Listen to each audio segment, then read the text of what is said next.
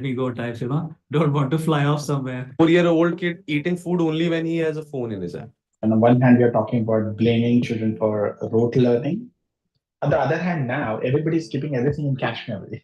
I remember asking my father, and my father used to remember all the phone numbers. You are the connecting dot in the designing part, the engineering part, and the business side of it. Because ultimate aim is to get business out of the product that you are creating. Absolutely. Market will, the reality will tell you whether whatever you thought of actually works or not. Somebody could, a bunch of people sit in a room and design saying, hey, we think this will work. You put it out into the market, and then customers react in ways that you didn't expect. So then, great example, right? You must have seen little pop-up, try to book an Ola ride, which says your driver is currently dropping someone else and then will come to you. You never got a cab that was currently dropping someone else. You'd always team who says why is it required and so on and so forth. How much money can we make from this, or how much money can we save from this? Hi Ganesh, I'm calling from the Ola head office. So he said, yes, tell me what feedback you have. So he says, can you please turn it off? I'll probably share some slides later and you can figure out how to fit them in. Right. So this is what you see. Right. All born in the same year, obviously they live in India from the city, married, have children, are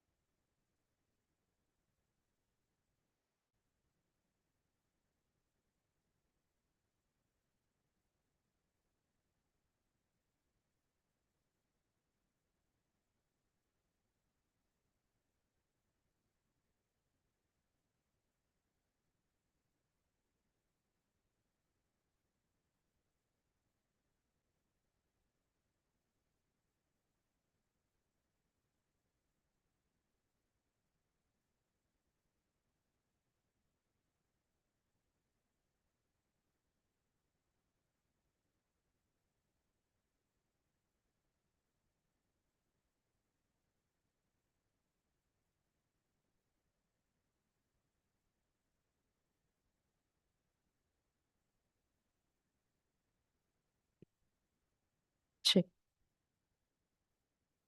Check. Check one. Check two. Mic check is going on. 1, 2, 3. Check. Loud. Check. Check one. Check two. Like mic check is going on. 1, 2, 3. Check. Ladies and gentlemen, this is a mic check. Mic check is going on. 1, 2, 3. Check. Check one. Check two. Check.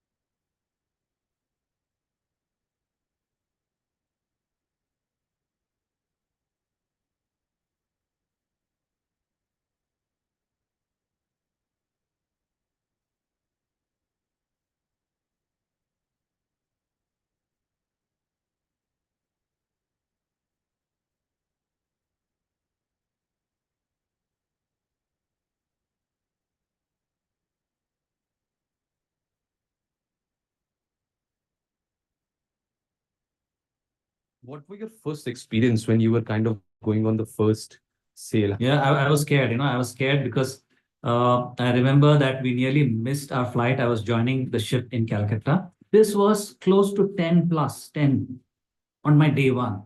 Yeah. Was it like ship is just going this way and that? Yeah. Is it just like that? Completely going, it's rocking and I'm completely seasick. Like you're holding on to the railings, just, dear God, don't let me go types, don't want to fly off somewhere. 4-year-old kid eating food only when he has a phone in his hand. On the one hand, we are talking about blaming children for rote learning. On the other hand, now everybody's keeping everything in cache memory.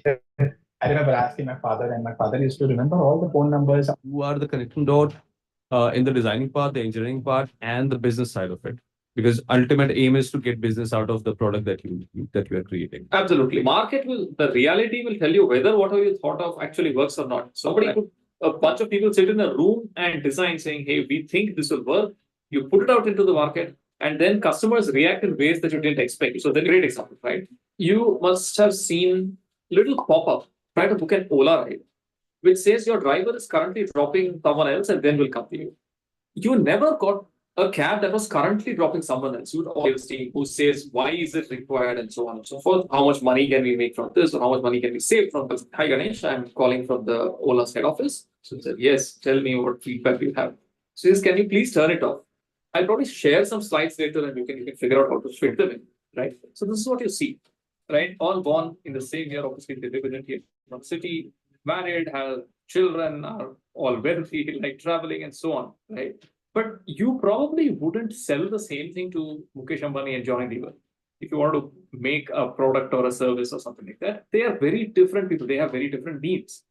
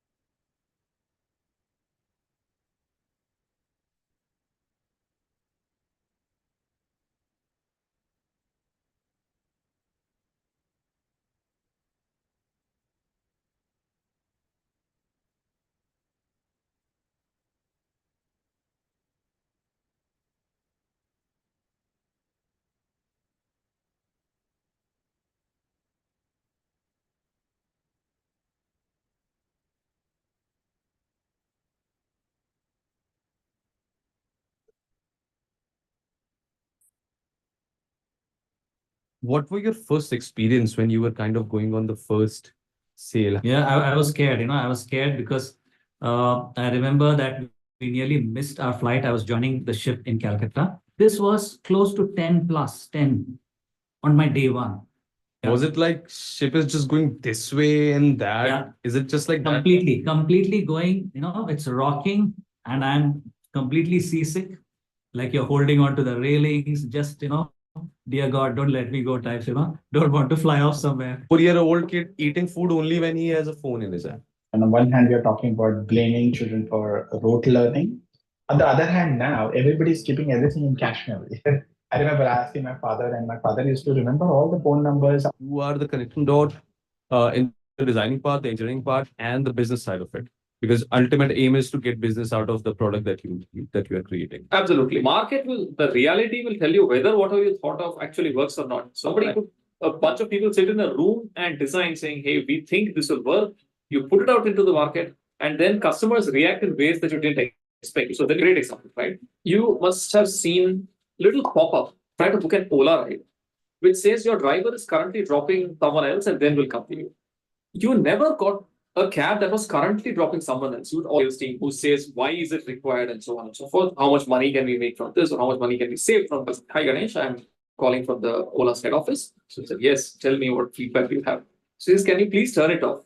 I'll probably share some slides later and you can figure out how to fit them in. Right. So this is what you see. Right. All born in the same year. Obviously, they live in a tier one city, married, have children, are all wealthy, like traveling and so on. Right. But you probably wouldn't sell the same thing to Mukesh Ambani and Johnny Deere. If you want to make a product or a service or something like that, they are very different people. They have very different needs.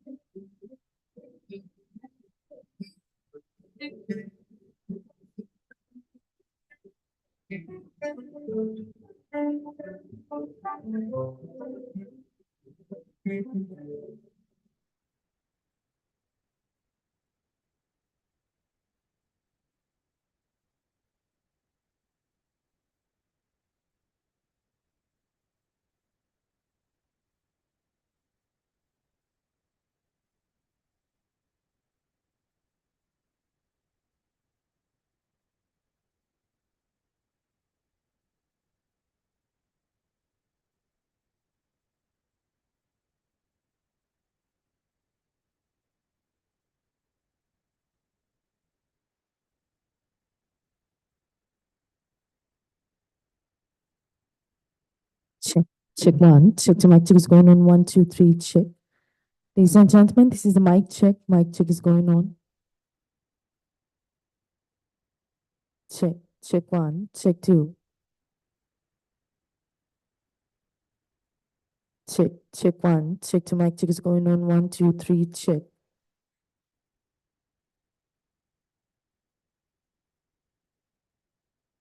Check. Check one. Check two. Check one. Check the mic check is going on. 1, 2, 3. Check. Ladies and gentlemen, this is the mic check. Mic check is going on. Check 1, 2, 3.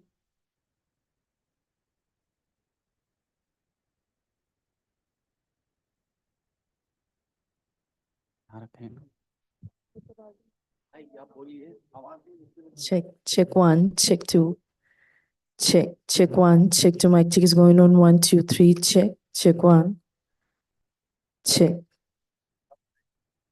one, check two.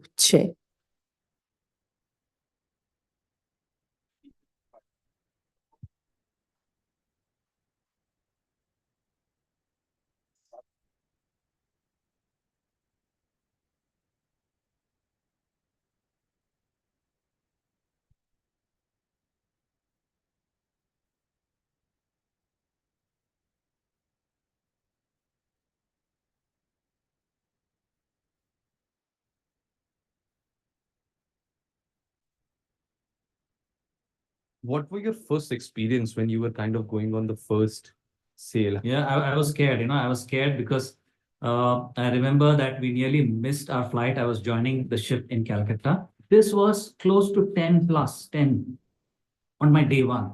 Yeah. Was it like ship is just going this way and that? Yeah. Is it just like that? Completely going, it's rocking and I'm completely seasick. Like you're holding on to the railings, just, dear God, don't let me go types, don't want to fly off somewhere. 4-year-old kid eating food only when he has a phone in his hand. On the one hand, we are talking about blaming children for rote learning. On the other hand, now everybody's keeping everything in cache memory. I remember asking my father, and my father used to remember all the phone numbers. Who are the connection dot in the designing part, the engineering part, and the business side of it?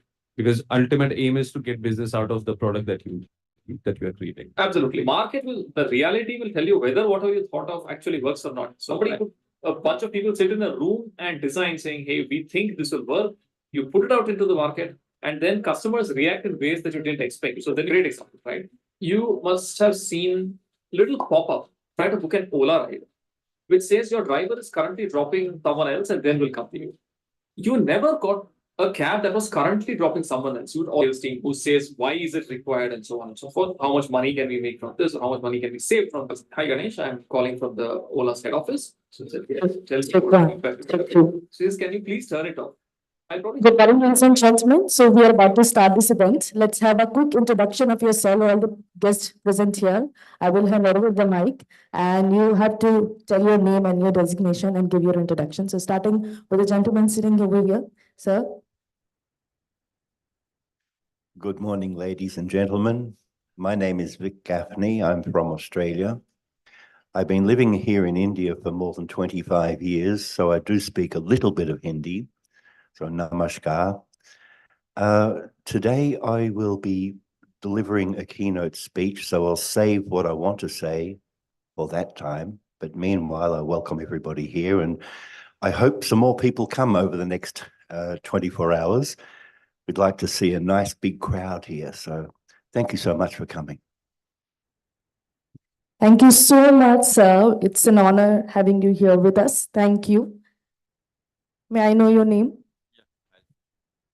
Good morning, everyone. I am Dr. Amish Srivastava, and I am the moderator of the first session from 9:30 to, I think, 10:15 on the topic globalization and internationalization of higher education institutions. So with me, experts are also there on the dais who will be sharing with me his thoughts. So, good morning to all of you. I'm Dr. Upali Sedara from Sri Lanka, the rector and CEO of the SIBA campus, Kandy, Sri Lanka. I am an author of several books which are well recognized, 5-star books on Amazon.com, mostly used in US universities as well. I enjoy participation and also thank for Edtalk for inviting me for the awardees. Thank you. Thank you so much, sir, for joining us today. Hello and good morning, everyone. I am Dr. Dilip Nandkyolir. I am the director of Institute of Marketing and Management. In terms of work ethics and all that, it's about 47 years corporate, just about everything.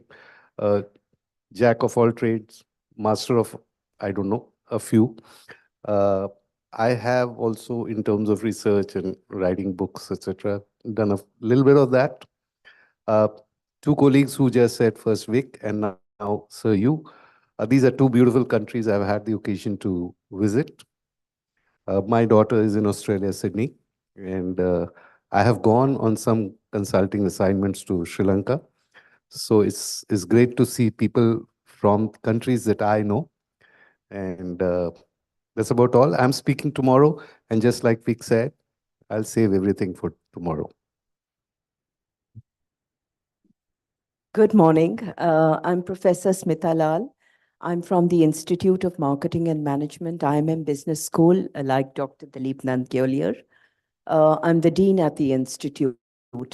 I've been with the education industry for about half my working career, and the corporate events and corporate organizations, including multinationals, for the other half of it. I'm very excited about this particular program, also talking on skilling tomorrow, and we will hear more about it. Very excited to see all of you and hear more from all of you. Thank you so much.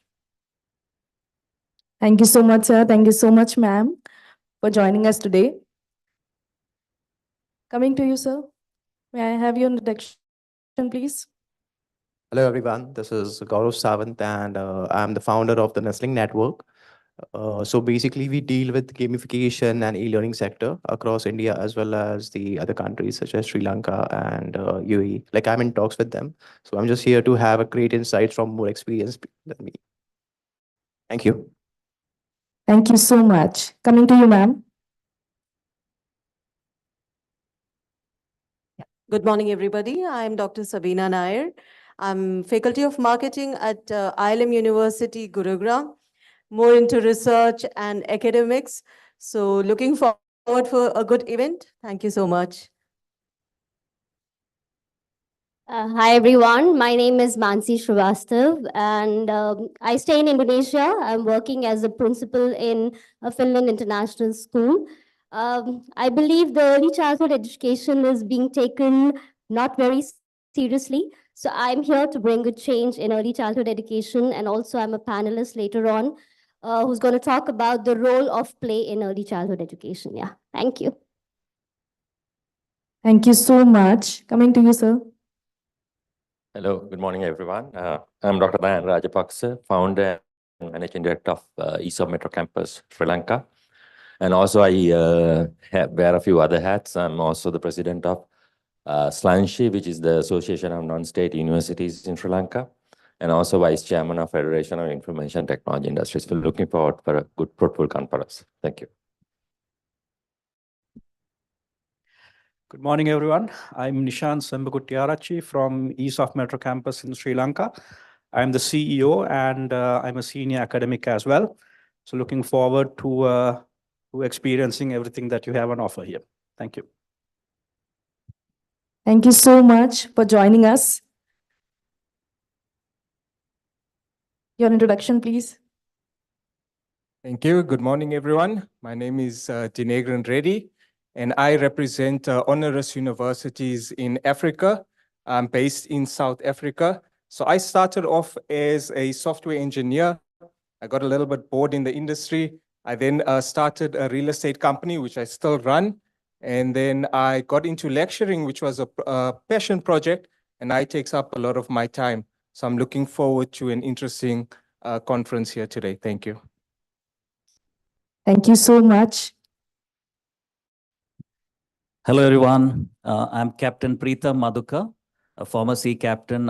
And after 20 years of sailing, somewhere when I was looking for a good education for my son in 2012, it made me ponder that what good education should be and search for that. And in 2016, I started my organization called Skills Beyond Education.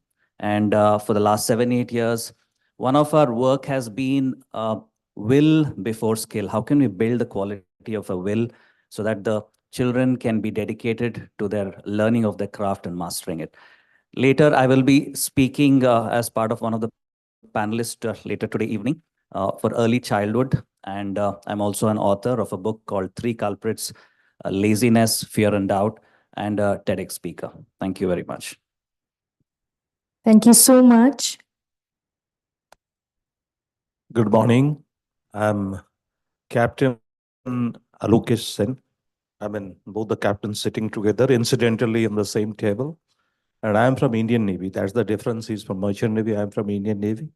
After a short stint in Indian Navy, I quit the Navy and came full-fledged in the education field because I felt whatever I was giving it to the country, I could give in much bigger way. So I came primarily to the school education, and last about 21 years, I'm in the school education. Currently, I am the deputy director of one of the leading education group in the country, that is Birla Education Trust in Pilani, Rajasthan. And probably name is known to almost everyone in India, especially.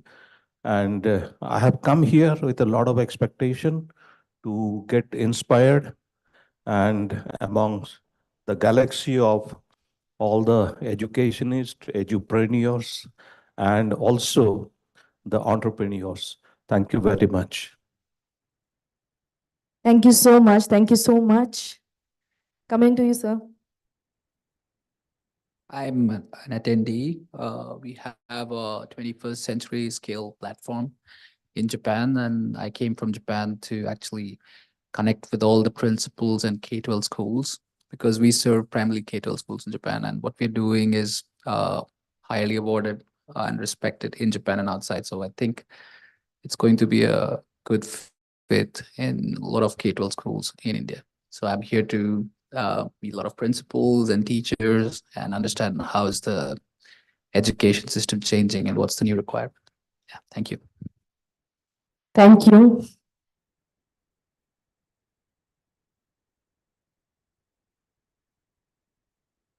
Can we have your introduction, please? I'm Mohammad Yasir from Kerala. As earlier one of the persons said about kids, I did my PhD in marketing, and I felt that I had completed my research. Then because of my son, I am here, because from there I learned about positivity, and right now I am doing a lot of research in multiple intelligence, as well as I'm an educator, as well as a career guide. And I am the founder of my firm, MindSmart Academy, where I was being well supported by my family. And today, I believe I'm just going to have a lot of learning so that we can practice the coming days. Thank you. Good morning. I'm Hema Chandrapati. I'm the principal of a very new school in Calcutta, RP Goenka International School.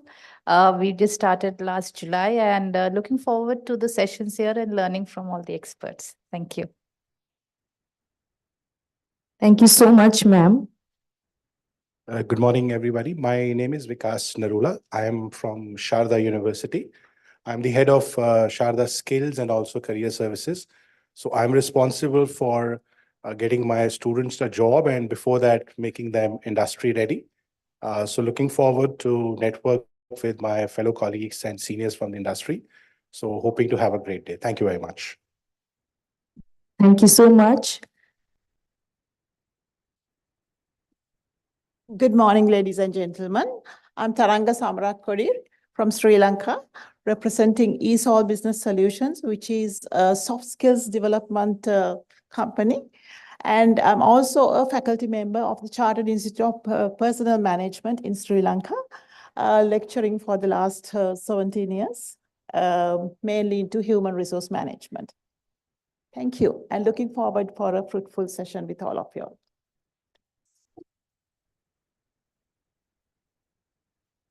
Hi, good morning. I'm Buddhini Samarakodi from Sri Lanka.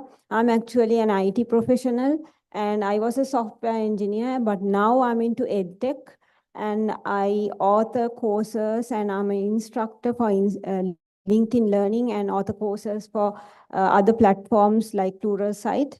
So actually, I'm also looking forward to a fruitful session today. Thank you. Thank you. Thank you so much. Can we have your introduction, please?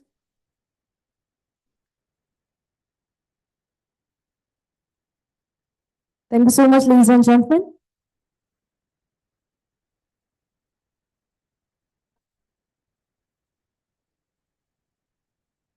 Good morning, everyone. Myself, architect Madhuri Agrawal. I am head of Department Architecture and Regional Planning at Gautam Buddha University. And my area of research is heritage. I am working on the crafts and also on architecture pedagogy. And I'm also a social activist. I have started my campaign Neki Ki Diwar. We launched that in October 2016. And it has been recognized by the Government of India under Antayodhya Ministry of Culture documentation. It has been selected as one of the best 400 out of 400 sustainable practices in India. Thank you. Good morning, everyone. My name is Vignesh. I'm a professor at Department of Management Studies, IIT Delhi. I handle international relations at the department. I also head University of Queensland and IIT Delhi Research Academy, wherein we have around 100 joint PhDs at IIT Delhi. Yeah, thank you very much. Pleasure to be here. Thank you, sir. Thank you so much, ladies and gentlemen, for gracing this day with your glorious presence.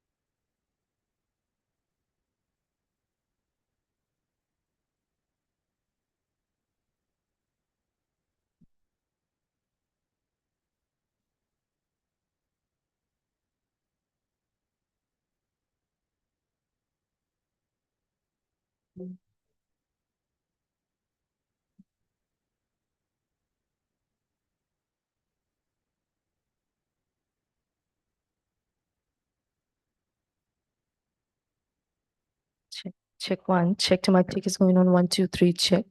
Check. Check one. Ladies and gentlemen, this is a mic check. Mic check is going on. Check. Check. Check one. Check two. Check.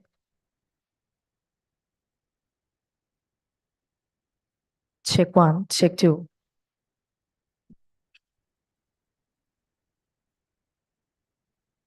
Check. Check. Good morning, ladies and gentlemen. Are you all doing good?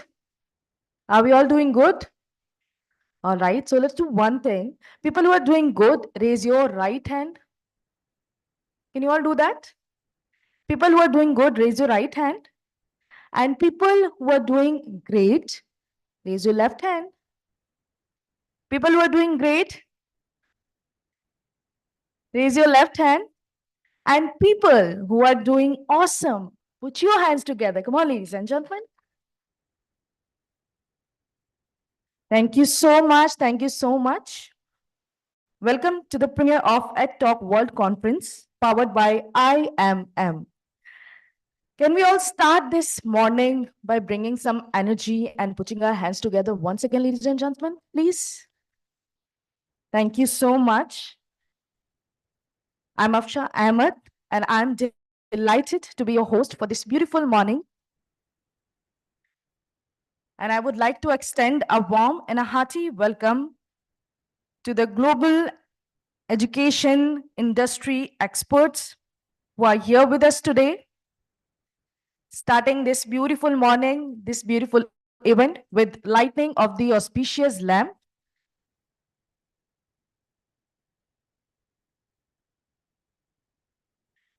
To light the lamp, I would like to invite on stage Mr. Vic Gaffney, Director, Kaveti Law. Can we all have a huge round of applause, ladies and gentlemen? Dr. Dilip, Director, IMM. Please put your hands together, ladies and gentlemen. Professor Smita Lal, Dean, IMM. Ma'am, please come join us. Mr. Abhishek, Director, Edtalk. Please come join us. And Mr. Pradeep, Director, Edtalk. Can we all put our hands together once again, ladies and gentlemen?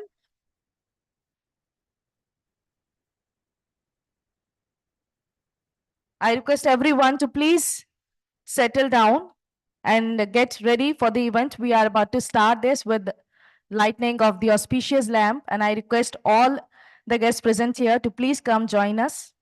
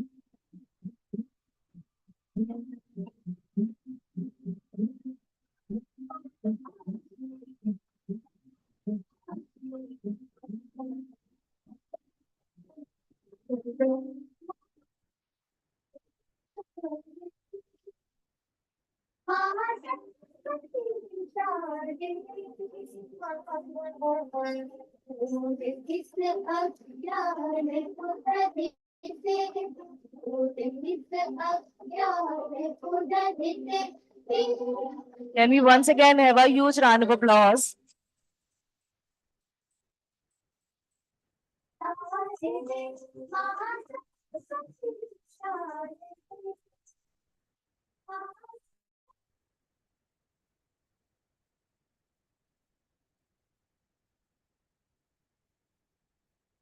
I request all the guests to please settle down. All right, ladies and gentlemen, these 2 days of the event, we will discuss the gaps that exist in the new age of leading, learning, and education from preschool up to higher education. From skill development to importance of mental health and how to harness the power of large language tools. Today, I see faces that are leaders from different parts of the world joining us to seek and contribute in the initiative of the Edtalk world. These 2 days, ladies and gentlemen, will be entirely focused on recognizing the best, networking with the best, and talking about the challenges, opportunities, scopes, and significant developments which have taken place and are about to change the education world. But before we proceed any further, we would sincerely like to thank our sponsors whose valuable contribution and support has made this event possible. Please, ladies and gentlemen, put your hands together for our powered by sponsor, Institute of Marketing and Management, our diamond sponsor, SAVE, our prominent sponsor, SIBA Capmus. Can we have a huge round of applause? I would like to thank our supporting partner association of Indian Principals and strategic partner Skill Reform. And last but not the least, ladies and gentlemen, our media partners GRC Outlook, Easy Shiksha, and Icon Outlook. Let's give a huge round of applause for all of them, ladies and gentlemen. Thank you so much.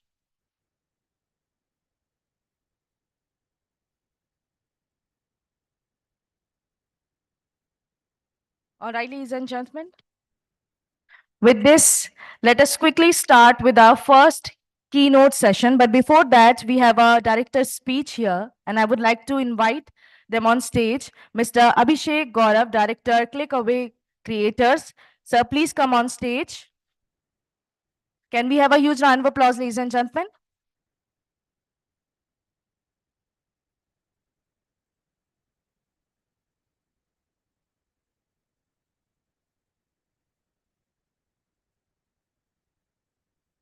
Hello, everyone, and welcome to Ultimate Unveiling of Dynamic Platform for the Global Education Industry. I'm Abhishek Gaurav, Director and Co-founder with Edtalk World, and I'm delighted to have you all here. Edtalk World is not just a platform, it's a movement. And our mission is to provide a 360-degree approach to learning, connecting, and growing together. We are dedicated to serving all stakeholders in the education business, including educators, administrators, policymakers, and students, through a range of resources and tools designed to promote collaboration, innovation, and excellence. I'm honored to have you all here today.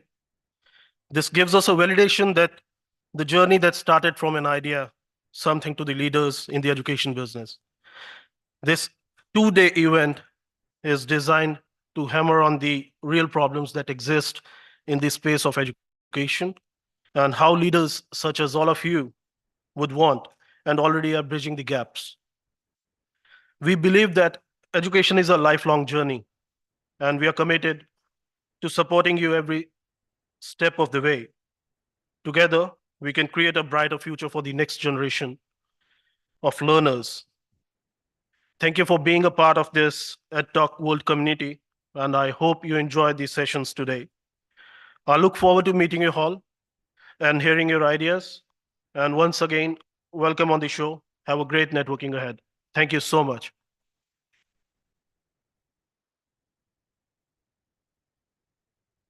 Thank you so much, sir. All right, ladies and gentlemen, so we are starting our first keynote session. I request Mr. Vic Gaffney to please come on stage, Director of Kaveti Law. Can we all have a huge round of applause for him, ladies and gentlemen?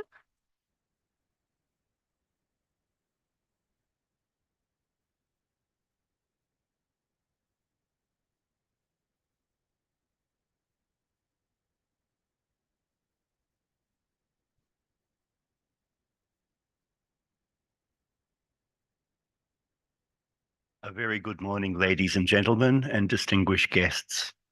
Thank you so much for taking the time to come here so early. And in my experience living here in India, Delhi generally doesn't start until about 10 o'clock in the morning. So the fact that we're here on time is a very big bonus and a very big blessing for all of us. So thank you so much.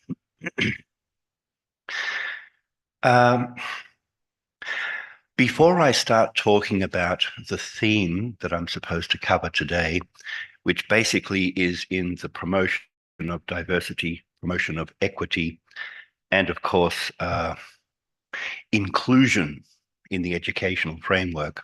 Before I start on that, I'll just give you a little bit of background on what I've been doing here in India for the last 25 years. 25 years ago, I came here as one of the very first people to bring Australian education and education concepts into India. I set up an organization at that time to provide counseling to students that had dreams of going abroad, creating a career abroad, and possibly migrating abroad. And so in those days, that's in the mid-1990s, really America had garnered the lion's share of the market. And so Australia decided to, okay, let's have a share of the pie. In the last 25 years, I've seen enormous trajectory of growth in education, not only abroad, but also here in India, and it's very encouraging. In my experience in India, as a lecturer, as a teacher, as a counselor, arguably one of the most encouraging signals I'm getting is more girls are getting involved in education in the higher education sector. I give lectures, for example, at GD Goenka University, and more than half the faculty seems to be females. It's very good. Education is not the domain of us males. It was in the time when I was going through my higher education, if we go back 40 years ago, thereabouts. And the change is very encouraging. It means that we're now looking at inclusivity of both genders. That's very important.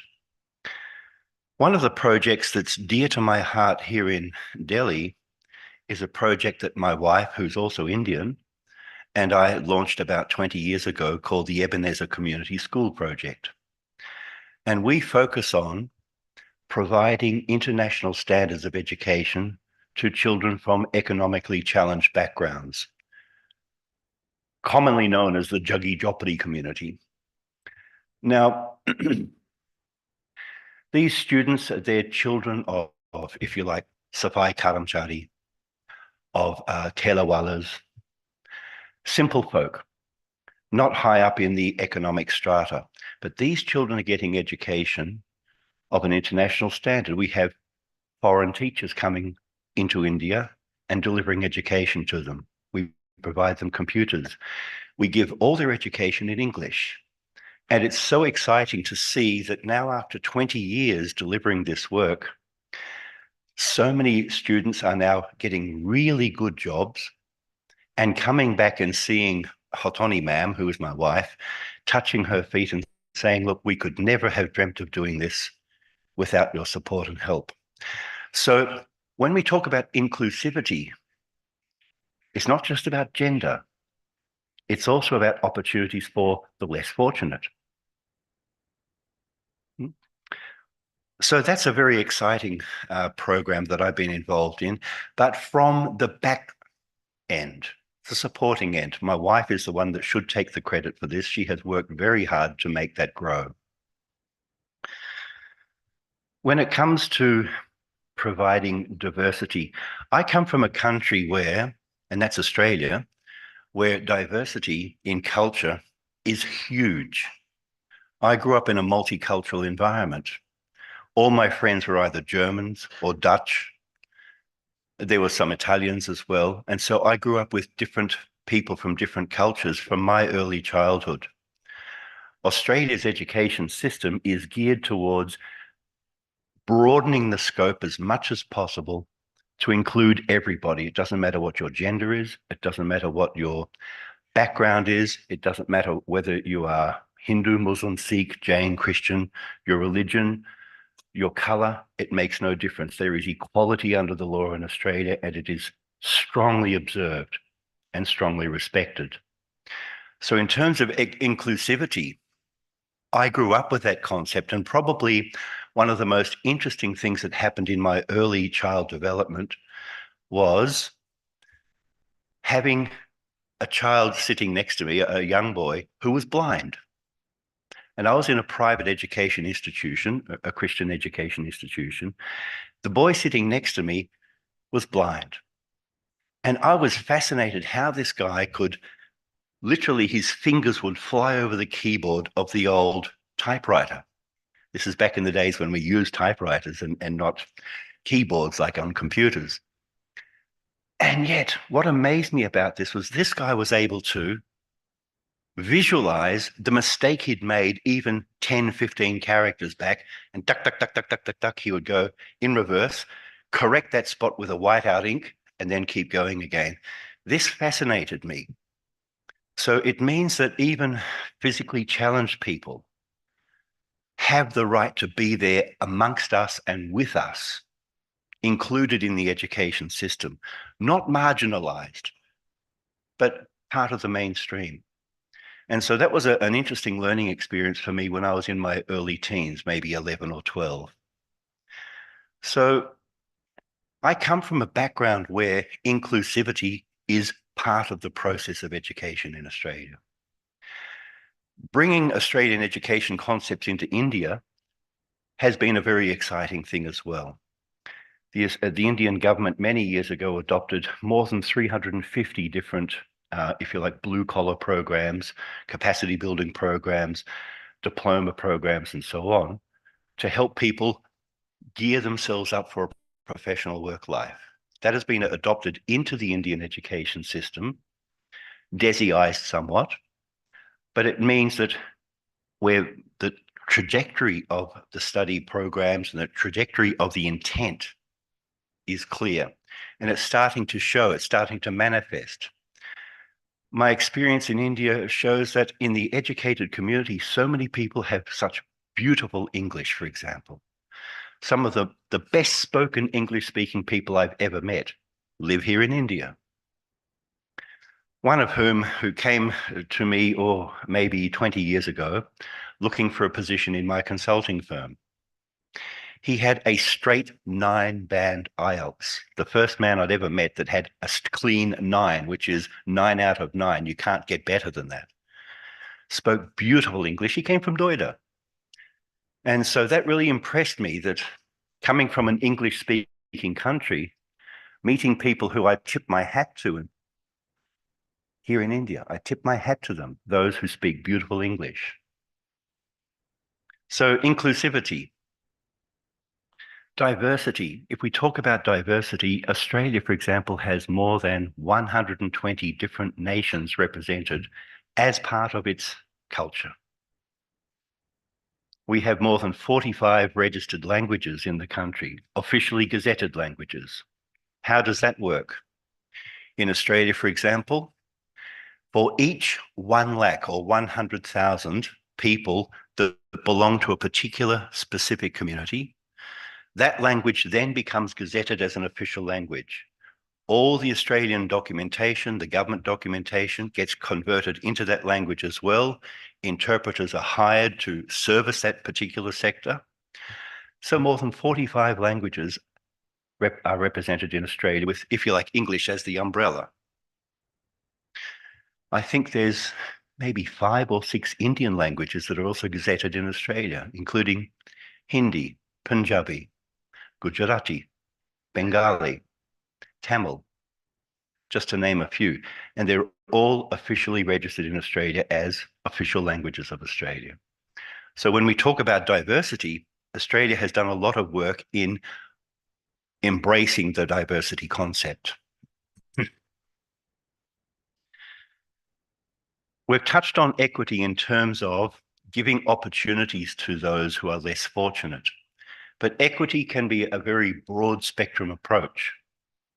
Equity also includes equal treatment, equal opportunities. Can we really honestly say that the opportunities here in India are meeting the expectations equally across the genders? Even abroad, people still aspire to, especially the female part of our community, aspire to breaking the so-called glass ceiling.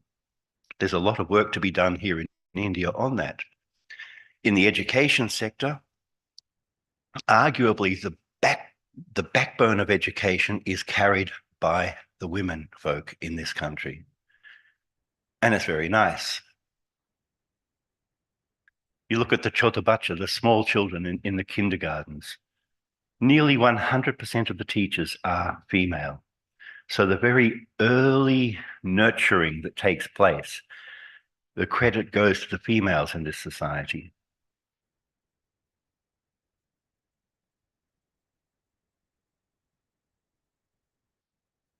I have spent more than half my professional work life serving this country. And I'm very happy to say that it has been an enriching experience for me. And hopefully my efforts have touched many hearts and many lives in this country. Before I came to India, I was involved in several ventures, including president of Australia's largest student union for 3 years, and one of the 2 student delegates on the board of the Australian National Training Authority. So that takes me back some 35, 40 years ago. So I don't want to sort of dig up the old stuff and bore everybody with that, but just to give a little bit of perspective on some of the experiences that bring me to India as an educationist, as a counsellor, someone who also focuses on the legal issues confronting this country. For example, my passion is constitutional law. I've studied the Indian Constitution and international law for many, many years, and I'm a partner of a law firm based in New York. I represent that law firm here in India as the South Asian director.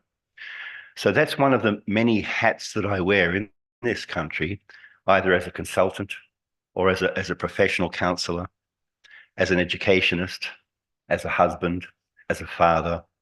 So my links in this country are very tight and very entrenched here. So having said that, I wish to thank everyone for their support today, for their attendance today, for the contributions that we'll be looking forward to seeing. And I hope that I can also assist in some way to the contribution and be of assistance to those who require it. And of course, give a hand to everybody for your attendance, and namaskar.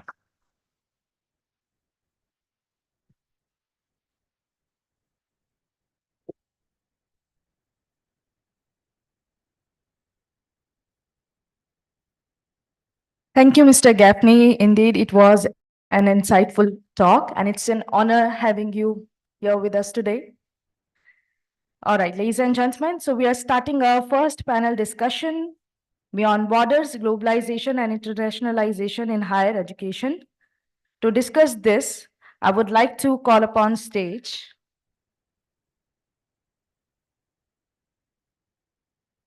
Dr. Upali. Please come on stage. Can we all have a round of applause, ladies and gentlemen?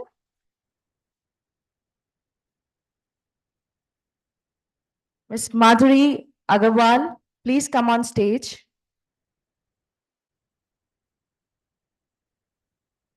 Head of Department with Department of Architecture and Regional Planning, Gautam Buddha University, Greater Noida. Dr. Upali, Rector and CEO, SIBA Capmas. Mr. Vigneshwara, please come on stage. Abdul Aziz Al Sagar, Chair Professor, Information System Area, Department of Management Studies, Indian Institute of Technology, Delhi. Mr. Amit Srivastav, please come on stage, sir. Professor, Department of Civil Engineering, Graphic, Era Deemed University, Dehradun. And ladies and gentlemen, Dr. Kakuli Sen. She's on the way. Professor and Dean School of Business at Voxin University, Hyderabad. Can we all have a round of applause for all the panelists for the first panel discussion?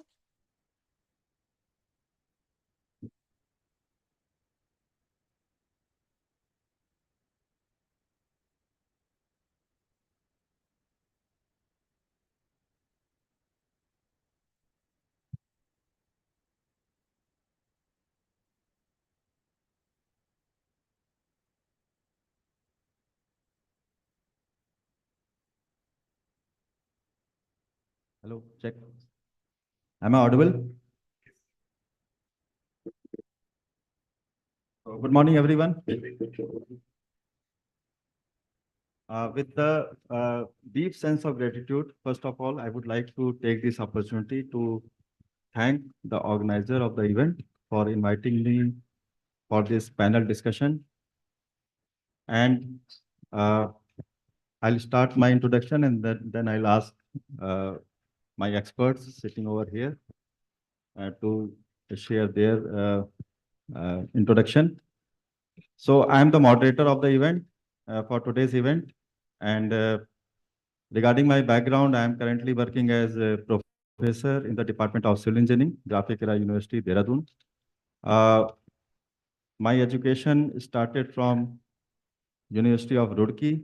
From there, I did my undergraduate program, Bachelor of Civil Engineering, Bachelor of Engineering in the Department of Civil Engineering. Then after that, I moved to Indian Institute of Science, IISc Bangalore, for my post-graduation and PhD program. With this brief introduction, now I'll request the other experts who are sharing the stage with me. So I request them to introduce themselves. Sir. Okay. I thought we will start with the senior most first. So, good morning, everyone. Myself, architect Madhuri Agarwal. Did my BA from GCA Lucknow, Masters in Architecture Pedagogy from Jamia Millia Islamia. And I'm doing my PhD in architecture, doing my research on role of and impact of crafts in morphological development of Lucknow as a traditional city. And as I already told you, my area of interest is majorly heritage and crafts. I'm trying exploring the crafts of different states, especially my region, Uttar Pradesh. And I have delivered several expert lectures, international expert lectures. And apart from my this job of teaching, which I'm very passionate about, I'm very much interested in doing social work and working as a social activist. So whenever I get time, I keep on doing something for the society. Thank you. Yeah, thank you. I am Upali Sedara from Sri Lanka, currently the rector and the CEO of the SEBA campus in Kandy. I started my life as a university lecturer in the medical faculty and then shifted to education. And I did my PhD in the US on a Fulbright scholarship in psychometry and came back to Sri Lanka, served in the university until 1987 and resigned from the service and joined the UN. From the United Nations, I left to World Bank. I worked with World Bank and then left World Bank and joined the USAID. So I have worked internationally over long term, nearly 20 countries, over 1 year, 2 years, and at least 30 countries in short-term consultancies. I had been an education advocate for a long time. I wrote one book on globalization and educational reforms in year 2000, published in US, which became a enlisted reader at more than 20 US universities. And my recent book on Education Meeting Knowledge Economy was published in India and is also going quite well. Then I have several other books, plus over 150 publications. So I am education sector specialist in general. Actually, the World Bank called me general educator because that's a difficult title to get, not specialized on one side. All aspects of education from preschool to higher education, I have worked. Thanks. Good morning, everyone. Thank you very much for having me. I don't have an impressive CV like my co-panelist. I work as a faculty member in Department of Management Studies, IIT Delhi. What is relevant to the panel is I handle international relations in the department. My department is looking at having joint degree programs with foreign universities. I'm kind of struggling to put this up in last 9 months or so. I also handle, I'm a head of University of Queensland and IIT Delhi Research Academy, which offers joint PhD programs for students. The degree programs is being given by University of Queensland, Brisbane, Australia, and IIT Delhi. We have around 100 PhD students. I handle them. And nothing else. Thank you. Yeah, thank you everyone for your brief introduction. And now coming to the theme of the today's panel discussion, beyond borders, globalization and internationalization in higher education, which is the reality of 21st century. And this we have especially experienced after COVID-19. Leaders like you sitting over here, like Vice Chancellor or the directors or Chief Executive Officers or holding any other academic or administrative positions in your institution, you all understand very well that bringing talent in your institution improves the social status, economic, and scientific potential of your institution. But at the same time, because this is a race, now everybody is running and they are competing with each other. But at the same time, we should also understand that your national priorities and your local needs is also important. So that should also be taken care while going through this race. And your student, because your students are your customers. So that's what I say. And they should take the full advantage of being admitted in your institution. So for that, like they should have the opportunity to study abroad or international internships, or you can say the research opportunities that is available. And for that, the faculty members play a pivotal role here because they are the people who can develop the network. They can look for the research opportunities. They can recommend their students. So with this brief background, today we will understand these two terms, globalization and internationalization in higher education institution. And the first question, because this is a kind of question answer session where I have to bring questions, and then at the end of the session, like the dash will be open to all, and whatever questions you have in your mind, that can also be raised. So those 4 or 5 questions that I have in my mind, being the moderator of the session, I'll put up in front of the experts.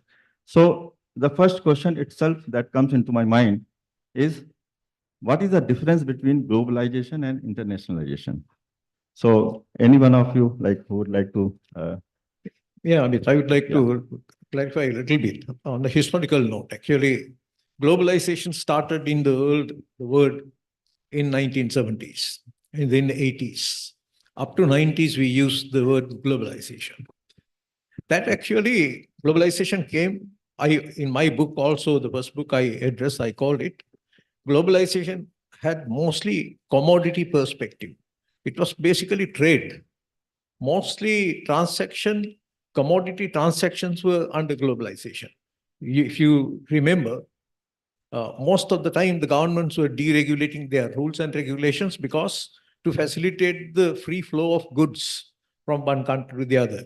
The SAARC countries signed the pact, then ASEAN countries signed like that. So the idea was actually transactions of commodities became more evident and prominent.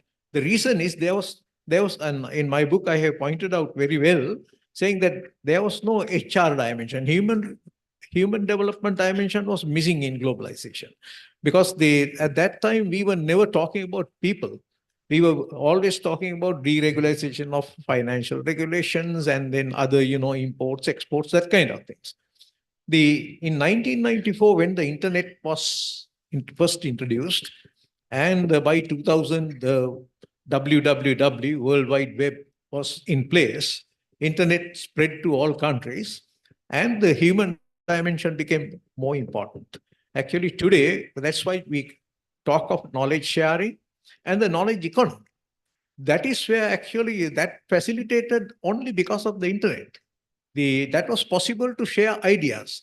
The commodity perspective became a knowledge perspective, and designing of things, designing of products, even transactions became very easy. For that, the human resource has to be prepared. So the most important thing earlier was the commodity. Now it became actually the human being. So the human capital preparation is the international perspective. That is where the higher education beyond borders becomes more important today, because everyone in every country is on this way. Yet, I really appreciated the keynote speaker's note of inclusivity, particularly the way you defined it. I'm very thankful. You did it very well.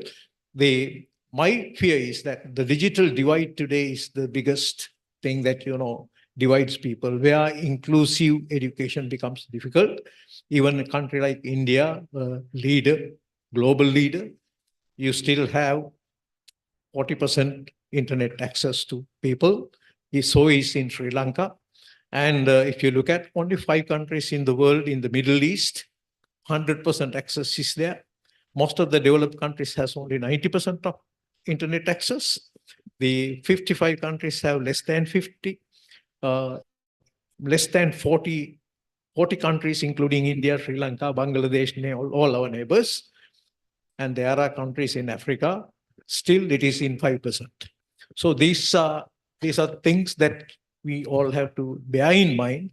Inclusivity, how do we bring beyond borders to everybody, is still a big question. Thank you. Thank you. So would you like to add here? All right. I will make it very simple. If IIT Delhi wants to do an international MBA program, where the faculty members are coming from all the countries, the content is not India specific. A person graduates from my program is able to get a job anywhere in the world and continue from day one. That's globalization. Internationalization is, I have my own campus in IIT Abu Dhabi. I call that as IIT Delhi Abu Dhabi campus, is internationalization. Globalization is more conceptual. It is not tied to any geographies and boundaries, no tangible things. Internationalization is more of tangibility. You're having your location in some other campus. These are 2 different things. If you're running a higher education, you have a choice either to become very global in nature or looking at internalization, where you have multiple campuses all across the world. Thank you. Would you like to add? Yeah, I would like to add one thing for inclusivity we have discussed earlier. So like we have discussed inclusivity in terms of the role of women's in the field of education, but maybe because I belong to the field of architecture, from the perspective of an architect, we should also think about the inclusivity in terms of universal design principles, in terms of what efforts we are doing for especially able people. Like, are we talking about the blind people or the people with some other special ability in terms of higher education, since we are talking of globalization and internationalization? So when we are talking of globalization and internationalization, we are would be talking about in terms of the online courses, the MOOC courses, and the Swayam portal, NPTEL portal that we are using nowadays, and that is actually helping us a lot. But are these platforms, feasible for especially able people? So I think there is a need to do efforts in this direction. when we talk of inclusivity in terms of higher education, especially when we are discussing globalization and internationalization. Thank you. Thank you, Ms. Madhuri. So let us make this session interactive. So any point of discussion, anything that the audience wants to discuss or want to add on the theme itself. So they are most welcome.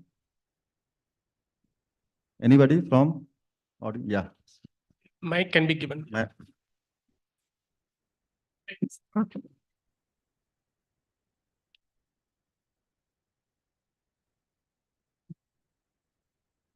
Thank you. Ladies and gentlemen, my take on the internationalization, especially in terms of how we can seamlessly integrate Indian education into the overseas standards. This is something that hasn't been tackled well in this country yet. It's an agenda item that needs a lot of work. For example, one of the panelists here, Vigneshwara, I think her name is, yes, he mentioned the difficulty he's having in integrating with foreign universities and linking up with programs here in India. And this is a common problem in this country that needs to be addressed. When a student completes his education, for example, a diploma or a degree in this country, often it's not up to the standards expected overseas if he wants to study overseas. So if we're addressing internationalization as an issue, this is one very important area. Lifting the standards in this country to match and compete with on the world stage. So that's my take on that particular point. Thank you so much. Please.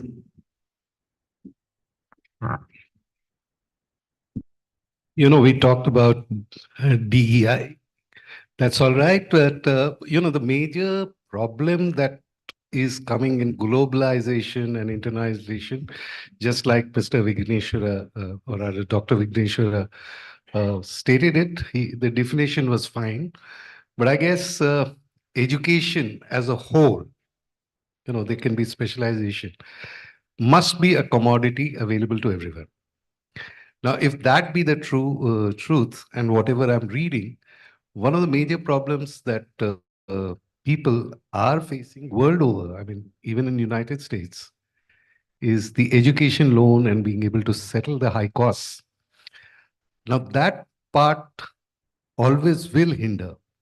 So one of the things that international universities, whether they are in India or they are in any part of the world, including my experiences with Australia, is are they willing to look at it as corporate social responsibility as well? Because then it becomes feasible in India to work on what Vic has just said. Otherwise, it's a challenge which is difficult to match, no matter what we want. I guess it would be same for Dr. Upali in Sri Lanka, from whatever I know of Sri Lanka, where the high costs automatically separates the have and the have-nots. We'll come to the internet, we'll come to taking care of disabled much later. First, let's get the basics right. And that's not happening. That's just doesn't seem to be happening.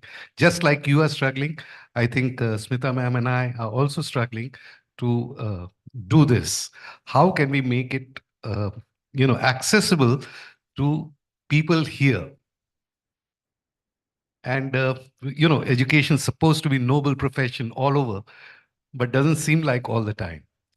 And to me, that is internationalization and globalization, when education can really be a commodity like a wheat, like something like that. Can we do it globally as human beings is the challenge. Thank you. Thank you very much, sir, for your insightfulness.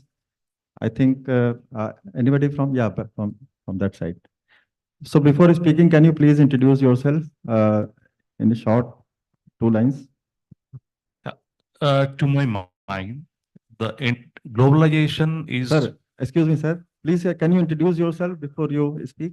I'm Captain Sen. I'm the Deputy Director of the Birla Education Trust in Pilani, Rajasthan. I have been in the field of education, especially the school education, since last about 21, 22 years. To my mind, the globalization is something like your horizontal. The boundaries are blurred when you expand from one place to another place. Whereas the internationalization is primarily the vertical one, as the uncle is Mr. Amit, as he said, like ship campus from here to Abu Dhabi, the IIT Abu Dhabi, but the course itself you are actually enriching, getting all the essence, getting all the flavors, international flavors, so that the students are fitting into any place in the world. Thank you. Thank you very much. Yeah. Please introduce yourself before. Thank you. So I'm actually Dr. Dayan Rajpaksa, Managing Director of ESOP Metro Campus, and also the President of Non-State University Association in Sri Lanka, SLANSHI. So I think from the Sri Lankan context, I think for internationalization and globalization of our institutions have basically made some off ground through transnational education. I think in Sri Lanka, we are much more successful in establishing partnerships with foreign universities.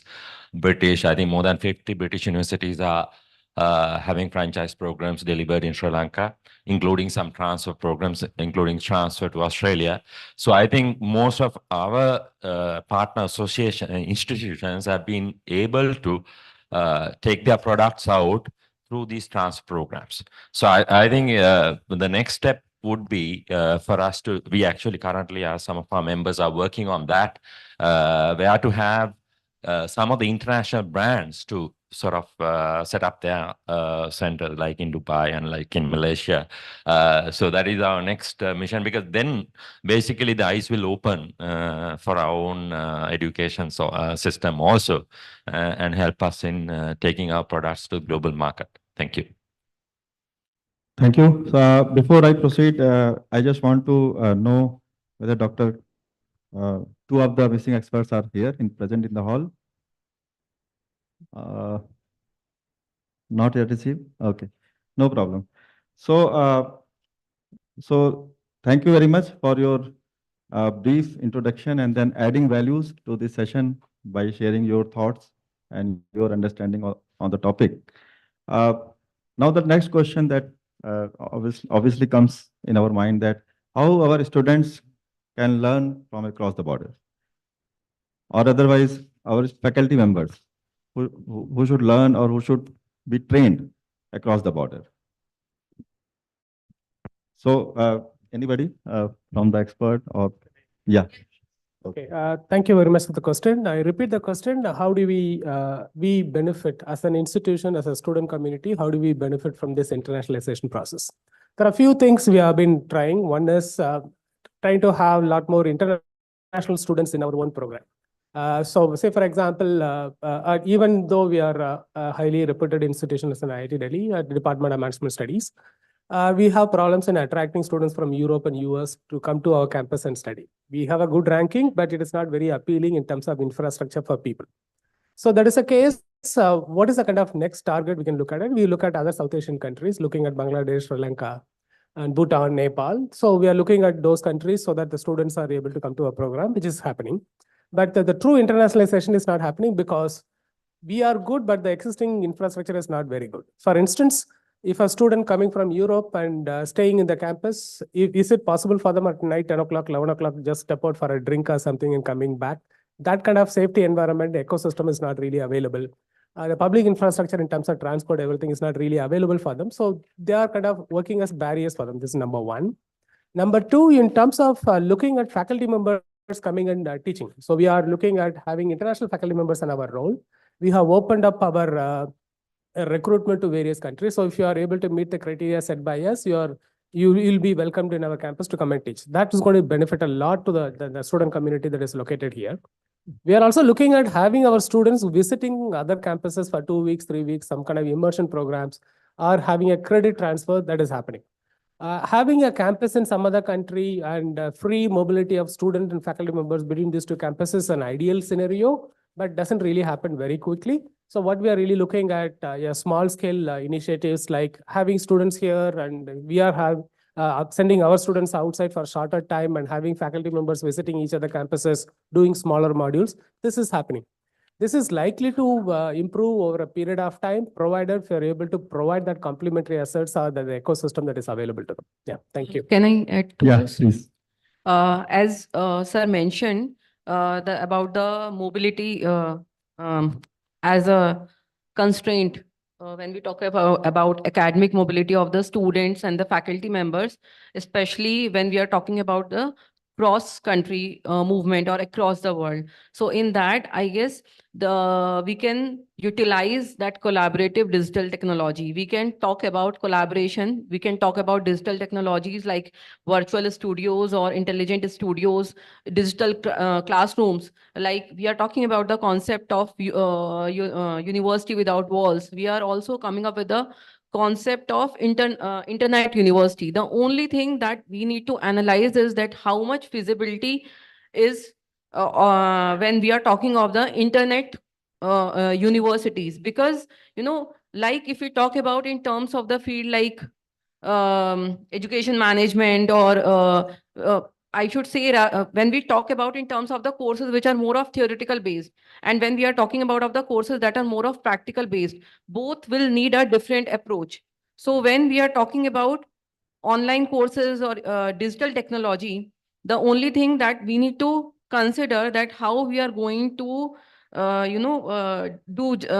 justify with the practical sessions involved in the fields like civil engineering, or when we are talking about like in the fields of architecture, or any of the course which is more of practical and experiment based. But at the same time, when we are talking about this internationalization and globalization, yes, at point of time when we are having the student from the international in our university, let's say at Sharda University, or let's say at Galgotia's University, or Amity University has so many campuses. So we are having the student from Africa, we are having the student from Mongolia. So definitely they're going to face a lot of problems in terms of climate, in terms of time zone, because they have to do a lot of adjustment. But at the same time, this internationalization and globalization is helping a lot in influencing the multicultural aspect of higher education. And that is very important when we talk of globalization. Generally, we talk of social aspect, we talk of political aspect, we talk of economic aspect. But we should also talk and emphasize about the cultural aspect. Some people, they have this viewpoint that having this globalization, internationalization is a threat for their traditions, for their custom, for their local identity. It is going to blur that. But it will we can overcome that by we should know the line that we need to maintain when we talk of globalization, internationalization, when we are opening up our borders for the other countries, for other students and other faculty members. Thank you. Oh, actually, I would like to come from a different angle. It is true that, the internalization in higher education is happening very well. Now, if you take India, Sri Lanka, Bangladesh, all these countries where I worked, I have seen sometimes in one street you have, in Kandy, there is one street, maybe 20 university outlets, degree awarding institutions, which are all international degree awarding institutions. Sometimes we wonder, of course, the conservative mind is also working still. Can we call them universities? Are they really producing graduates who are worth of as not just knowledge, as what my friend said it, not the knowledge, but 21st century is looking for skilled person. Can we produce that kind of graduates through this? So the quality of the graduate is very important question that we all have to raise. Number two, all these institutions as well as internationalization has a money dimension, because this is, we are all affluent community here. It is only open for the affluent people. All degrees are offered. UK, Australia, and all degrees are offered in our countries as well.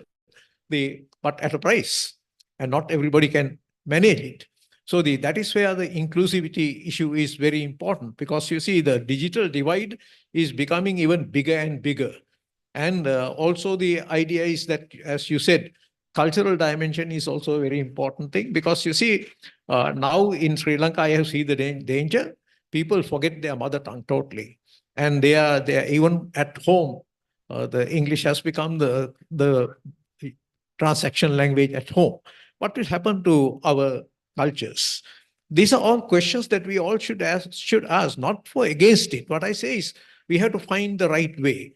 Now in our campus, for instance, we have started blended learning, mostly not fully online, but blended, because every month we bring our students, at least those who are online, for 1 week to the campus, because we want to assess that their practical skills are right, their human qualities are right. At least we have to know them in certain ways. So there is also a negative side of all online education. May be good, but you see, not necessarily produce a good human being. There is no assurance about it. So it is important for us to know the cultural dimensions of it. And also, how can we take this trend to the marginalized populations? If there are any way that we can also facilitate them. There is very little thinking in any of these institutions to do that. State universities are supposed to do it, but they're way behind. We all know that state universities are not that dynamic, because of their rules and regulations are still at the same level. Thank you. Thank you. Thank you very much, sir. And I liked Ms. Madhuri coined a new word, internet university. Okay. And we all have seen the new paradigm, or maybe you can say that new norms during pandemic. Before that, we were not very much comfortable with the online education. I mean, even our platforms were not so user friendly. So we were hesitant with online lectures, or when we were trying to connect with the international speakers. It was very painful task that time. But that during pandemic or after pandemic, we have experienced that even they have also improved a lot.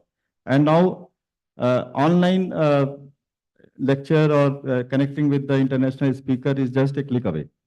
So that is the benefit that we have derived. And internet and ICT has played a very important role here in the education system itself. I'll share my own experience before I hand over the mic to you. It was a very enriching experience for me also. When I helped my students to learn from the international speakers in the online mode, where I was able to conduct 3 webinars in the field of environmental engineering, geotechnical, which is our branch of civil engineering, and structural engineering. And I was able to connect with 25 speakers in every webinar, 25 to 26 speakers in each webinar across the globe, from US, Canada to Australia, Japan, China, from everywhere. And there were registrations from 50 plus different countries across the globe. And they were all coming at the same platform. And they were joining the lectures and then learning. So I realized that this is the true globalization that is on my desktop. And you will not believe that I did not pay a single penny to conduct this. It was all free of cost, no registration fee, and no honorarium or nothing was asked by the experts also. So they were genuine people. They really wanted to share their experience. And it was like being the coordinator of the event, or maybe you can say because it was my initiative. So it was challenging also, because you have to actually coordinate with experts in different time zones. So sometimes it was very difficult, because you will give IST and they will understand their time. So once it happened that a person from America, he was sitting in the midnight and for his lecture, and then and we arranged his lecture for his daytime. So sometimes that kind of challenge is also there. So similar experience, if somebody wants to share from the audience, like how they help their students or teacher for their learning across the border, we will welcome them to speak about, so that others can also learn from their experience, that how they can help. So before we proceed, if you want to add something here. Like you talked about that time zone problem, there are platforms like which I have used myself personally, EDX and Coursera. They are very helpful platforms because like I did a course from Aachen University and it talked about the cultural heritage of Aachen University. And they are nowadays universities are launching self-paced courses. So as even if I'm in India, as per my time zone, I can go through the course, I can go through the exam, and I can get a certification done. And the same goes the courses on Swayam portal and NPTEL portal. Also, this provide a flexibility in the curriculum that we are following in our academics.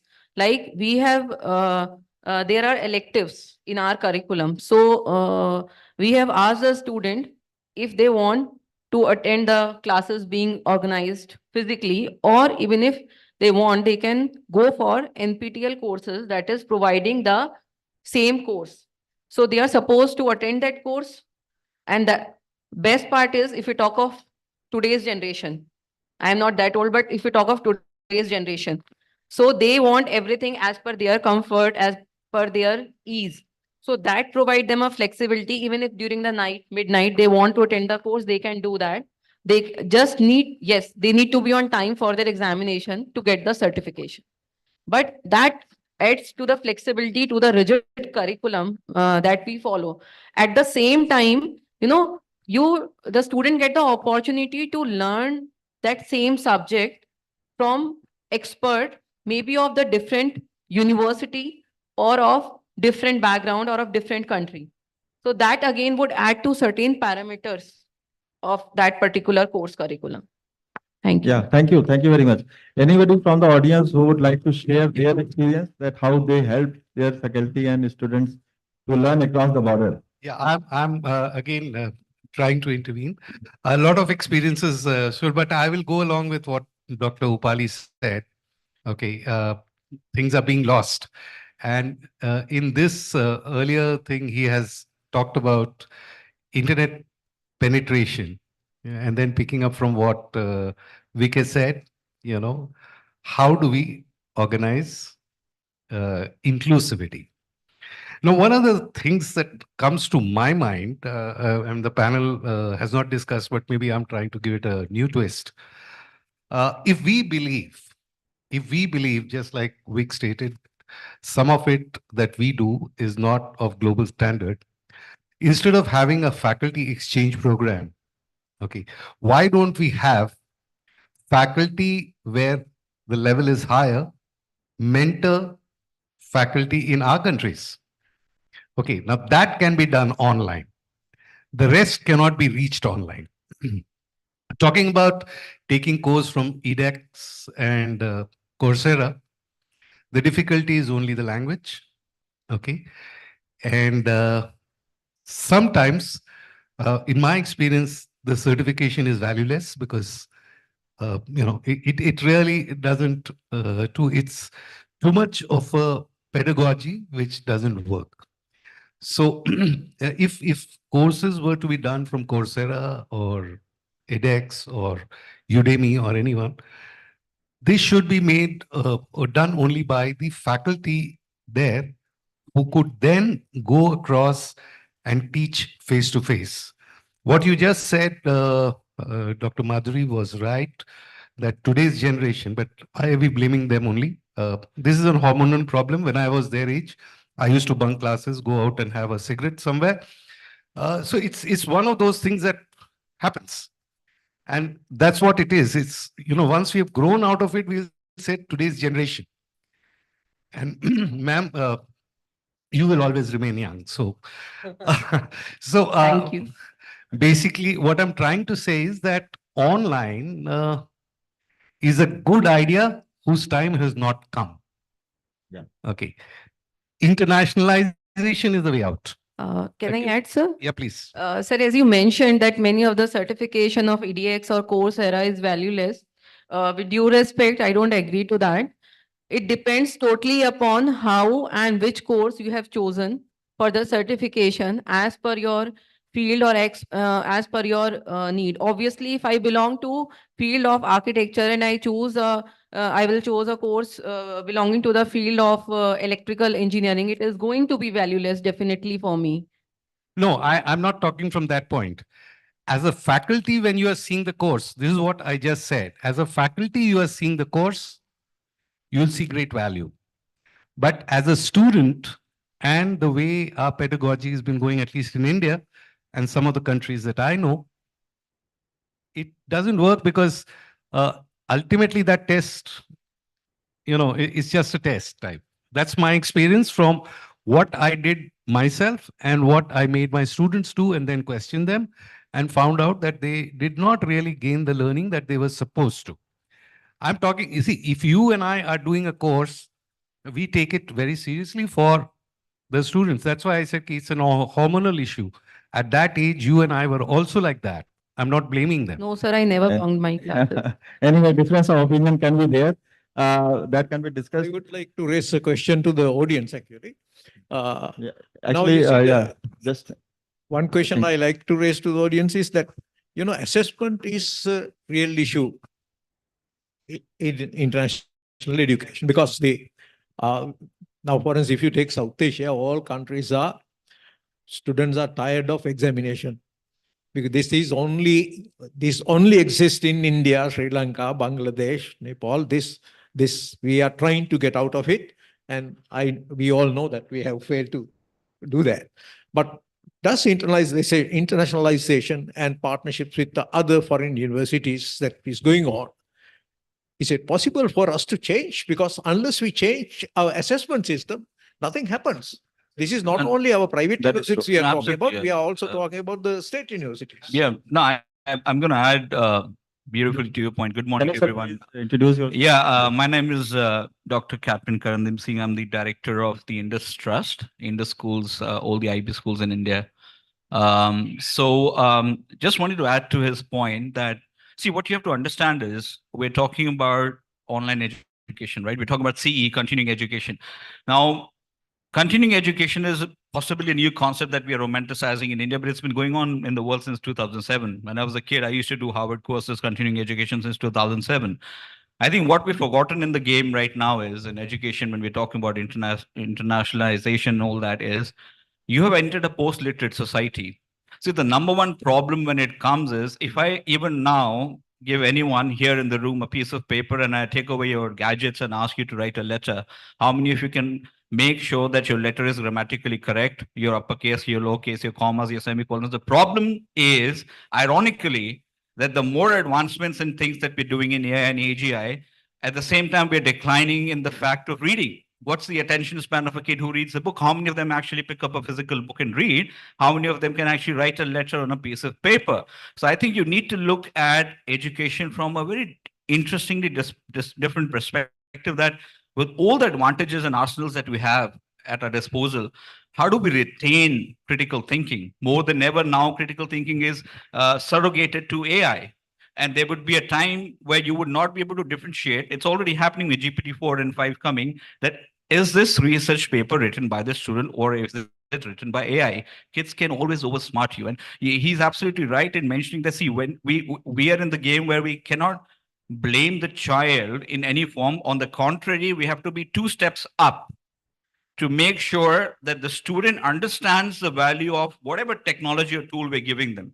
But at the same time, we have to be very careful. There's an existential crisis in education, that criticality, critical thinking skills are going on out of the system because schools and higher education systems are generally very passé. They're not realizing that reading and writing would possibly be found in 10 years in museums. So I think we have to have a balance of that. That is true. Thank you. Okay. Thank you very much. I have a completely radical perspective to what this gentleman is trying to say. I would say what he's saying is typically comes from a boomer perspective. Who's a boomer who strongly believes that whatever they're doing is great and people should be doing it. why letter writing is important, why books are important. Forget about this fact that I don't have to read a book, I don't have to really write anything. I can be completely dependent on short reels to learn something. All right. You need to really re-look at the way you are teaching, educating kids. Okay. You don't have to really attach too much of value to whatever existing system is. Right. Why are you doing is you don't want to give away your power. You don't want to give away your control. Right. The idea of faculty member coming and standing in the class and talking about is you're having a lot more ownership and the control over the knowledge. Right. And you don't want the kids to know about it much early. We are talking about a generation where kids come here, they know 10 times more than you. You are here to facilitate. Okay, the entire idea, oh, you should know how to write a letter, entire thing is rubbish. All right, re-look at the way you are talking about things in terms of education. All right, very simple. We are talking about faculty members, teachers are, okay, basically very egoistic. All right, if you don't force them saying that 10% of the classes should be coming from online courses, if you don't force them, nobody will incorporate it. Right. Hold on. I would like to add, no, I would like to add, sorry, sir, I'm interrupting. When we talked about critical thinking ability. See, it totally depends upon the teaching methodology and the strategy. Fine. Let me complete. So when you are saying ki when we are utilizing the digital platform, we are talking of online education. Are our students being able to read the book? We are not taking care whether they are being able to read the book or they are being able to write a letter. See, that totally depends upon the faculty who is tackling that class or the studio. Fine. Like when I introduce a subject, let's say history of architecture, or let's say I am asking them to design, let's say a housing, old aged home.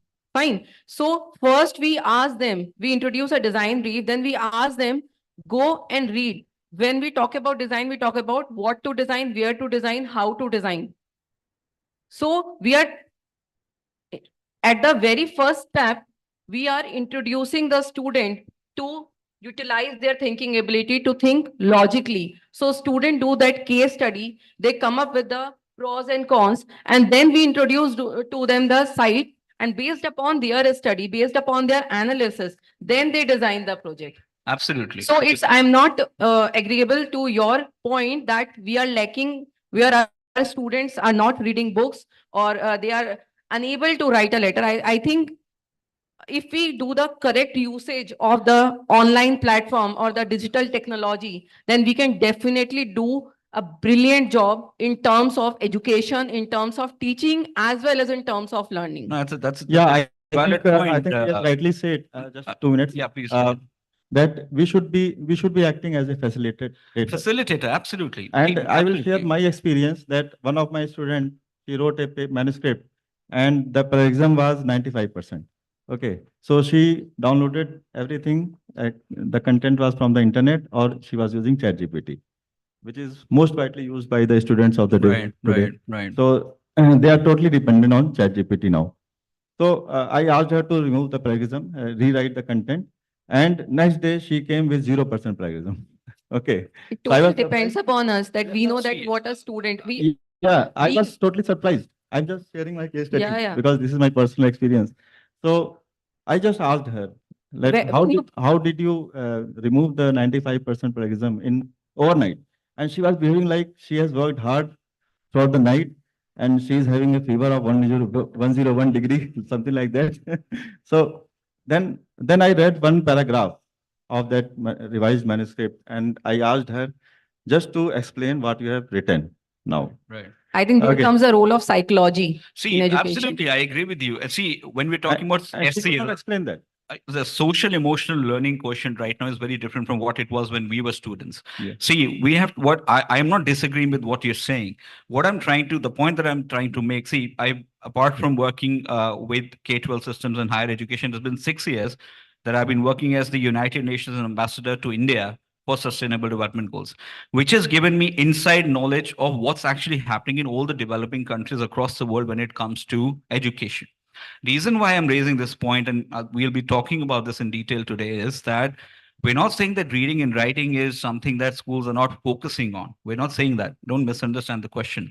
The question is that, unfortunately, because there has to be an equilibrium between all the technology that we want to use. And trust me, I'm the first guy who's developed, I'm working on humanoids right now. I'm working on humanoids that are working with GPT-4 in the classroom. We have humanoids and a teacher. So I'm a full supporter, but there has to be balance. When I say writing and reading, I'm not saying we go into empirical ways. And to quote your beautiful word, I forgot your name. You used the word rubbish, which is nice. I'll remember that. But see, writing and reading is what creates, scientifically talking, the bilateral brain. If you do not deep read, no matter whatever, even if you're a plasma reader or you don't want to pick up a physical book, your bilateral brain will never develop as a youngster or even as a teacher for that matter. So there's a ripple effect. See, we talk about agency of teachers. Teachers have to have the same capabilities of being deep readers because teacher is the experience. Schools always misunderstand what school is. We assume curriculum is an experience. Teacher is the experience. Yeah, The future of teachers are I think mentors. you are. Sir, ma'am, I sorry think- I for think- interrupting you, but Due to shortage of we time. have a guest here, so I would Yeah. like to invite her on stage for this panel discussion. Our panelist, Dr. Kakoli Sen. Can we have a round of applause for her, ladies and gentlemen? She's I was has just asking her to join. Professor and Dean, School of Business at Boston University, Hyderabad. Welcome, ma'am. I think you underestimated the Delhi traffic, eh? Okay. So welcome to the dais, madam. So we are in the middle of our discussion. Actually, Amit, one other thing that I would like to highlight is that education is a process from primary to high education. Though we are talking about high education, what the reading and writing basic skills has to be mastered at different levels. Actually, the primary education should basically concentrate on verbal explanations, reading, writing, all those things, and secondary school should really take care of it. Unfortunately, that is not happening. That is where the problem is. Now, India, I read your GEMS reports. I read India very much. And primary education achievement rates are very, very low. Out of 10 students, only 2 students can read in grade 5. Only 2 or 3 students can read out of 10 students a grade 2 text fluently. I'm not degrading anything, but I say is the primary school or the secondary school is not taking care of it. As a result, actually, these problems become higher education problems now, because that is true. I am heading a committee in Sri Lanka, expert committee, on medium of instruction in schools. The committee is about to finish the report. And I have several professors working with me, and Professor of Sinhala at Columbia University, he was telling me, even a graduate cannot write one page in Sinhala correctly, not in English correctly. So these I are think there real is a issues hand that there. you are raising. Yeah. Because but the problem is not in higher education, actually. Problem lies down there. In primary and secondary education, those things have to be, make sure that, children achieve basic skills. That is not really monitored that well. Due to, again, inclusivity issue, it is those who are doing well are the students who go for coaching classes, and again, money is the factor. Those who are from affluent families, their achievement levels are good. But the poor sector, the neglected sector, marginalized sector cannot achieve those levels because of various other factors. I don't want to go into those things, but I think the other word that I also like to say, higher education should not talk the word teaching, because the time of teaching is gone. We are all facilitators today, and actually the catchword in higher education should be learning. Actually speaking, all universities in Manchester, UK, also Minnesota, and several leading universities in US, no lecturer is allowed to take a lecture more than 20 minutes now. That is by rule. That's the law. Rest has to be all activity-based, authentic learning.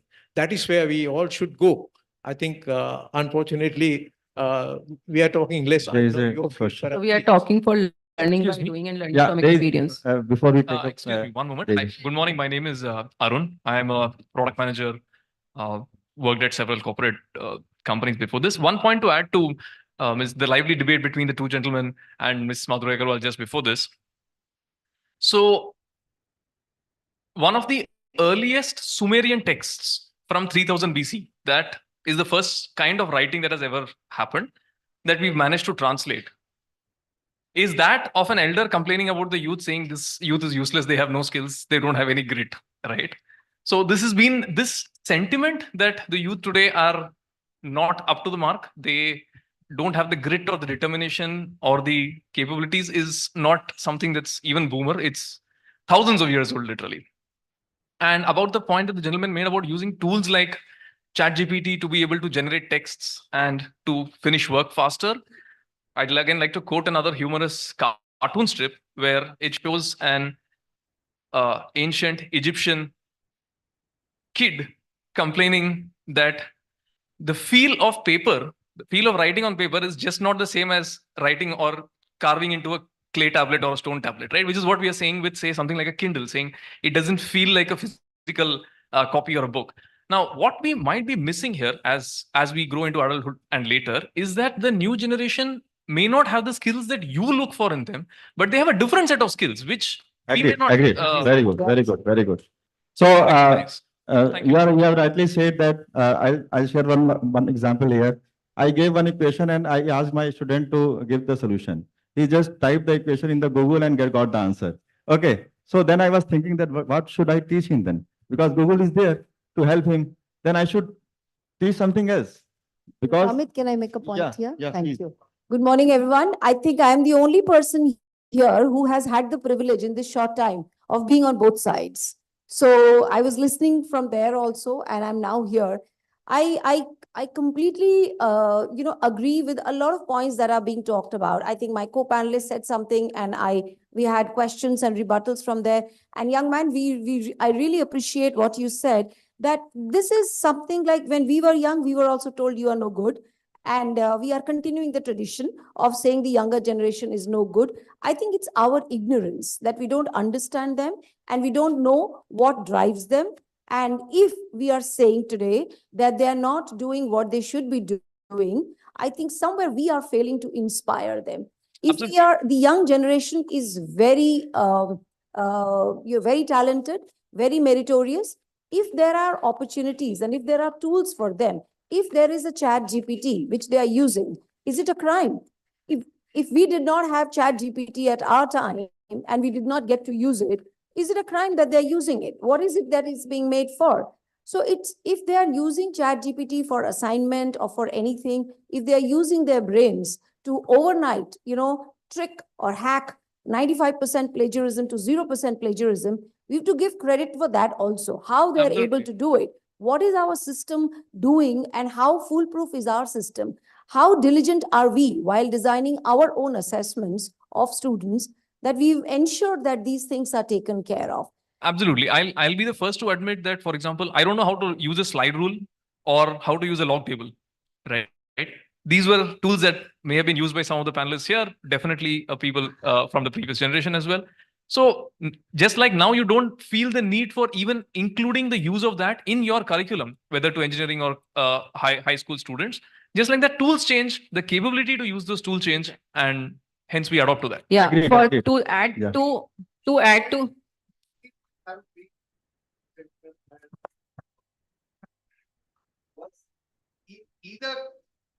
Either of the cases, what that gentleman, Mr. Karan, spoke, and what completely agreeing with Dr. Upali, that the primary and secondary education is where reading and writing is necessary. It'll be rubbish of higher education to say that that's not necessary.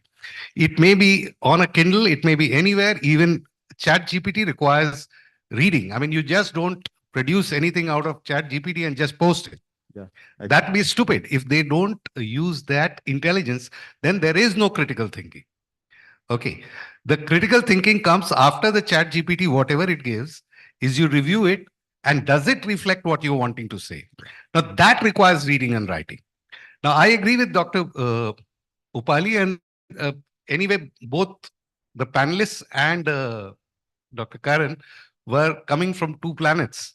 He's talking of primary education and you are talking of Higher education. secondary education. So, sorry, higher education. That's like planets apart. But it is rubbish to say that reading and writing is not necessary and writing a letter is not necessary. It's absolute rubbish, whoever has said this. Okay. Can I add one thing? Just one thing. What's your name? Good name, sir? Arun. Arun, you made a very good point. We should know what our student capabilities are. We should know what is the strength or the weakness of a student. Like when I did graduation or I did even post graduation, we were having Microsoft PowerPoint to make the presentation. Now recently I was supposed to present a lecture somewhere. So there is nothing wrong in learning. You should always be a good learner. Even if you are into a teaching line or a facilitator, you should always be a learner. So one of my students told me that there is a software called Gamma and Canvas I heard about, but I never used that. So she told me, and I felt like it is so easy to make a presentation just in fraction of seconds. Like one person is good at documenting, one person is good at communicating, other person is good at, and maybe I'm lacking in making a good presentation, an eye-catchy presentation, then that software is going to help me out in doing that. So yes, we should definitely look for what our student is good at rather than just there should always be positive reinforcement. I should use the word. When we take our classes or a studio, we should definitely, it's our duty to tell the mistake of the student where they are lacking. But at the same time, first we should point out like what is the best thing that they have done. Yeah, agreed. Absolutely. Agreed. To the gentleman sitting in the front, you are absolutely right that developing critical thinking skills is a given. It's non-negotiable. However, what we use to determine that can differ. For example, if you ask me to calculate the cube root of a number by hand, I can't do it. If you until about 20 years ago, people in Japan, shopkeepers in Japan would use a calculator and then cross-check the results of the calculator on their abacus. Would you do that if you're using a calculator on Excel today? No, you trust the tool, right? It is right. So is being able to read a text thoroughly, being able to grok it is definitely a sign of intelligence. But is the way to measure that the fact that they read and write, or some other way to measure that is something we can debate? Yeah, thank you. Sir, you can have a discussion over a cup of tea because we are having shortage of time. The only thing that I will say over this discussion that we should train ourselves. The generation in 50s and 60s, they should train their mind to convert their negative emotions into positive emotions. Like we always keep hearing from our seniors that we used to learn below the lamp. We used to go 20 kilometers to school, and what you are doing. But even the same result, if he is able to produce being in AC or in the, so same facility is given by you only, na? So the thing is, and second point is like, we are now going to become technology dependent. Okay, earlier we used to remember mobile numbers, but today even I don't know how many of you remember your friend's mobile number or your wife or your husband mobile number. Okay. Why you remember? Okay. Okay. So, we are totally dependent on Google Map. Earlier, we used to remember the roads, but now we are totally dependent on Google Map.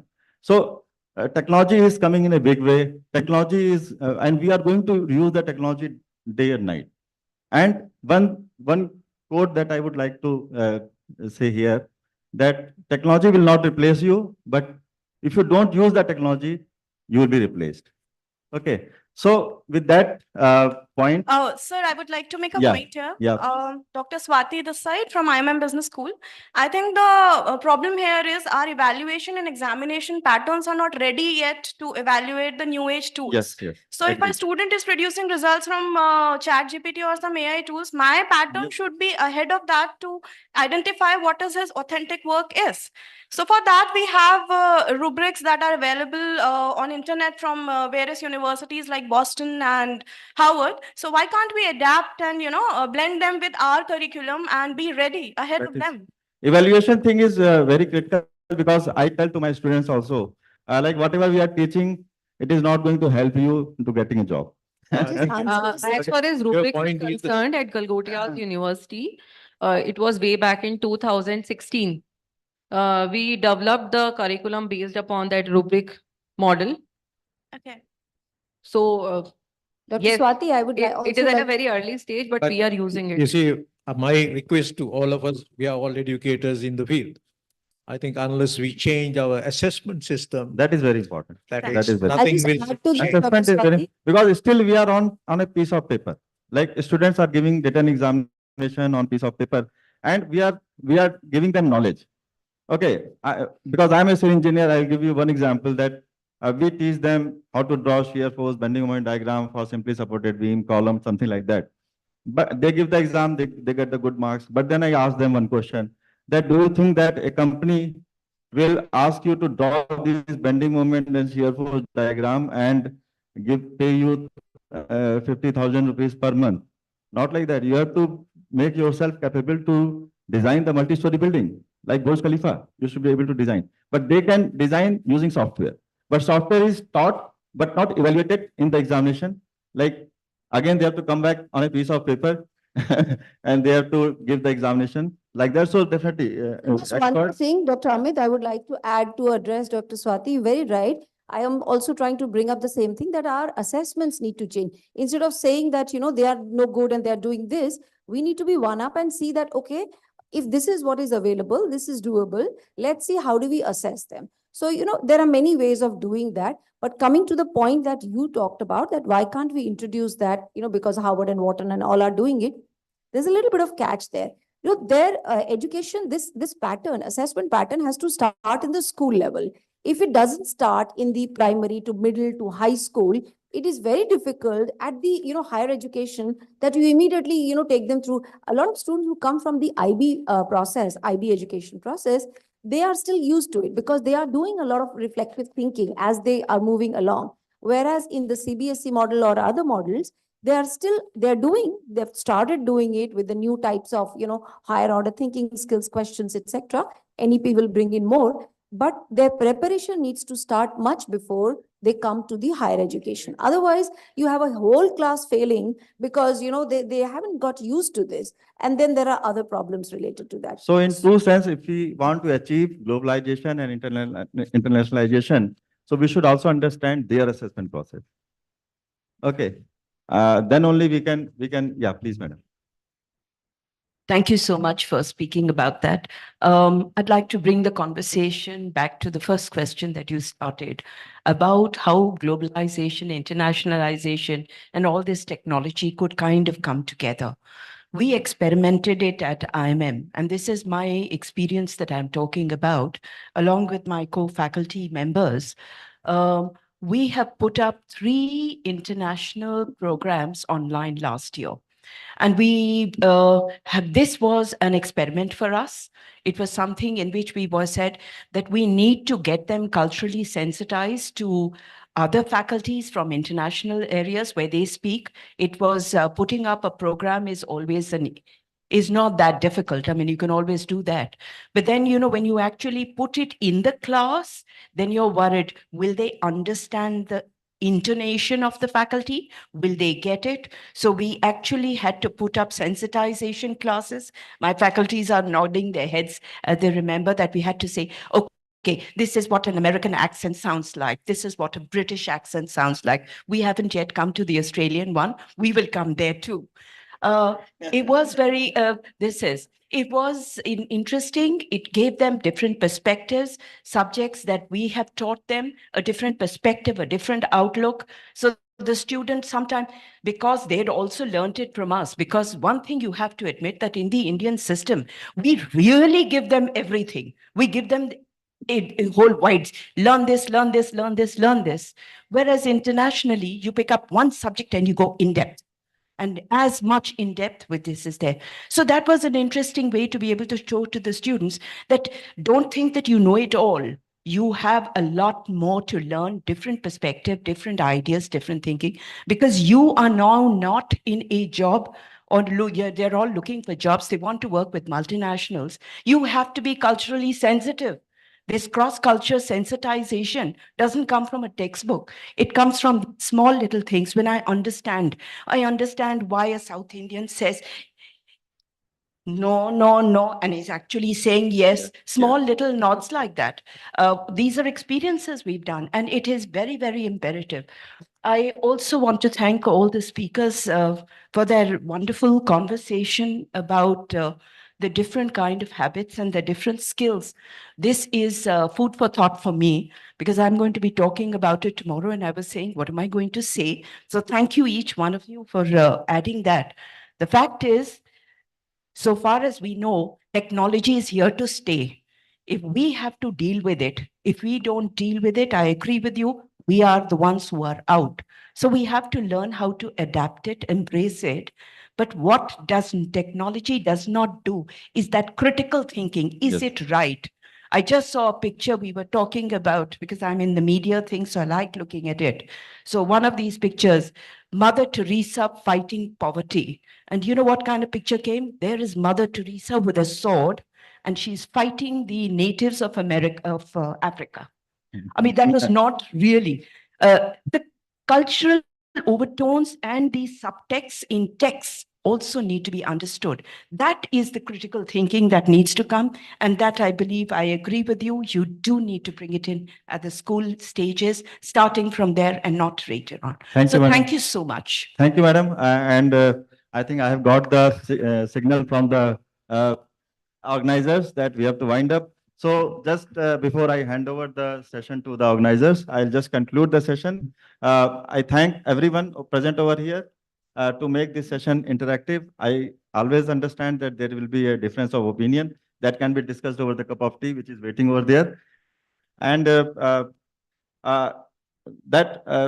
just to conclude the discussion, I can say that there are great opportunities in the field of STEM, science, technology, engineering, and mathematics.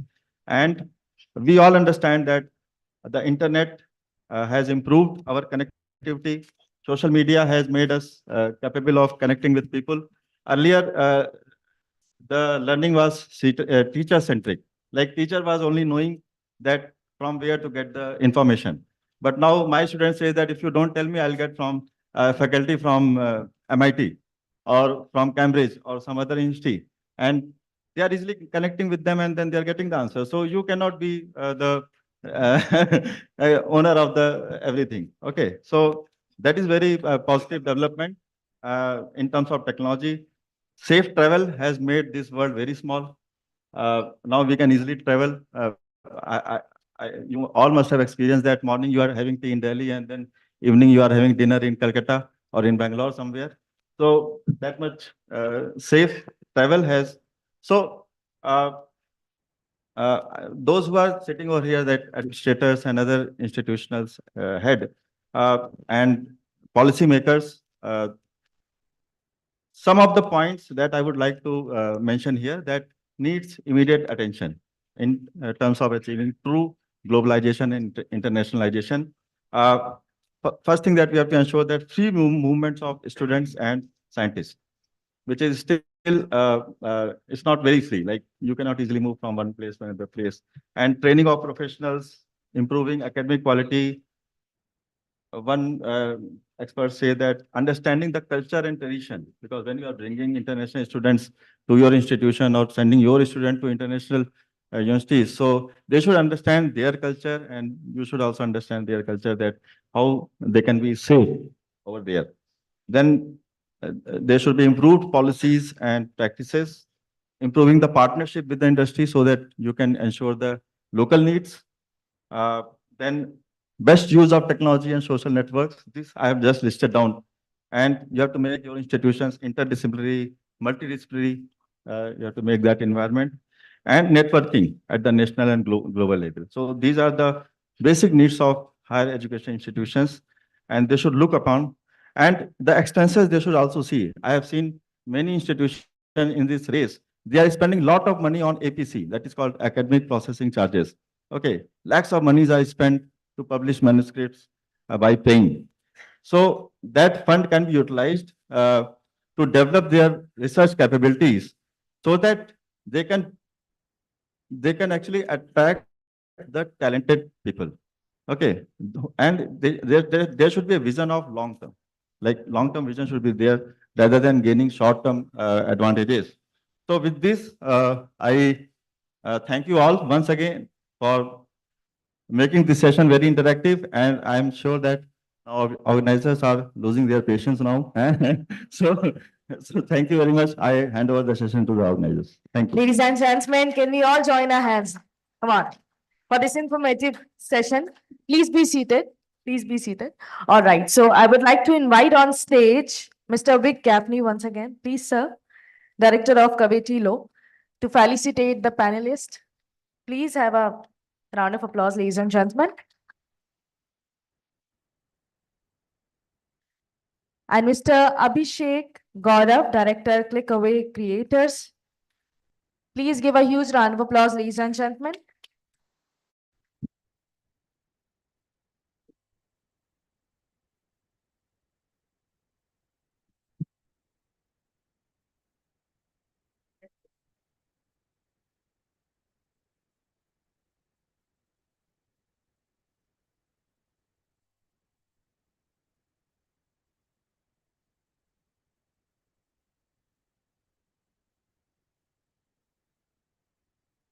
Just a word of thanks to everyone. I commend you all for your attendance today. Without you, this isn't possible. Thank you.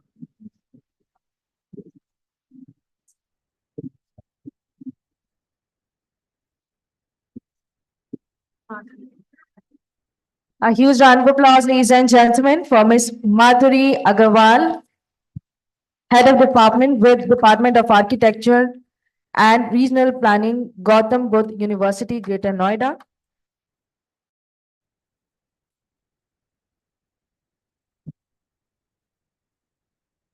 Ladies and gentlemen, please put your hands together for Dr. Upali, Rector and CEO, SIBA Campus.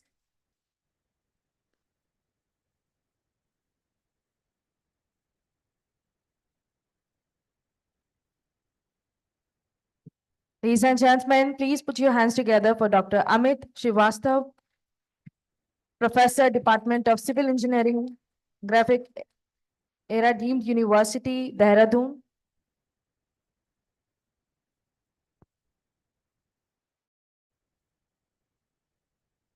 Please join your hands for Mr. Vigneshwara. Can we have a round of applause, ladies and gentlemen?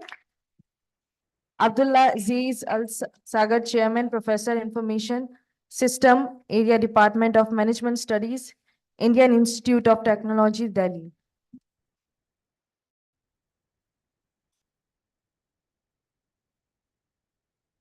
A round of applause, ladies and gentlemen, for Dr. Kakuli Sen, Professor and Dean, School of Business at Voxon University, Hyderabad.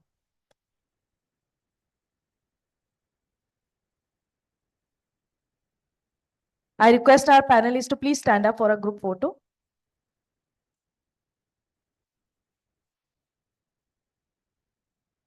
Come in the front.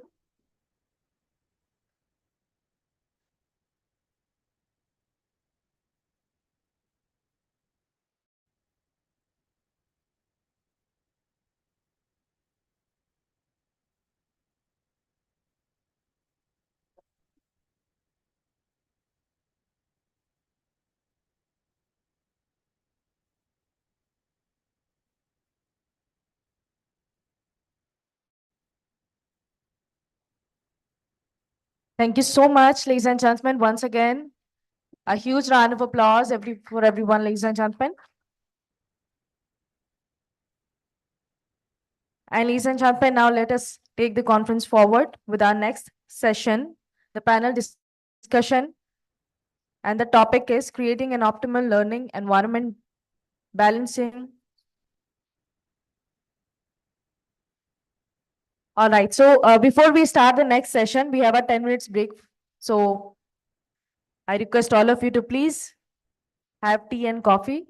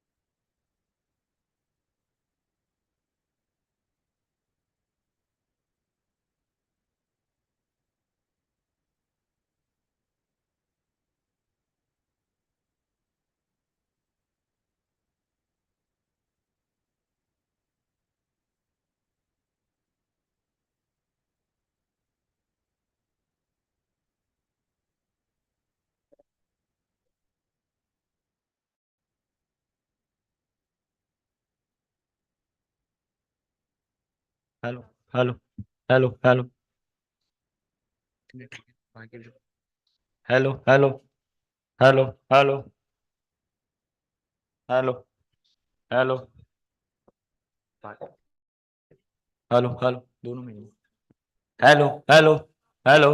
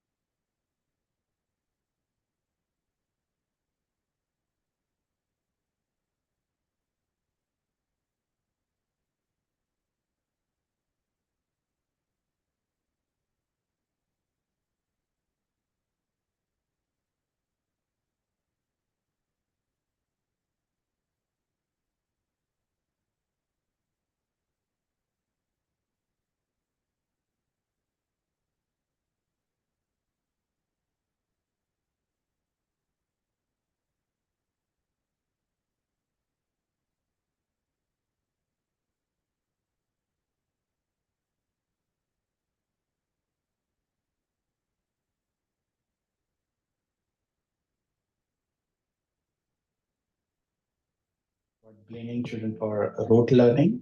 On the other hand, now everybody's keeping everything in cache memory. I remember asking my father, and my father used to remember all the phone numbers. You are the connecting dot in the designing part, the engineering part, and the business side of it. Because ultimate aim is to get business out of the product that you are creating. Absolutely. Market will, the reality will tell you whether whatever you thought of actually works or not. Somebody could, a bunch of people sit in a room and design saying, hey, we think this will work. You put it out into the market and then customers react in ways that you didn't expect. So the great example, right? You must have seen little pop-up, try to book an Ola ride, which says your driver is currently dropping someone else and then will come to you. You never got a cab that was currently dropping someone else. You would always team who says why is it required and so on and so forth. How much money can we make from this, or how much money can we save from this? Hi Ganesh, I'm calling from the Ola head office. So he said, yes, tell me what feedback you have. So he says, can you please turn it off? I'll probably share some slides later and you can figure out how to fit them in, right? So this is what you see, right? All born in the same year, obviously they live in one city, married, have children, are all wealthy, like traveling and so on, right? But you probably wouldn't sell the same thing to Mukesh Ambani and Johnny Deere. If you want to make a product or a service or something like that, they are very different people. They have very different needs.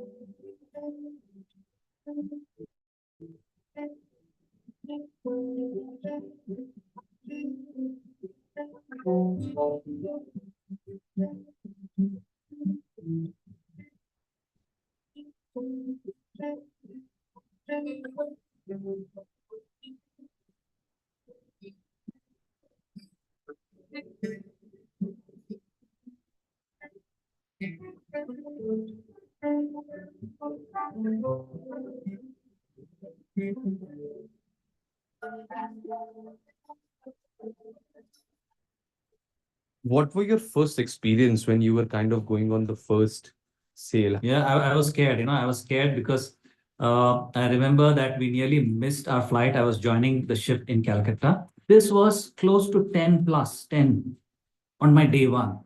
Was it like ship is just going this way and that? Yeah. Is it just like that? Completely going, it's rocking and I'm completely seasick. Like you're holding on to the railings, just, dear God, don't let me go types, don't want to fly off somewhere. 4-year-old kid eating food only when he has a phone in his hand. On the one hand, we are talking about blaming children for rote learning. On the other hand, now everybody's keeping everything in cache memory. I remember asking my father, and my father used to remember all the phone numbers. You are the connecting dot in the designing part, the engineering part, and the business side of it.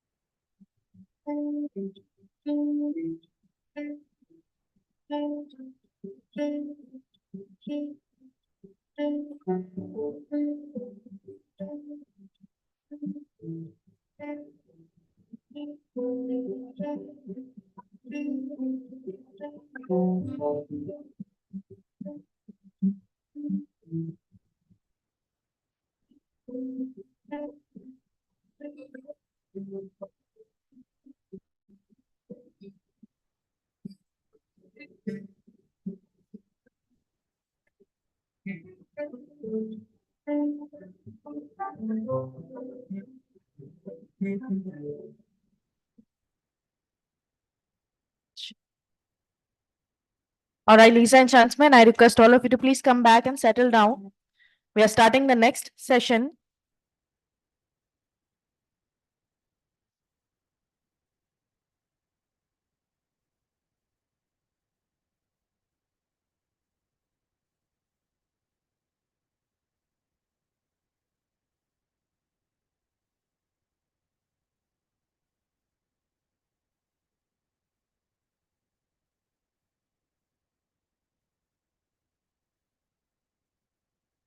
Ladies and gentlemen, please settle down as soon as possible.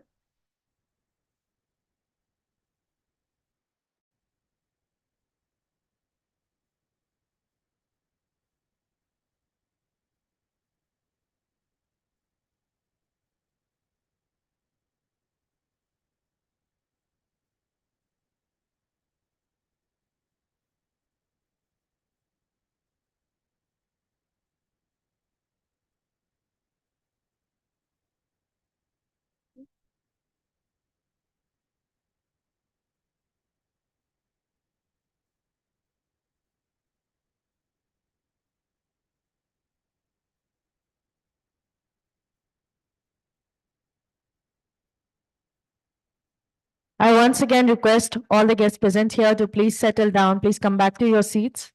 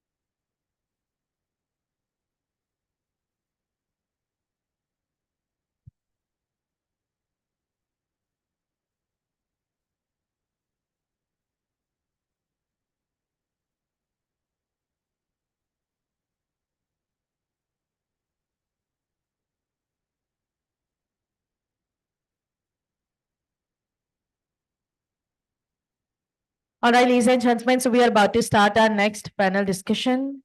I once again request all of you to please settle down.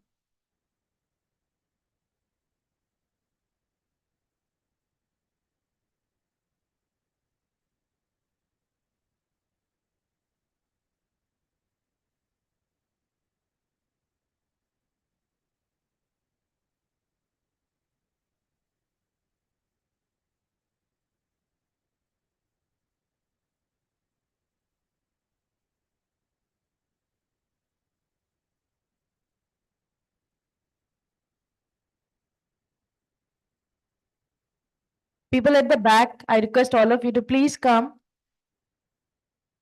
and take your seats.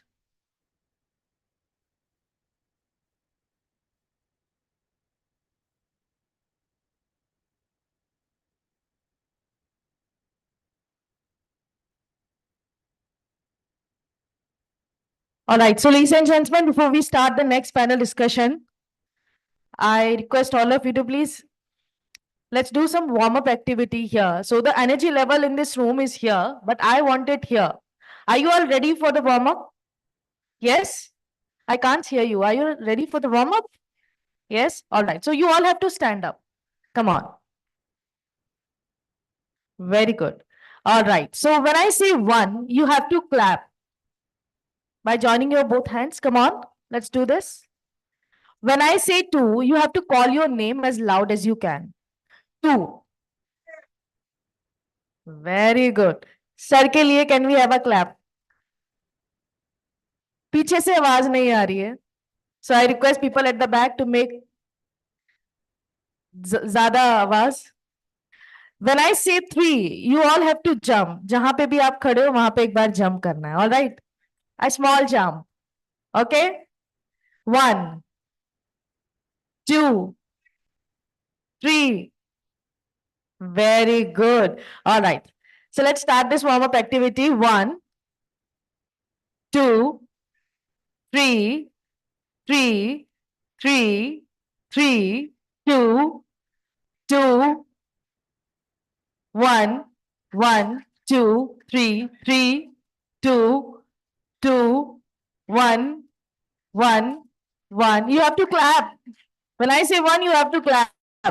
2, 3, 1, 2, 2, 1, 3, 3, 1, 1. Can we have a clap, everybody, for yourself? All right. So, ladies and gentlemen, please help me welcome on stage our panelists for the next panel discussion. The topic of next panel discussion is creating an optimal learning environment, balancing scalability and personalization for a non-linear flexible education. For this, I would like to invite on stage Dr. Vijay Shekhar. Please come on stage, sir. Can we have a huge round of applause? Computer Science and Engineering at GITAM School of Technology. Dr. Antarpreet Singh. Sir, please come on stage. Please join your hands, ladies and gentlemen. Professor of Practice, Chair Center for Executive Education for School and Management, New Delhi. Dr. Manish Kumar, Professor and Registrar, Core University, Roorkee, Uttarakhand. Can we have a huge round of applause? And Dr. Rajiv Tiwari, Professor and Dean, School of Computer Science and Engineering, IILM University. Can we have a huge round of applause, ladies and gentlemen?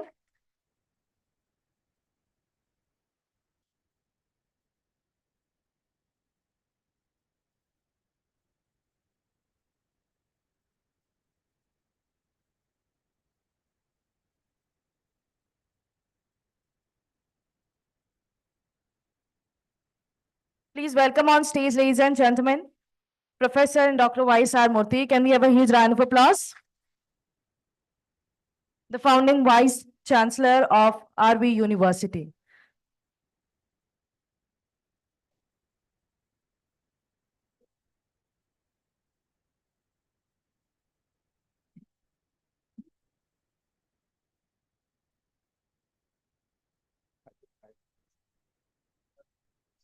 I have some questions, yes.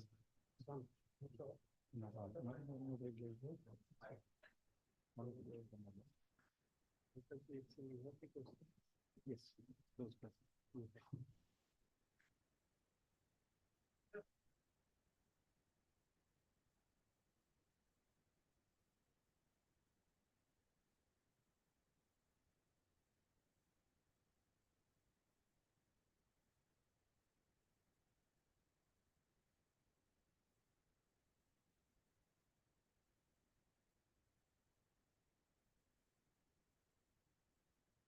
Good afternoon. My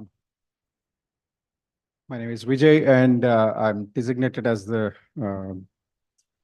moderator in the last minute, so we'll figure out what to do.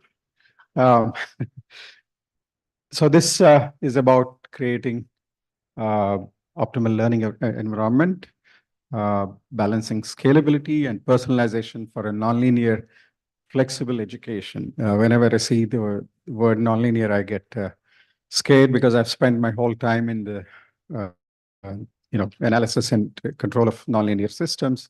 We'll see what it means in this session.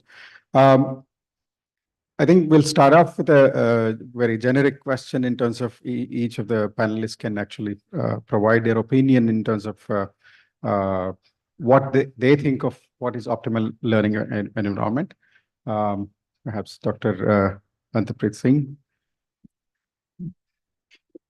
Good morning, everyone. I think a discussion, when it ends, it will be afternoon.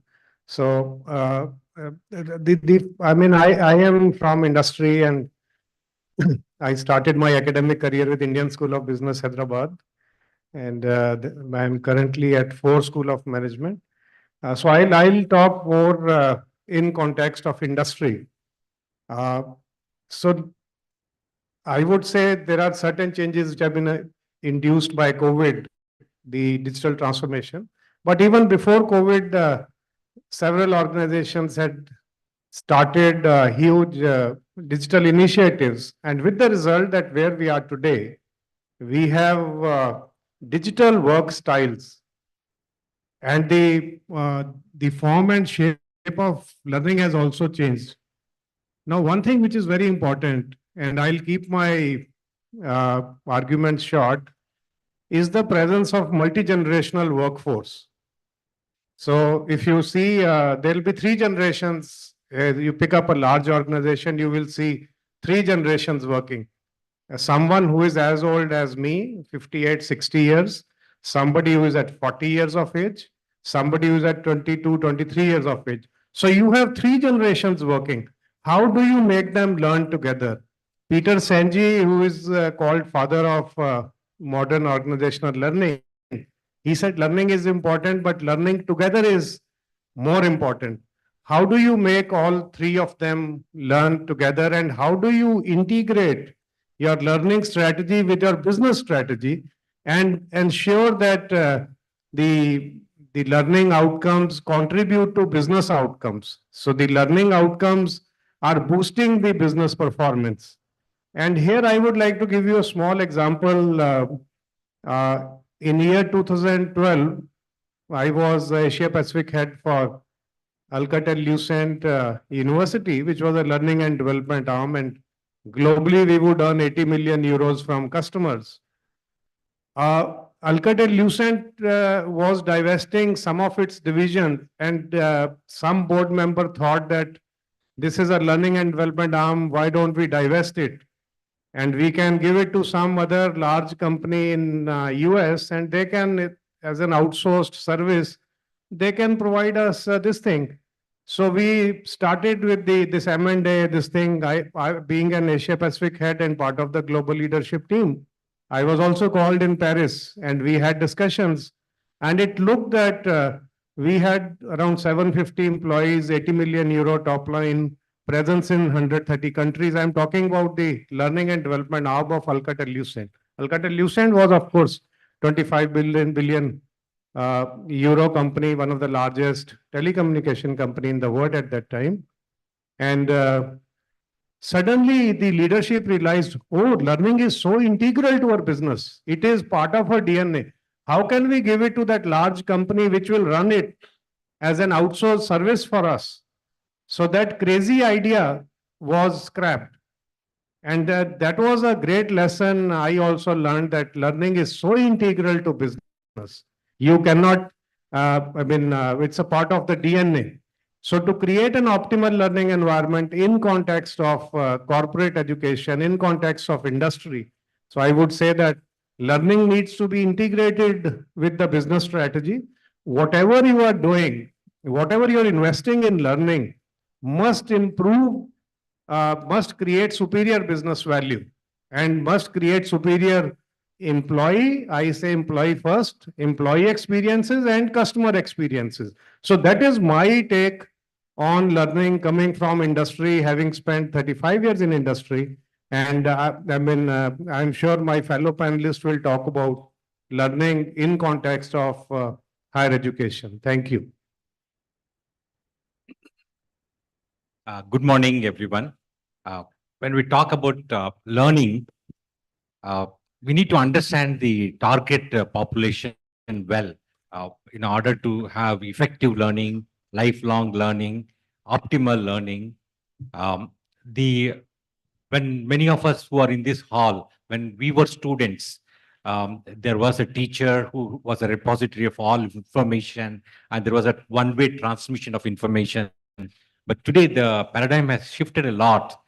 Today the student has as much access as the teacher has through Google or ChatGPT or many other sources. So the context of this Generation Z, Generation Alpha students is far different from what we all studied when we studied. And so it's very important to keep that in line, that particularly these are self-directed learners, adult learners who have access to information.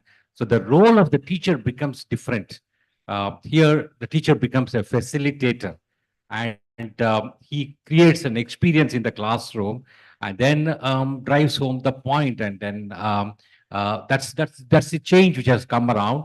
And the other thing, even the architecture of a classroom has to change. It's not a dais like this where somebody is standing at the podium and there's a one-to-many. It has to be the future architecture or a future university where 70% of the learning will have to come from experiential learning that one experiences in the classroom, or even it need not necessarily be classroom. It can be a visit to a jail. It can be a visit to a what you call a women's home or a railway station, any other place. Or then 20% has to come from peer-to-peer learning, and then 10% from informational learning. So in such a scenario, the architecture will not be where the students all face the teacher. The students also need to face each other. So we need to remodify, relook, reimagine education, and learn. Lot of learning can be through socialization as well. When students interact outside classroom and they learn empathy, they learn the social skills, they learn communication skills, they learn teamwork, they work. Then they learn many other things. So all these are very important in a higher educational institution. And with these few words, I'll come back later on with more observations. Hello, hello. So very good afternoon to everyone. Thank you for having me here. Looking at the views the experts have shared. So my stake and contributions would be from the academia side, because I carry a 2 decades of experience in academia, and I have seen the things churning towards that side. As Dr. Singh has said, towards business readiness. Sir has said certain experiential learning facts. So I would be talking about how our stakeholders could be made ready towards these sides, because this is a complete ecosystem where we need to emphasize onto the part of their learning, evaluation, the methodology that we are taking, and the kind of scale we are nowadays we are facing. That becomes really challenging. So how that scale should be handled with the intervention of technological side. And moreover, we know that everybody here, every learner here is an individual with certain different competencies. So, and we want that personalized flavor should be there into the learning of a candidate. So how that can be attained with meeting that scale? So that balancing factor from the academia side, I would be taking that further in my discussions. Then flexibility of education, even another aspect where our government is taking certain more initiatives to make our curriculum more flexible side. That there would also be another touch point which I would be touching upon. So looking forward to the conversation. Thank you. Thank you. Thank you. Yeah, so probably I should add my own opinion on this. So the session is about creating an optimal learning environment. The previous session was supposed to be about internationalization, crossing borders, or whatever the exact title was. But in some sense, they spoke a lot about creating an optimal learning environment. So a lot of the things that we're going to speak here is going to be somewhat common with that. In my opinion, there are 2 aspects to it. I mean, the first thing is, at least I'm happy that we are using the word learning rather than still continuing to use the word teaching, right? That's the first a good step that we are doing these days. The second aspect of it is, I mean, as soon as we use the word learning, at least we are thinking from the student perspective. So from a student perspective, there are 2 aspects that we have, been ignoring for a long time. And I would say in last few years, we started paying attention to this, is actually the flexibility given to the student. So from a curriculum perspective, I think many universities and colleges have still to catch up, but at least some of our efforts are paying off in terms of giving that flexibility. And at least, I mean, what NEP has come up with, National Education Policy has come up with something that rest of the world has caught up long ago, right? I mean, I've taught in the US for 17 years, I mean, lived in the US and taught for many years there. And all the things that we have done 25 years ago there, we are still catching up, right? So at least that flexibility part, at least some of us have accepted that should be given the flexibility. So many of us are trying out with something like liberal education. So that's the first step. I mean, creating an optimal learning environment is to actually let the student design his or her own curriculum, right? And there are many ways of doing it. Each of us have our own challenges, and we'll also reach some fundamental questions, right? So, I have a basic degree in mechanical engineering, though I'm a mathematician otherwise, I disguise as in many different things. But today, if somebody asks, what is a mechanical engineer? We cannot use the same definition that we used 30 years ago. And while providing the choice to the student, how do we actually still manage to categorize that particular student as mechanical engineer is a question. It's a fundamental question. We cannot just say we have an answer. I mean, there could be just multiple answers. And there's no correct answer. And we have to appreciate that student will finally have certain basic skills in mechanical engineering, but then he or she will have enough flexibility to do his own design, right? The second aspect of it is, which is probably more relevant to this particular session, is how the students learn. Now, that is where, of course, a lot of discussion has to happen. And thanks to COVID, basically, we at least do not see online learning as something strange. And many of us are accepting that as a part and parcel of, part and parcel of our learning. Again, much has to change. We get faculty. I've been recruiting faculty in and out, and most of them come from traditional education. They have gone through a very traditional, conventional education. They come in, and then they are yet to learn in terms of how to understand the current generation, their attention spans, and all these things are relatively new. I mean, with all the social media and things like that, we may think that it's just some technology outside, but it's actually influencing our real behavior in terms of how we behave as human beings, but at the same time, how we learn as students.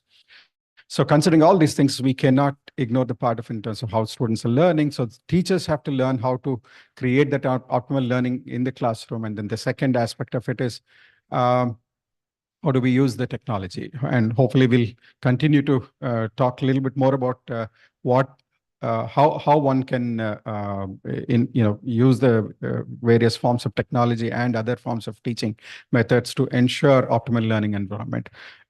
So with that, we'll probably go to a second round of discussion. I'll start this time with Professor Murthy. During our informal discussions earlier, I see that you started as a statistician and eventually became a lawyer. So I'm going to ask you a question. How important do you think is interdisciplinary education these days? I think most of us will say it's absolutely important, but I want you to comment on how we can incorporate in different areas of education. Thank you. Interdisciplinary learning, okay. I started off as a statistician and then branched off into anthropology, then went to mass communication, and then from there I went to law and finally settled in higher education. I had been a wanderer, and so this is where, and I have been able to explore the intersections of different disciplines. And my PhD was on intersection between statistics and law. And this interdisciplinarity is important for several reasons. The skills that we know currently or the knowledge that we know currently may not be in the same form and shape 10 years from now. And the student will not have just one career throughout and may have to reinvent himself or herself. So that leads to another question. While the student is in the higher educational system, what kind of courses or what kind of majors and minors can the student choose in order to stay relevant in case the skills that become redundant?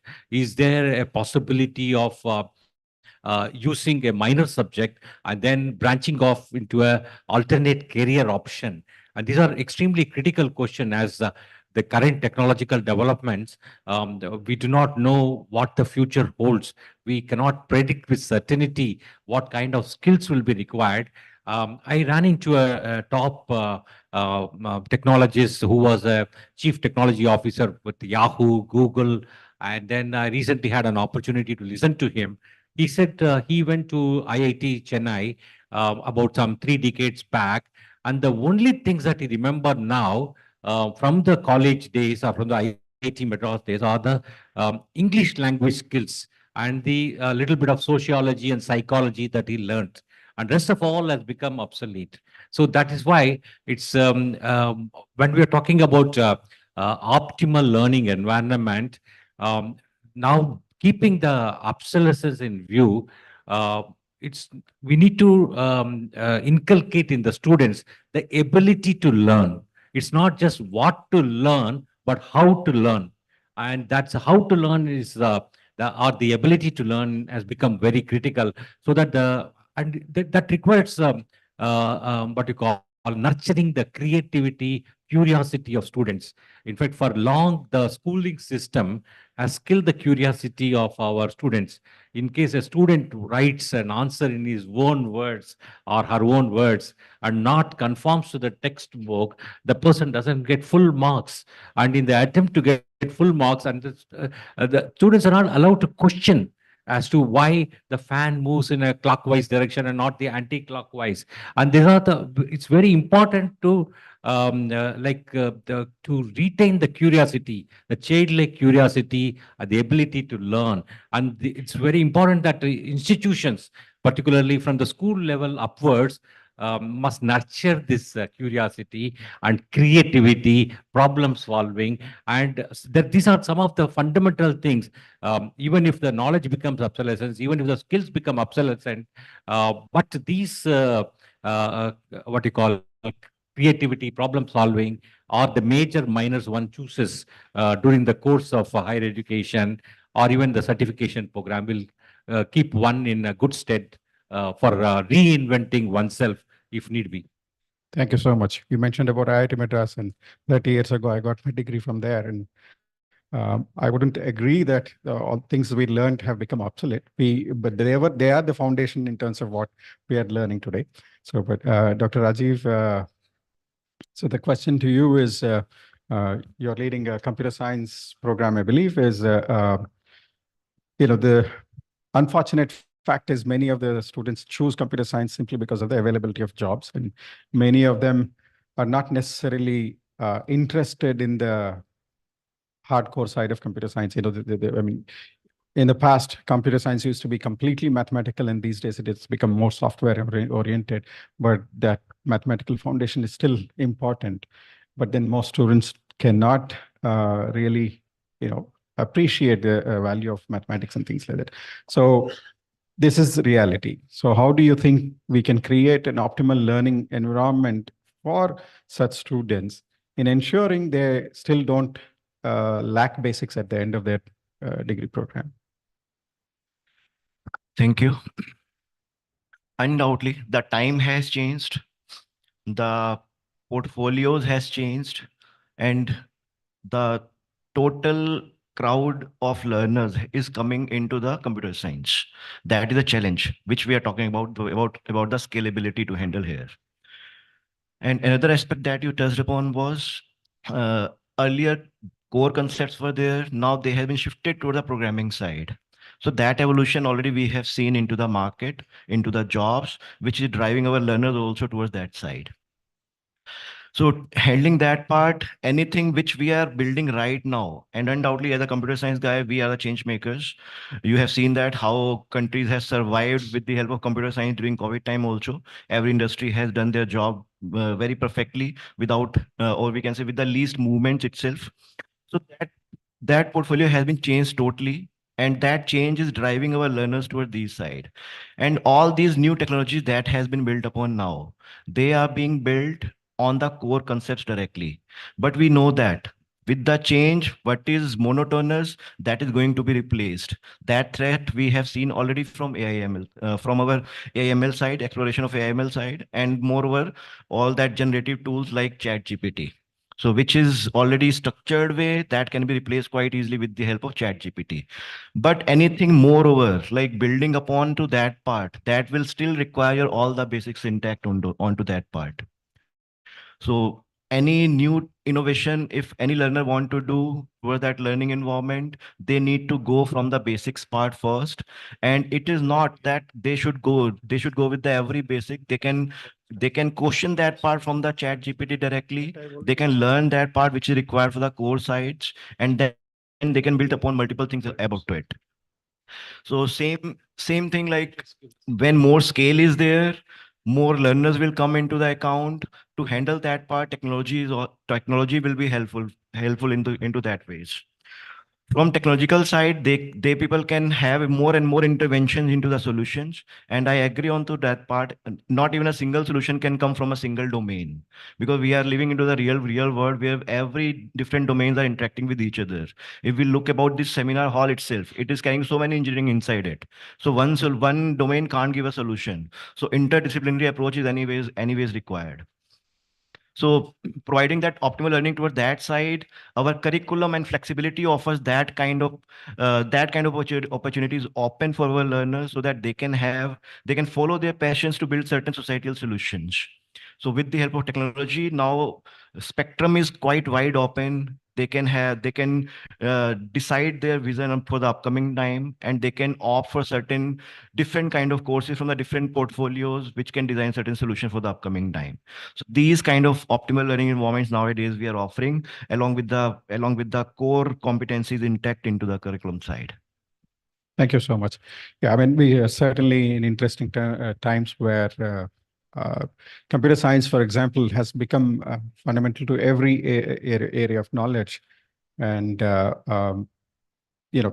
we have to question ourselves, should we give really specialty degrees in computer science alone, or it should be more applications oriented, where computer science becomes a foundation for everything else? I think we are living in interesting times in terms of finding answers to these. Dr. Antapit, I'll start off in some sense. I'll have the same question for the next other panelists as well. We can't avoid talking about AI these days. So in a business environment, you have obviously many years of industry experience. How does AI help learning in a business environment? So before I contribute a little story, there are two parrots are chatting in the garden. So they're saying, look, the human is just 10 feet away from us. So the intelligent parrot says, no, that's not a farmer. They've just put a wooden kind of this thing which resembles a farmer. So the other parrot says, how do you know? He said, look, his head is still, he's not looking at his mobile. So all of you, please leave your mobiles. And if we'll appreciate if you could, because the ideas and we'll appreciate if you could also ask questions. So we used to talk about learning management systems. Those were linear learning management systems. So there'll be courses, resources, some kind of social collaboration. You push the courses to students, and then learning management systems also found their way in schools.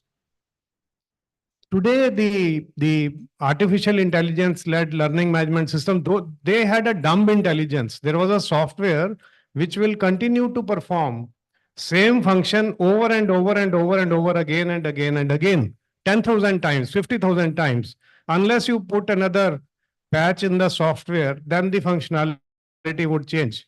But then again, that will be hand-coded code, and the functionality will change, and it will continue to perform again similar way.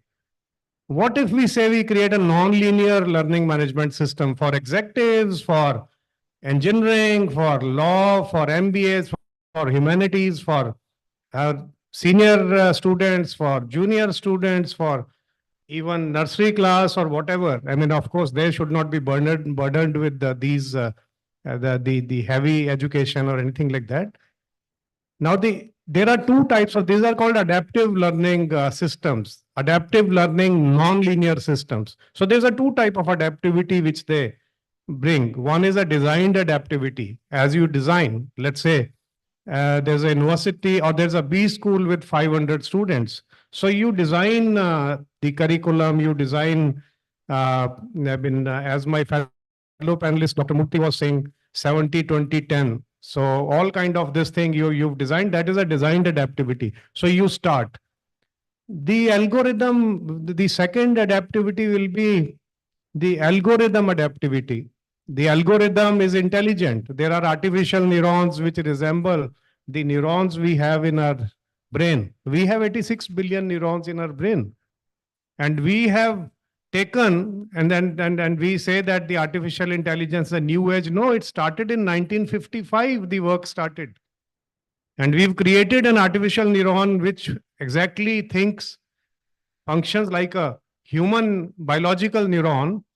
And when we put that intelligence in our learning management system, we are able to understand this is a slow learner, but she or he may be a fast learner in marketing. She is or he is a slow learner in finance.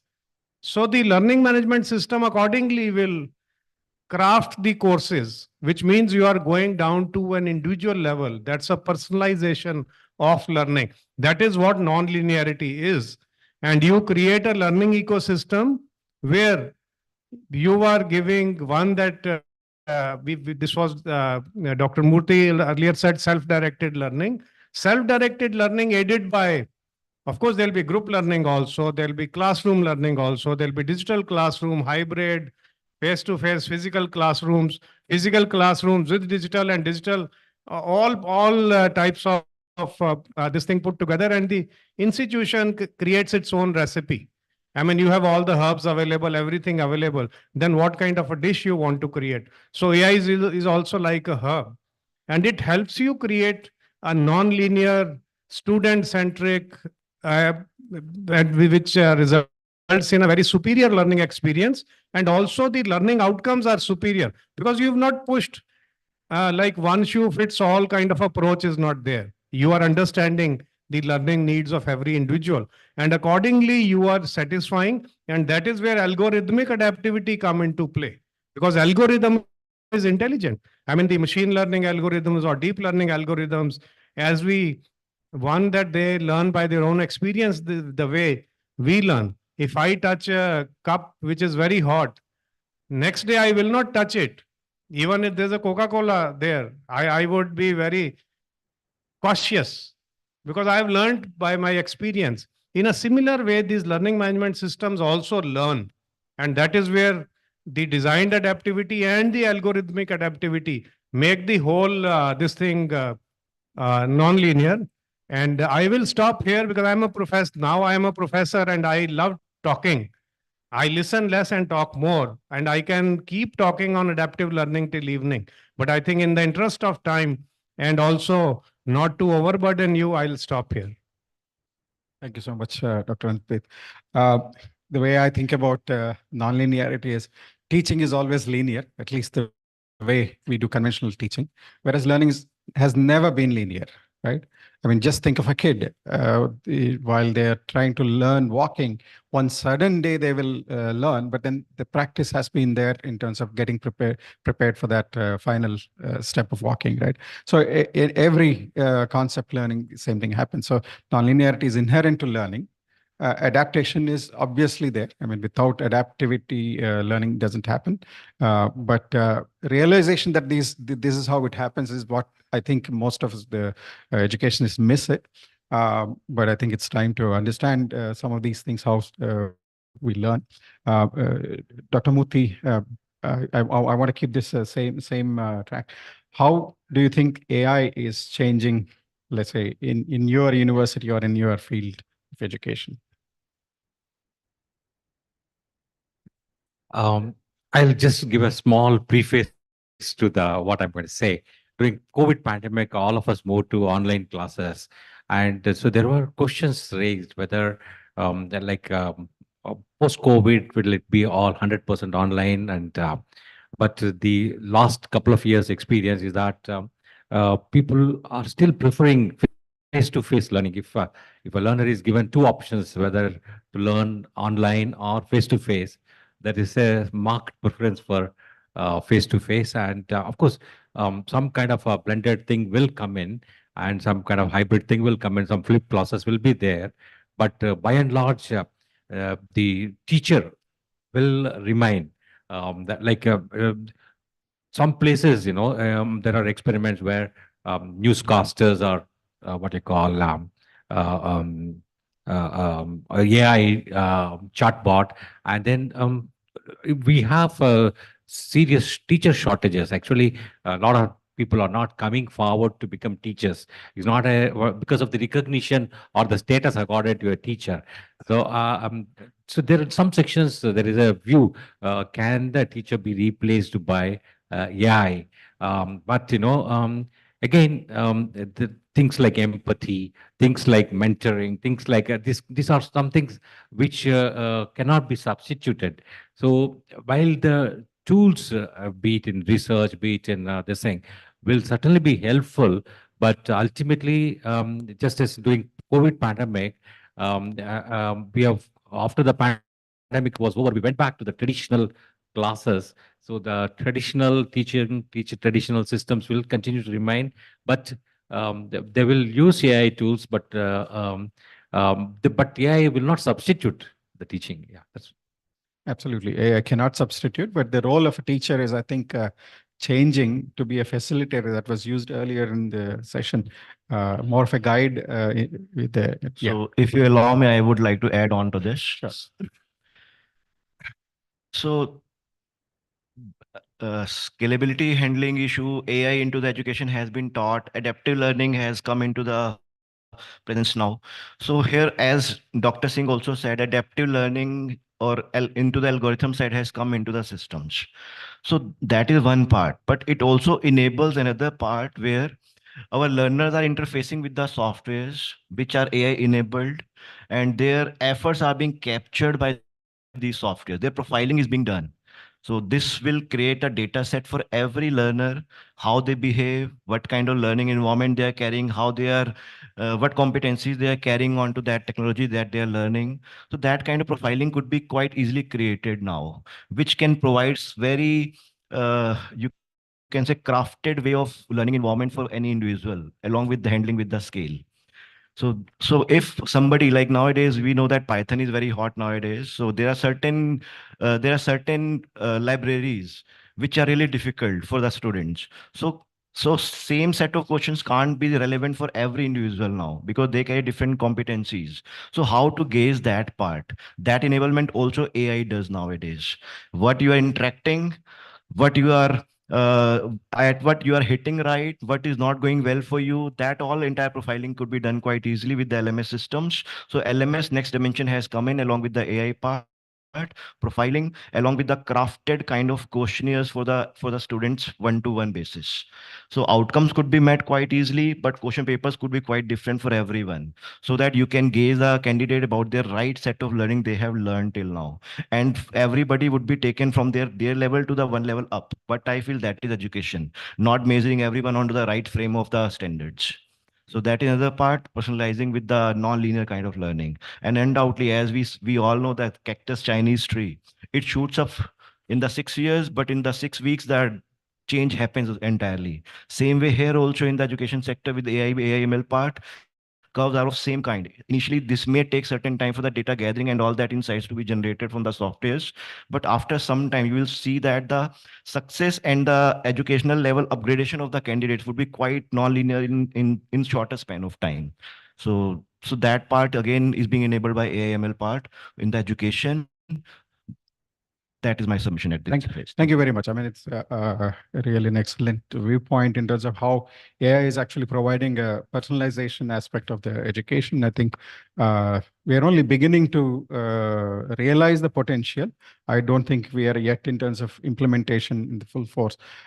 Earlier, the previous session was discussing a lot about whether we should ban ChatGPT and things like that. I was glad to hear at least people sitting here have agreed that ChatGPT, we have to live with it. We have to accept it. But usage in terms of making personalization is absolutely important. And the point that Dr. Murthy mentioned in terms of lack of talent from a teaching perspective is also driving us to use AI to generate as many questions as possible in a particular area. They may not be competent, or for that matter, they don't have time. You know, I think there are fundamental questions like basically, do we teach them writing and things like that? And some of us have agreed it's not necessarily we are focusing on the way we are teaching writing and things like that, but more so in terms of critical thinking. So I think that's a mantra in some sense. Whatever we teach, whether technical or non-technical, critical thinking has to be the primary thing. Luckily, at least AI tools are not yet there in terms of solving all the technical problems. They give silly answers. So at least the technical people are safer at this particular time. But I want to just therefore move into the final round of questions, so to speak. In the previous session, for example, it was said many times, assessment has to be changed. No doubt, every one of us agree that assessments have to change. But I think more fundamental question is basically, should outcomes be changed, right? It's something that we don't necessarily think. We pretty much copy from some of the syllabus and then put COs and POs and things like that. But we don't think actually are the right outcomes for the current situation, in the sense when ChatGPT is available and so many things are available. I think our starting point should be thinking in terms of what are the outcomes we expect out of the student is something that we as a group haven't been discussing that much. So anyway, once that issue is resolved, perhaps then we can start talking about assessment. And when it comes to personalized learning, the assessment like Dr. Tiwari just mentioned, you cannot have a single exam for the entire class. But then it is such a revolutionary idea, a deviation from what we are doing. I don't know how long it will take for us to accept that and actually implement it. I'm very conservative in terms of estimating that it may take several years before many colleges actually would accept the idea first and then implement it later, right? So anyway, I would ask each one of you, probably Dr. Tiwari, you can go first this time.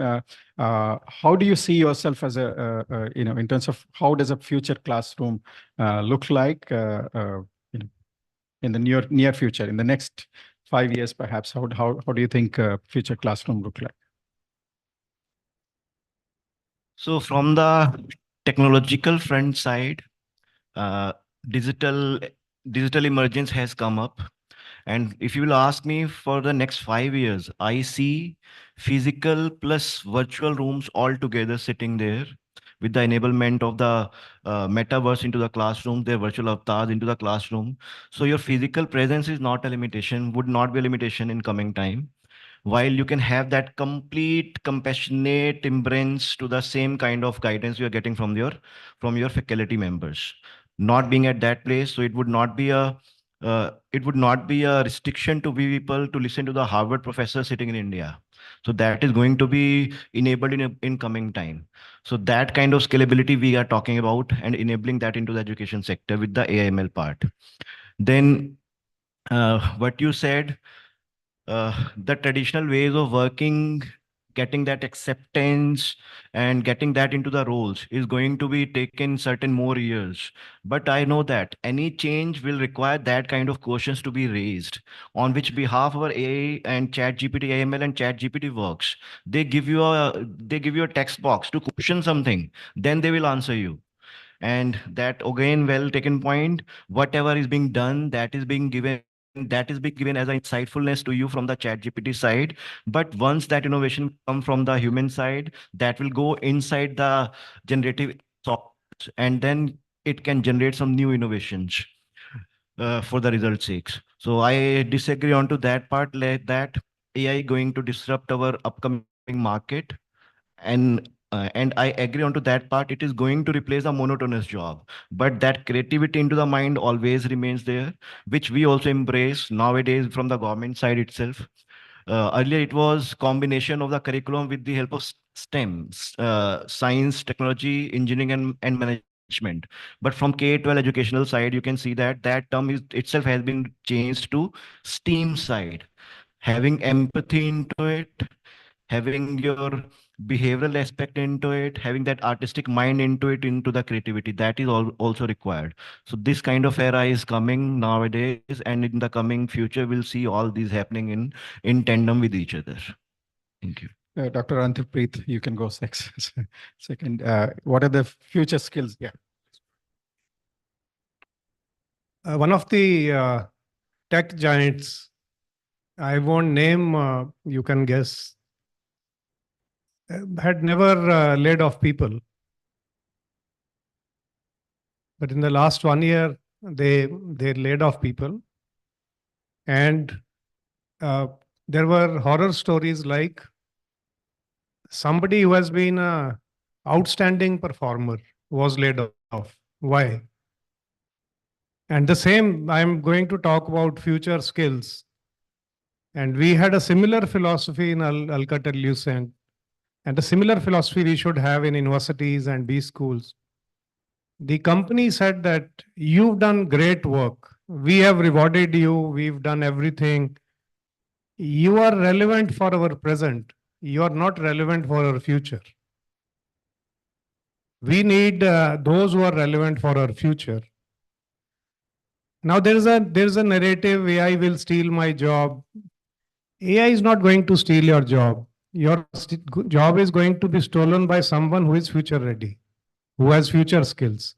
Now, what are those future skills? The World Economic Forum came up with a report for 2020, 2030. We've already, 3 years have already passed. Now, the report said that 80% of the skills in 2020 will be redundant by 2030. And same way, 80% of the job roles would change by 2030. So it's not that when we are celebrating New Year, it's not a Y2K phenomena that 12 o'clock in the night, the skills change and the job roles change in the computers and in the databases. These changes have already started. We have job roles like certified ethical hacker. We have job roles like social media managers. We have job role like machine learning trainer. Earlier, we used to have human trainers, machine learning trainer. So these are the skills. So to cut the whole argument short, 3 types of skills, which World Economic Forum says. And then those 3 types of skills are important not only for industry, they are important for B schools, they are important for technology schools, they are important for law schools. They are also important for our K-12 education, so as to say. So the first is learning and innovation, including critical thinking. Second is leadership and life skills. And the life skills also includes global citizenship. I mean, we all love our country, but that doesn't mean we do not have a global citizenship. Global citizenship is that learn about the culture of Japan, learn about the culture of Spain, learn about the culture of Italy, because you might be having some kind of collaboration in teaching, in industry, you might be doing projects with them. And the life skills, stay away from addictions. That's a huge learning. The younger generation, there are so many addictions. Mobile is also an addiction. There are physical substances which are addiction. So that's also learning. Third future skill, digital and AI skills. And wherever I teach, I mean, day before I was teaching pharma executives. In the recent times, I was teaching in IIM Lucknow, I was teaching chief human resource officers, 45 of them. I said, all of you need to be digital experts. They said, why? We have a digital department. We have now created chief digital officers, separate vertical. I said, you can't watch things happening in your projects sitting at the boundary. You have to come and play inside. And that is, nobody is asking you to write machine learning algorithms. But you should understand how, for recruitment, how machine learning will work. For customer sentiment analysis for an insurance company, how deep learning will work. Unless you have that knowledge. So to cut the whole argument short, these are the 3 future skills: learning and innovation, leadership and life skills, and AI, digital and AI skills. Because leadership, the inspiration has to come from leaders. Inspiration has to come from Ratan Tata or Sundar Pichai. Inspiration will not come from machine learning algorithm. So these are the skills we must impart, whether it's industry, whether it is uh, our B school or technology school. And I think I have exceeded by a minute and a half, right? Oh. Thank you so much, Dr. Antipi. Dr. Muti, you will have the final word. How does the future university look? Unlike some predictions, the brick and mortar will continue, the traditional things will continue, but with some minor changes, the digital transformation will kick in a big way. And earlier on, the teachers or the institution had a role in what courses will be offered and what kind of the choice was with the teacher rather than with the learner. And the NEP changed the model with the students opting the majors, minors, or whether to come mathematics with music or whatever combinations, and then to have this multiple entry and exit, which provides anytime, anywhere, flexible learning things. This will continue, and with all the industry certification programs or even the edtech companies, there will be student has a tremendous choice to decide the areas in which he or she is interested and to pursue those, whether from Coursera or other platforms which are available, or from the MOOCs or from the traditional system. And I see that digital transformation will deepen in the next 5 years, but the traditional system will, of course, hold stay at. Thank you so much. I'm looking at the organizers if you have any time for the audience to put any questions. This session is open for Q&A. If you have any question, please.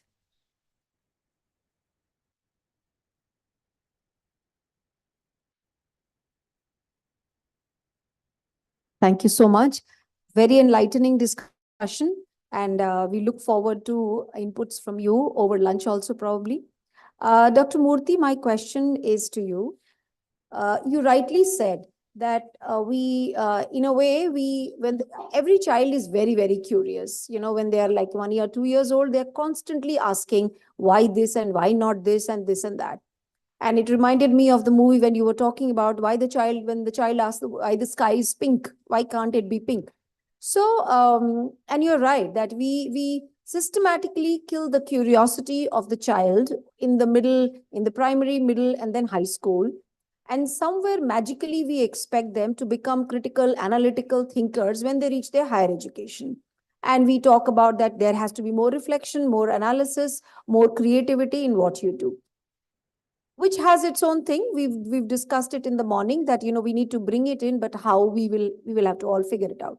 My question is the next step, that when we talk about that, why can't a student learn physics and maybe Sanskrit and maybe chemistry and learning how to play tabla? So a combination, you've talked a lot about, you know, making it interdisciplinary, multidisciplinary, and so on. My question is what happens when people pick up these skills? How do they benefit them in the long run? What is the corporate's acceptance, and how are we preparing, like all these students who are looking for jobs, when they go back into the corporate? How are we preparing the corporates to accept that there could be students who would bring these unique skills, and this is how you will gain out of it? Are we just making them that this is what the role in the corporate is, and you all should prepare for this role in the corporate? All these stakeholders need to be connected with each other so that we see value in what we are doing. Otherwise, there are hundreds and thousands of kids who would want to pursue cricket instead of a regular degree, but their parents tell them that there is no certainty in that. So please pursue a degree and get a job. So it's an open question. I'm picking up from what you said, but how are we making sure that all these stakeholders are tied with each other and we work collaboratively and not in silos? Thank you. Thank you. There are many problems with our system, like as you correctly said, the child starts exploring and then in a very curious way, and then somewhere our educational system dulls that curiosity and then tries to make the child conform with the particular pattern. And so we, having recognized it, there are ways in which this can be addressed, and where the pedagogical technique need to what you call involve experiential ways in which a student in a classroom experiences the learning. Ultimately, 10 years down the line or 20 years down the line, he or she should remember the first principles, concepts, doctrines, or other things. So once if the learning is complete, if the learning is effective, and it is for these ideas stick in the brain for a very, very long time. So as educators, we need to see that the learning is proper through emphasis on experiential. I have a small disagreement when you talk about preparing students for a corporate roles. We need to prepare them for life itself. We need to prepare them for even community. Supposing there exists a problem within the community, why shouldn't the education institution identify, and why shouldn't our students address the problem? Why should all our efforts be for corporate alone? And they can assume a wide variety of roles, including leading the nation, including addressing the community-based problems. So we, like basically, we need to create enlightened citizens, future leaders for addressing a variety of roles. Corporate will be one of them, and we will.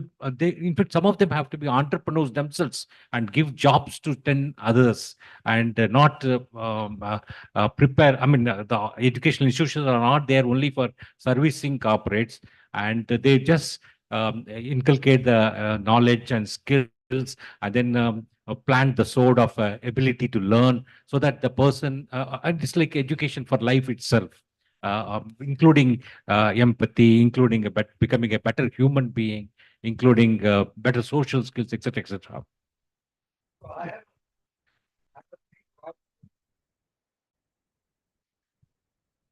Slightly to understand from you, all these things that you're taking, the experiences, at least in the professional education, we have one more stakeholder, and that is the society itself, led by the parents. Now, I don't think in any of our institutions, students come and we say, we are preparing you for life itself, for society and all that. They're saying, what's the package? What's the placement like? Now, if that is a challenge, so probably that's what Dr. Kakoli is trying to say. Perhaps what you are trying to say is, we now need to educate the society more than the students. And that's where I have a thing against too much technology.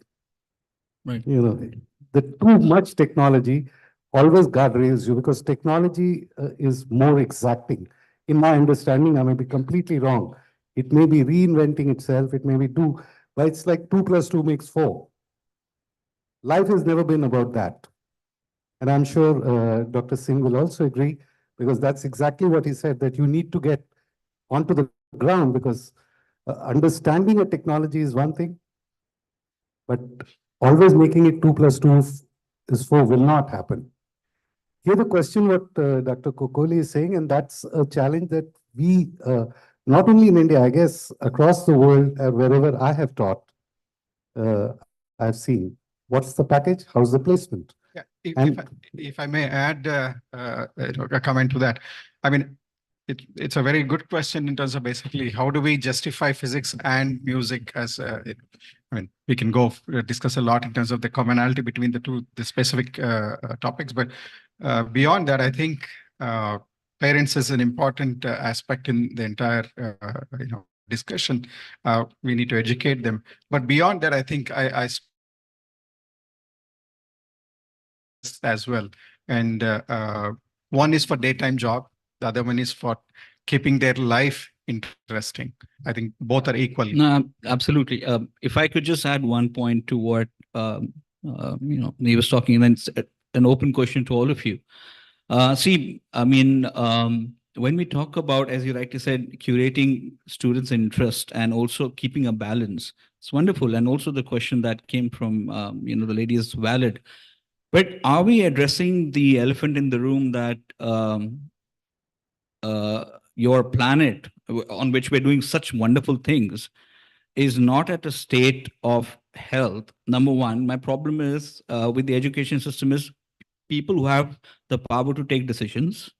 Are we still facing this problem in education where we, of course, education is one of the areas which gives you the intellectual humility to learn every day. But if we're still in the I mentality and not in the we, does that transpire into the student? Are they actually sensitized to the fact that we are living in a world of leadership famine? There can be a guy who can wake up one day like Putin and say that I can go and kill people. There's a guy like, Netanyahu who's doing genocide right at this point where while we are sitting, there are maybe 10 children dying every second. But are the students in India sensitized to that? When we talk about NEP and all of these things, we have created it into a political puppet show, to be honest. I mean, we have politicized NEP also.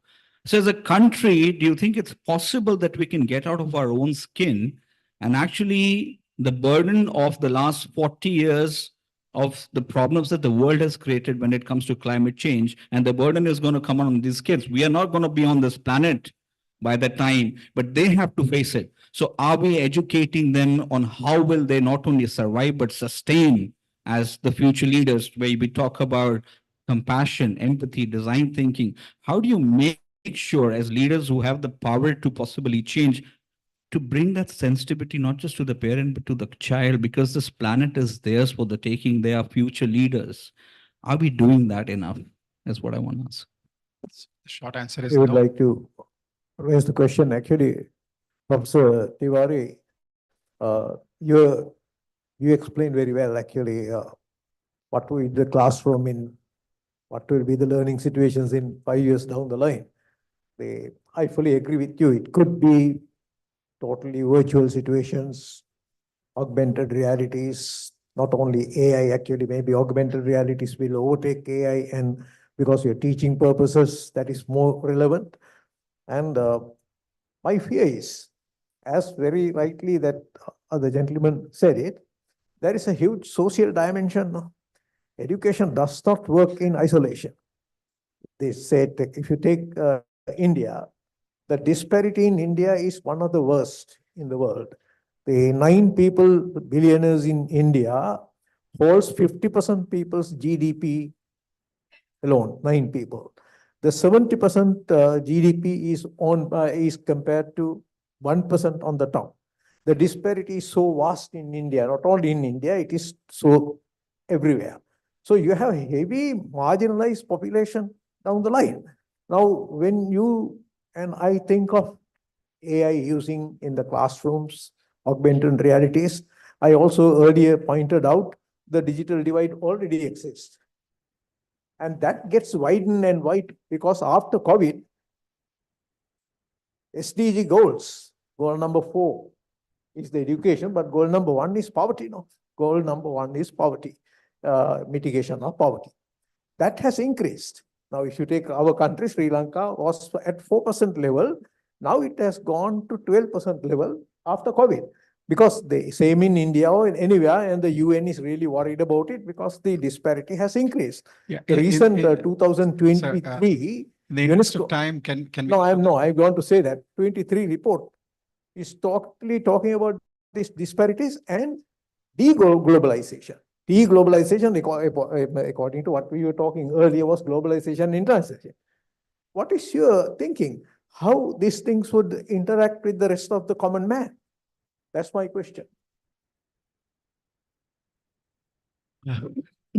As you talked about the diversity in India, and we see diversity globally at a very higher level than the stakes.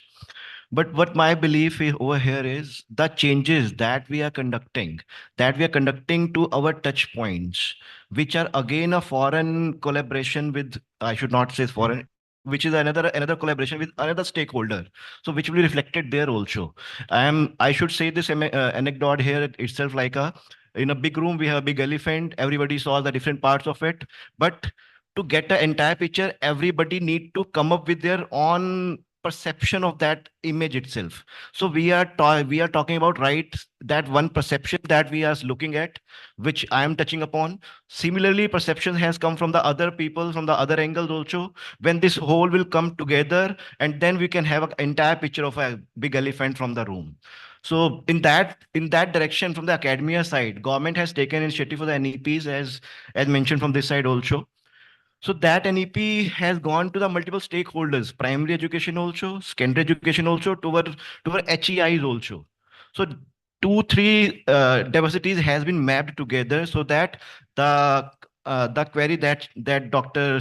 She raised, whether it is going back to the other stakeholders also. Yes, it is going back to the other stakeholders also. From the academia side, the industry also will be getting that kind of products in the coming time. They have that choices. They will see that how that single domain person, with some more interest into it, some more interest into the diversified competencies, they are performing really wonderful. Like we can think of a designer with engineering skill. They can come up with certain good designs which are beyond the imagination of an engineer.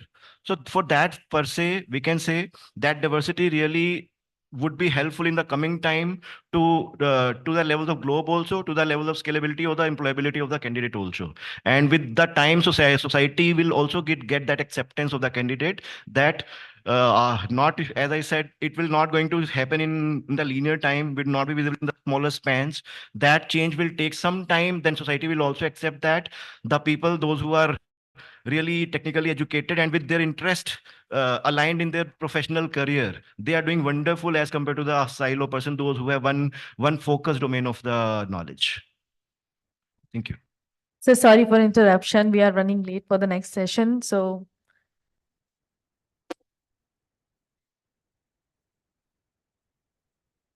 I once again request Mr. Abhishek to please come on stage to felicitate all the panelists present on the stage. Can we have a round of applause, ladies and gentlemen? And a louder round of applause for this amazing session.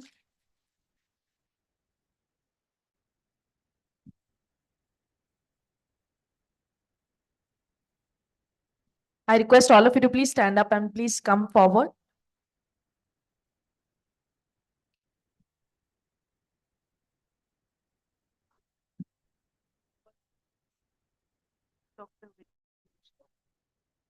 Ladies and gentlemen, please put your hands together for Dr. Vijay Shekhar.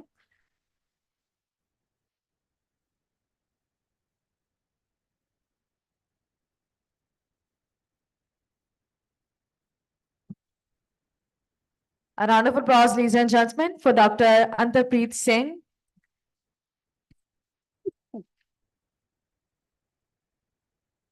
Yes, sir, you made us future ready. Thanks for the please.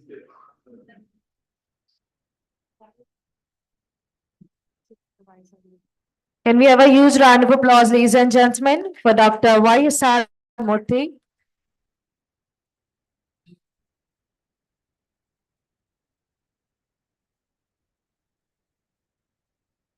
Ladies and gentlemen, put your hands together for Dr. Rajiv Tiwari. I request all the panelists to please come forward for the group photo.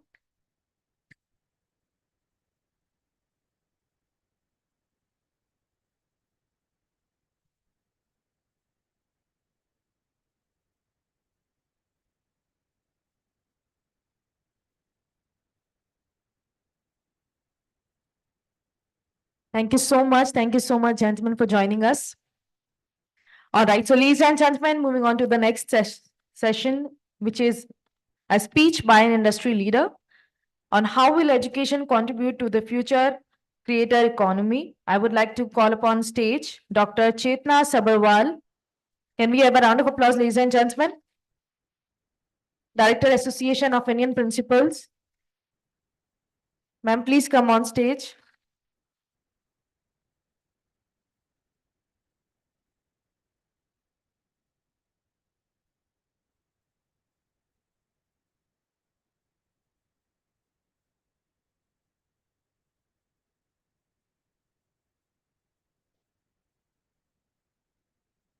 Oh, okay.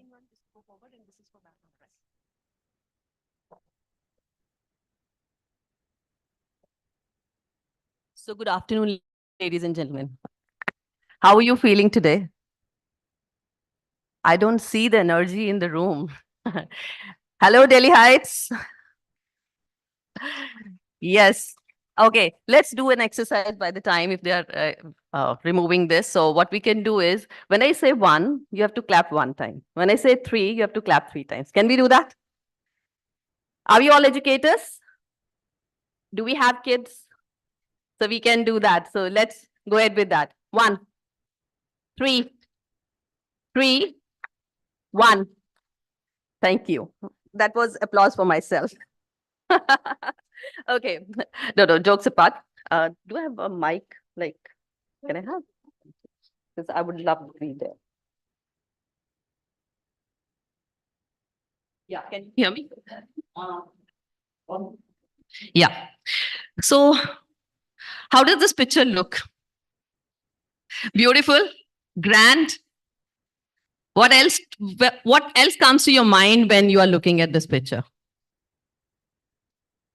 Just observe. And these are the skills I'm talking about. Thank you. All artificial AI helped me in that. What else? Yes. What else? Look at the minor details which I might have put here, if anybody can. Okay. That's actually right. What else? Thank you. So the idea here is why I'm talking about this. And this particular topic is very close to my heart, which is creator economy. How many of you use Instagram? How many of you use Facebook? Okay. How many of you are using Twitter or X now? Okay. Right. And how many of you are using LinkedIn? Pretty much. So professional. So I thought so that all of you would be on LinkedIn, so you can connect with me on this name. And why I'm here today is to talk about that what futures looks like, because you are teaching either the school going or the college going. And I'm going to talk about in next 15, 20 minutes, if I have, about these people only. Because when I am not dabbling between the Association of Indian Principals as a director partnership and the founder director of Skills Reform, what I do is I talk to the students of different age group. And one of my students is sitting here proudly. I think it's been how many years, Abhinav? 12, 13 years. So that's what. So the idea here is to, are you able to understand students? We are talking about parents, we are talking about society, but what about the learners? And we are talking about 350 million children in India. And that's what creator economy is about. This is what. Now, content creation, I'll give you just a kind of a purview of it, that what exactly it means. That I think all of you must be writing something or somewhere when you're putting your captions on different social media and expressing your opinion, or maybe some discussions, or maybe some comments on that. That is a part of content creation, definitely. And content creation, or the content creators, now it could be anybody who is 15-year-old or who is 70-year-old. That's the part. Now, explosion of content creators. Suddenly, I think the panelists who were before me, they were discussing about that. And some of the gentlemen said that we should keep the technology away from students. Is that possible now? And I had a lot of discussions with the principals and with the educators and the industry leaders about it.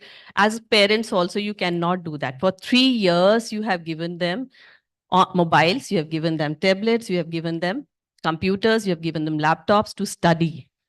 So they are habitual of that. They are the digital natives we are talking about, not the digital immigrants like us, because we were not born with mobiles in our hand, most of us, right? Now, 80 million creators and knowledge professionals. When I'm saying knowledge professionals, so whatever skills you are talking about here, all covered in that. You can check on LinkedIn, there's a 13-year old girl who's a chef, Vinshuka, and she has, I think, some million followers with her at 13. So what are you going to teach them? That's the question. And until we make physics and music together, it is not the responsibility of the government or the state government or the policy makers. It is us who are translating it into action, whether in school or college. Now, how will you do that? When we talk about creativity, what is the way we can actually teach creativity to a child? Any ideas? I'm keeping it interactive. Yes, sir. Experiential learning, right? What else? Activities. So what if an activity? How will I observe a child that he's having creativity or not? Is there a parameter for that? When a child comes to you asking a question, or when your student come to you asking a question, I'll tell you what creativity is for the students. How many of you have read news today? Anything? Okay, anything specific you remember from that?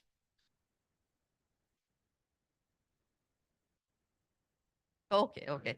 So I'm talking about, because we are talking the education industry, so I'll tell you the bizarre thing which has happened, and this is what I'll call creativity. Now, it's our responsibility to guide our students or learners towards the right and wrong, what to choose, when to choose, how to choose.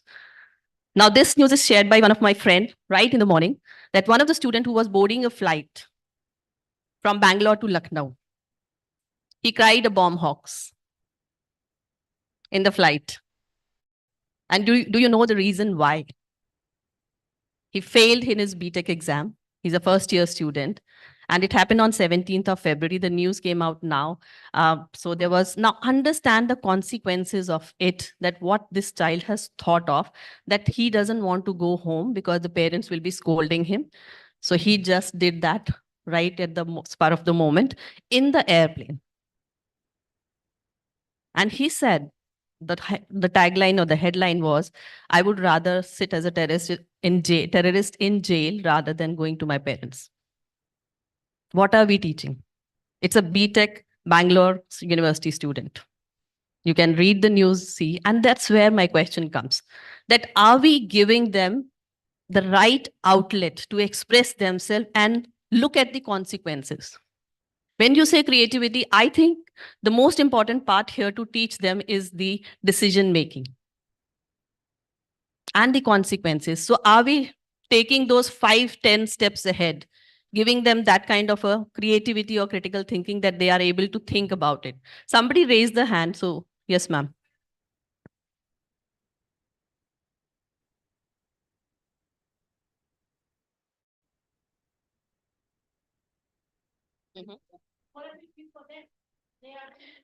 Yeah.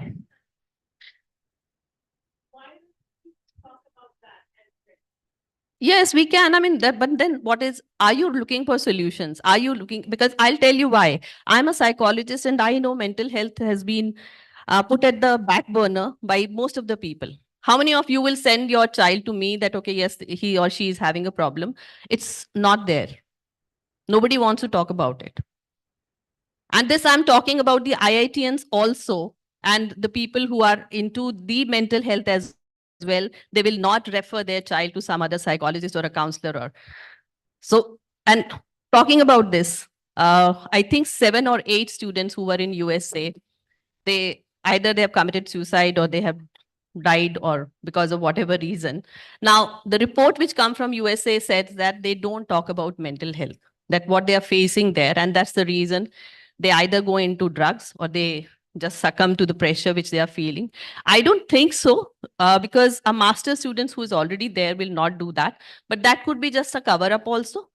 So I'm not commenting it here. Coming back to creator economy, why I wanted to talk about this and relating it, that what exactly the students are doing, what your learners who are we talking about, the unemployability and employability and skills. And so 80 million creators and knowledge professionals are there. So how many of you are creating content right now? Any one of you? 1, 2. And I'll tell you a beautiful story that during 2020, when we were doing this, we had an open line for any teacher or any student or any parent to talk to us. And what happened there was those teachers who were not getting their salary, those parents who were not able to, so they shift to content creation. And they're doing pretty well, whether it is being a chef, whether it is being gardening or whatever. So you can do that. And if you can check today, go and check about the top 20 educational influencers of India. That's what I would tell you to go for research about it. Now, 80K plus creators with 100K plus following on YouTube and Instagram. And 2,000 plus professional full-time content creators are there in India. This is Kalari report on content creation. And that's where can you put, and I'll tell you why and how NEP can be integrated very well into this. Now, independent creators build audiences and monetize their content, videos, music, art, etc. Now, I'm not saying that if you are a school educator or a leader, you have to tell the child of 13-year-old or 5-year-old that you start going on mobile and creating things about it. I'll tell what can be done in the last slide. Platforms like YouTube, Instagram, I'm not sure whether you know about Patreon, facilitate creator audience connection that you can actually kind of a digitally create the stuff and then you can sell it also to the different audience. Then estimated value of $1.3 trillion by 2025. We are sitting in 2024 with millions of active creators globally. And that's the target which we have to see, that how we as industry leaders, academic leaders, parents, social entrepreneurs, how we are going to help them in creating this kind of an economy. Now, if you're wondering that it is not being done in India anymore, yesterday, the whole nomination for National Creators Award has been closed by Prime Minister. There was, I think there were seven, eight categories where you could have nominated yourself for this. So it has been identified by them. So any field you're going to talk about, whether it's, you can see a doctor today talking about his passion or her passion, and you will see that they talk in a very humorous manner about this. So that is content creation. That is kind of your visibility and audibility, I would call it, that, okay, yes, people are ready to listen to you because you are talking not in the classroom situation, but in a very different way. And the learners index has definitely gone higher if you talk about the IQ of the children. In school, the condition is completely reverse. 21% of students in India have made the dropout in grade 10. Where are they going? Some of them do in grade 8 also. Some of them they do in the college dropout also. So I'm talking about grade 10 because that's the kind of a minimum level of learning which anybody should have. So where are they going? That's the place where they are joining. Because they understand the structured education system is not giving us the kind of output which they need to. That is preparing for life, as you rightly said in the previous panel. And people are hooked to content. How many of you are right now looking at your mobiles? Be honest. No. Who is, I can see that who is not looking at mobile because they're looking at me. So that's kind of obvious. But yeah, the point, I'm not saying that when we cannot do this, how can we expect it from the younger generation? Just, yes, yeah. You have to be. I mean, are we teaching, when you say experiential learning comes from home, from school, from community. So are we actually imbibing those things in our younger generation? When I say, and this is from 15 to 25-year-old youth I'm talking about here. Now, 108 minutes daily video consumption on YouTube. If you have iPhone, you can check it yourself that how much you are spending time on that. Just swiping over here and there, one news after the other, then maybe looking at the WhatsApp University. And suddenly we come to know that, okay, I've spent an hour. I should have used it in better manner. These are adults we are talking about. So how can you teach those younger ones, the youth, who are still adolescent, and maturity of an adolescent has, gone up to like 25. You are still not mature at 25, which was earlier 22 years. So that's the question, that when you are talking in the classroom, are you just having a linear kind of a movement in the classroom that, okay, yes, talk and chalk, maybe the smart boards.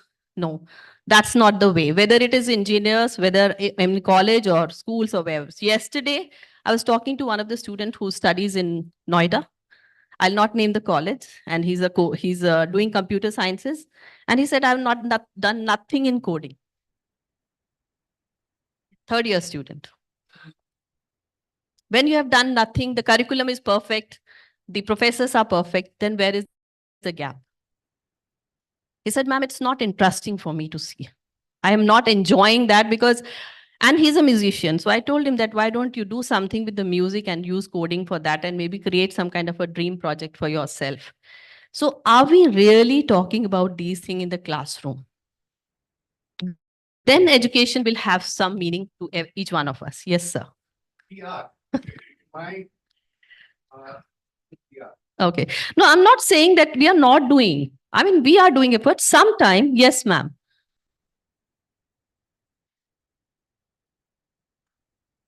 Labs. Spoon feeding. Okay, right? I agree. I don't deny that because we have been in habit of being taught like that whatever teacher says, you have to listen to them and then you have to just vomit it out in your exams. When people were talking about assessment here in the last panel discussion, I'll tell you what is the situation right now with the university. They are actually looking for some kind of a proctor kind of a program where the students can not cheat. That's the question. So even if you have, most of you have used that even in front of screen, if you are sitting, so they have frozen the screen. The students are that smart. So now you will not call this creativity. But are we using creativity in the right sense? Creativity, critical thinking, communication. These are the 3 C's which we all talk about in any which forum we go. But how are we teaching and how are we translating it into action is the question here. So if we I'll skip this one. So total monthly views and daily content is 110 minutes consumption on leading homegrown audio platforms. And these are the homemakers. These are the first movers who never had the idea of Instagram or Facebook or maybe Twitter. So stuck. Yeah. Yes, sir. Going digital and all that. We also understand that digital is bigger. So instead of asking people or saying that don't look at your mobile or don't use your mobile, because I don't think that is possible. You can't. We should be focusing on that what you should look into the mobile instead of searching here and there and all that. Maybe what can contribute to your growth, filter those items in your mobile.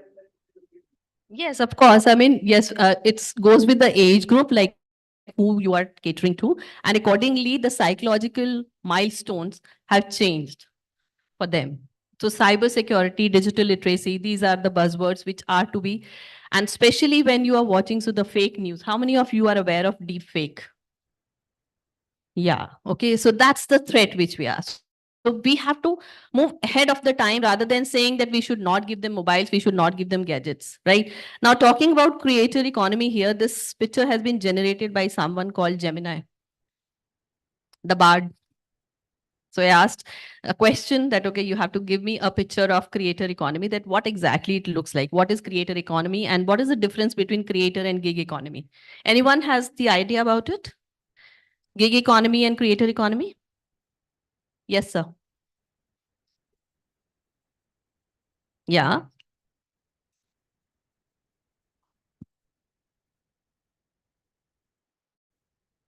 Okay, taken.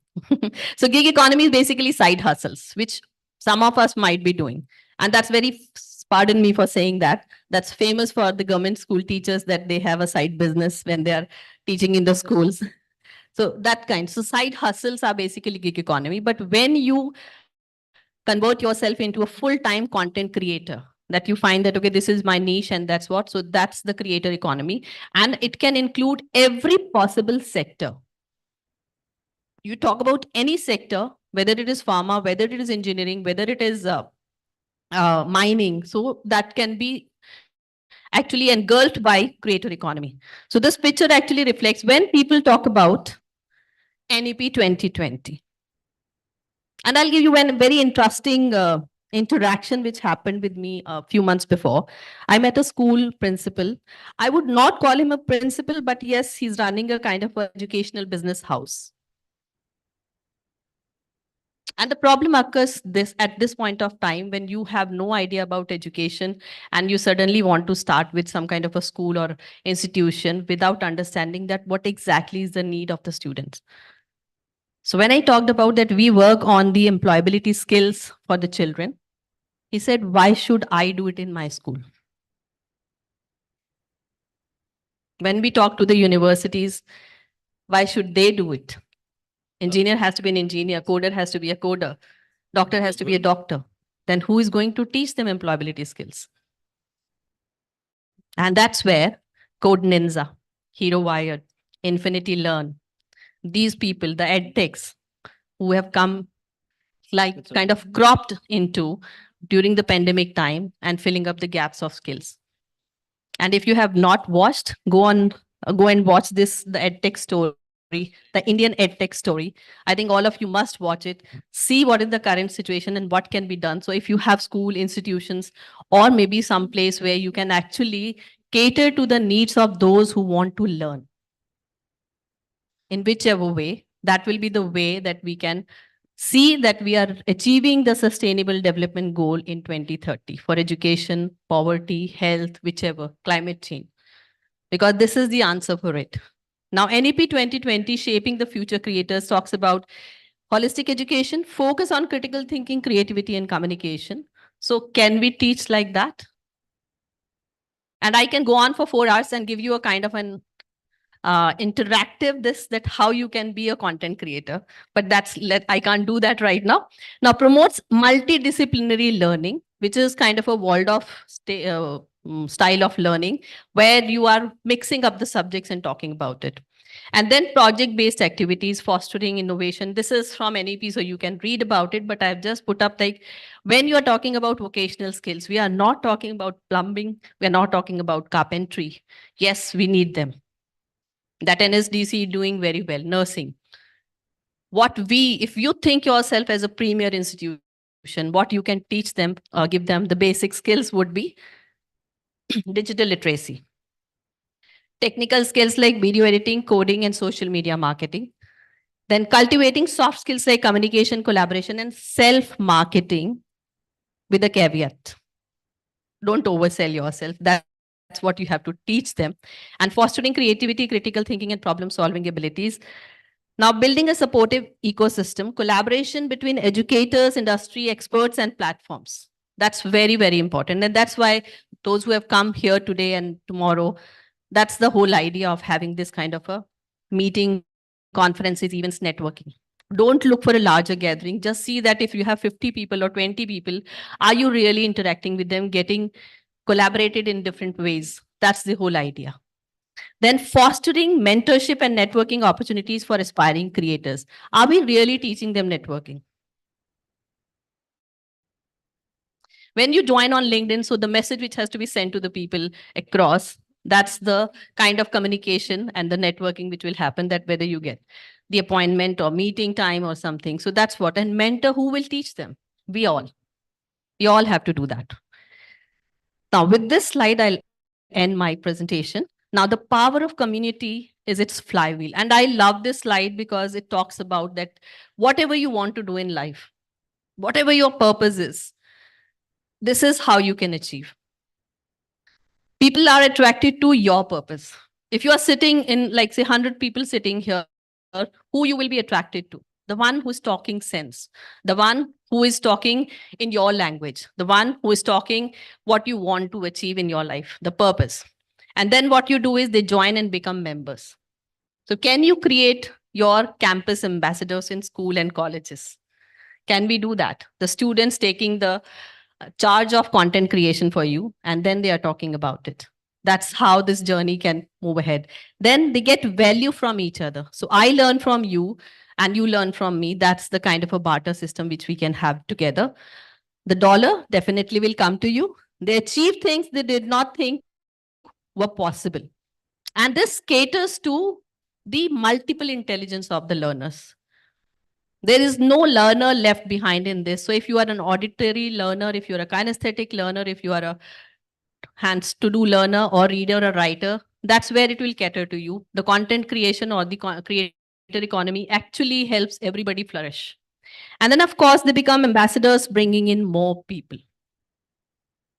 So if we are sitting here today, if we network right with each other, we join each other on LinkedIn or maybe through the organizers here, then can we create a content for us that, okay, this should be the way that the conference has to be designed. These are my feedback. How many of you actually give feedback to the attending conferences, the conferences which you are attending? That's the question. So with great tech comes great content. That should be the tagline for all of us, that we cannot go back. We cannot reverse the whole process which we have come far through through pandemic as well and otherwise also. And if you are thinking that you can remove students from the digital tech, it won't be possible. And then where the conflicts will happen. So that's all about creator economy from my side. I hope I've been able to give you just a gist of it, that let's not negate the presence of something which is already there and which is going to thrive in future. So let these younger, older, maybe those who are retired, so everybody can thrive in creator economy. That's the beauty of it. So can we create a community which will help us in reaching our goal of the third largest economy in the world? So with that, thank you so much for your patience listening. And I hope that was timely done.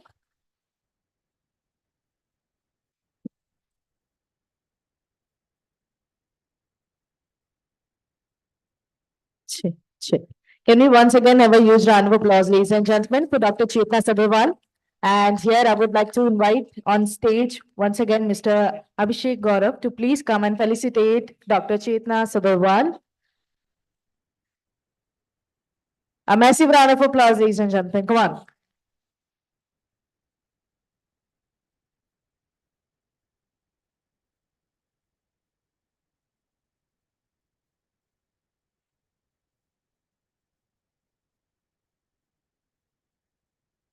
Thank you so much. Thank you so much, ma'am, for joining us today.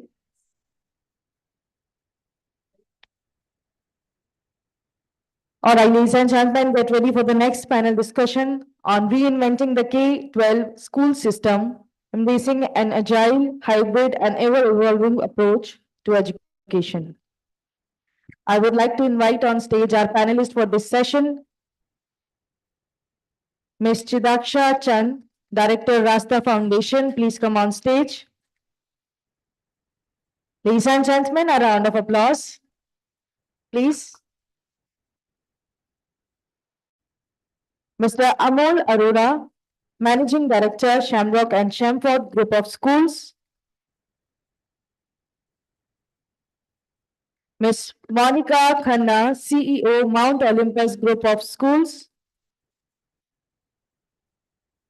And Dr. Karandeep Singh, Director of Academics and Director of Business Development in this trust. Can we have a round of applause for all the panelists for this session?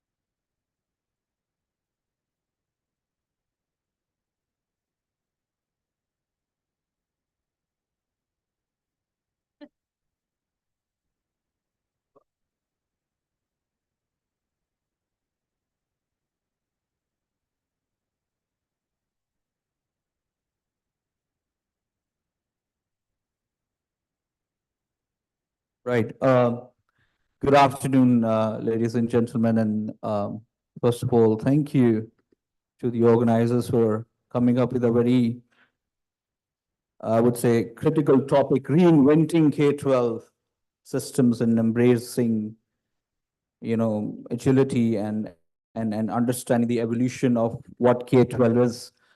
In my panel, I have people with amazing diverse experience, and this discussion is going to be focused. It's going to be clinical. At points, it's going to be possibly disruptive because the whole idea of this conversation is to bring out solutions. We're not just sitting here to, have a merry-go-round. So the questions are going to be hard-hitting, and I would welcome your questions too. Just to give you a quick background, right after being in the army, I spent about 20 years in different parts of the country, right from grassroots level villages to the tier 1 schools. Working with the United Nations has really helped me understand what the world is actually about when we talk about education. We all have SDG 4, which is quality education, but all of the 17 SDGs are interconnected. So when we talk about reinventing K-12, I think the biggest problem, which the problem statement normally when we start a startup pitch, we say, okay, what's the problem statement? So the problem statement I would like to start with, and I would like you to take this question on, being the CEO of a group. It's a problem that we've always known that early education, from the point that when we talk about primary years, it's not just my perspective, this is research. When we talk about primary years programs, whether you're doing PYP, whether you're doing Montessori, whether you're doing Waldorf, but the problem is that right from the teacher who's hired in primary years to the way the education system is built in the primary years is more of a, for a lack of a better word, it's more of a media-based circus where parents are called in, let's have selfies together. All kinds of fancy things are done. Teachers who are teaching kids at a smaller age are never taken seriously. Their salary packages are lowest in the country. They are never given empowerment to be possibly the teachers teaching 12th grade. Oh yeah, that teacher is really important. But the irony is that the age between 3 to 7 is where we actually make or break the child. And the teacher who's got the kid now eventually at the 12th grade possibly cannot do much about it. So my question is very simple. When we talk about reinventing education, I think we have to start with understanding the pragmatic importance of primary education in the country. And we have been harping the tune theoretically a lot.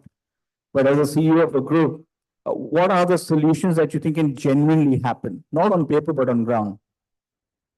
Hi, everyone. I'm sure I'm quite audible here. I was actually standing there because since morning we are sitting, and we being all leaders, we don't generally have a habit of sitting so much. We generally roam around. So I'm sure, thank you so much for the question. And definitely, if this answer would have gone to Mr. Amol, I'm sure it's because he's the master of pre-primary. But yes, definitely it helps me share my, views about it. Because you know what, whosoever is sitting here is quite knowledgeable in terms of their years of experience.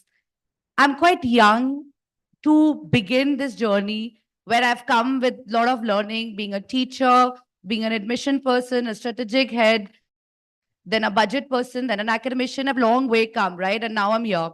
So, which is I'm in school right now, Mount Olympus, which I began like 7 years back, I launched. So we were doing with our journey last year, like after this COVID-19, we got to know that the school is doing really great. We should rather kind of expand, go to different places because people are enjoying us. They're loving the kind of warmth, the kind of energy the school has. It's small setup school, which is with a 3 section where we can individualize, give attention to everybody.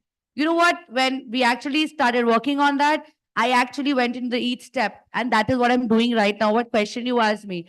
Because you know what? In this journey of, just grasping more knowledge, getting more people, adapting to new, vendors, new technology, I think we're losing down what is the real thing.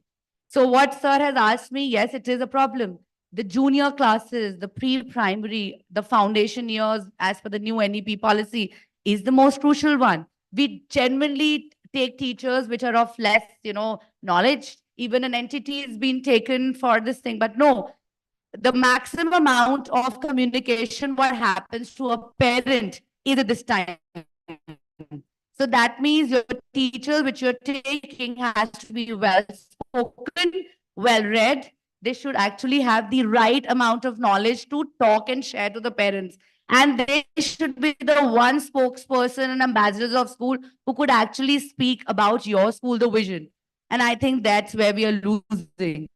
So yes, we'll go question by question, but we are ensuring that the teachers who are coming there, students who comes there, because this is what we are actually have to showcase to our children further, because they are the ones who go in the middle from grade 3 to 8 is generally when we lose out on kids. When again take our children reins in 9 to 12, when they have to get into the universities, we have to send their profiles. So yes, we are on that journey of creating the good level of absorbing good teachers in all these areas. Thank you. Thank you so much. Very well articulated. Mr. Marul, the next question is to you, sir. I mean, you've been the managing director of the Shamrock Group for quite a while, and a lot of transformative elements have happened. So I'm going to throw two words at you. One is called transactional, one is called transformational. And I wanted to understand your perspective, being the managing director of Shamrock. Have you faced or have you thought about ever the existential crisis of K-12 as an ecosystem becoming redundant in the possible 20 years or even 10 years, because we are not able to possibly evolve, or we are not able to possibly train our teachers or invest in our teachers, forget the word train, invest in our educators to be the actual leaders? Do we keep the ball and chain mentality where we tie them down that, okay, this is the way it's going to happen? As a country, we're always focused on the end result. Okay, if you got 98%, so yeah, you're excellent. But if you got 86%, there's a problem. Do you feel that there's a problem which we had in a society right from the 80s? Has it come back to haunt us where we're more interested in the result of the neighbor's child than our own? And is that affecting you as a person and also, as a leader in the industry? And as a parent as well. See, first of all, is K-12 education, fundamental question, is K-12 education right for today's world? Absolutely not. Our role basically ends up becoming coaching institutes to prepare for that one exam, the class 12th exam, through which our students go into higher education. That's how schools are judged. I've seen on WhatsApp groups, parents preparing marks, kitne class ke kitne bache marks aaye, and that's how they're judging which school is number 1, number 2, number 3. So there's a clear problem because I'm opening one school every week, right? So that's the kind of growth. So I'm always in the hiring mode. I'm taking interviews 1 day a week is just in interviews. On one hand, I'm teaching 60,000 children in our schools. On the other hand, I'm hiring, and the skills that I'm looking for are not the ones I'm teaching in my school. So now there's a problem. I don't look at their grades. I don't look at their marks. I look at how well they communicate, how well they can work in a team. So clearly there's a big problem right now in education that our school system is not relevant. It's not even relevant in today's world. Forget about future. आज भी हम बोलते हैं mobile बार छोड़ के आओ, chat GPT से copy मत करो. What world are we living in? I think because for the lack of a better alternative, we still want the standardized test. You said 20 years. I say couple of years. Schools are going to change drastically, and AI is going to change everything. I think already there are a lot of people from higher ed here. Students are already questioning, what is the need for college education when I can get a course on Udemy for 500 rupees? Why do I need to go to college? Some kids are already saying, and I've offered this to my son, that's what I'm saying as a parent, that if you don't go to US, you save 2 crore rupees, that is my seed capital for your business. And study in India or Udemy or wherever you want to study. So already higher education is already facing that right now. Kids are getting role models. The founders of Zepto are college dropouts. So we have role models out there that you can be a college dropout and be successful. Same things coming to school as well. Now school, we are getting complacent कि COVID में we realize कि नहीं school के बिना तो काम नहीं चलने वाला. But I think our role as educators is going to change drastically in the coming years thanks to AI. I think AI is going to personalize the learning journeys.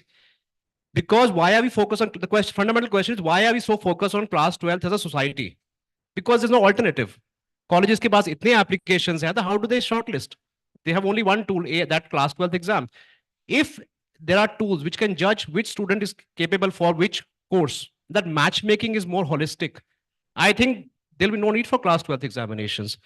I did mechanical engineering. मुझे क्या machine से प्यार है? बिल्कुल नहीं प्यार था. That was my rank in my college entrance that I could not get into electronics. I didn't want to do civil, so my choice was mechanical. I have no interest in mechanical engineering at all. आज भी करने के बाद 4 साल पैसे बर्बाद किए मैंने सरकार के.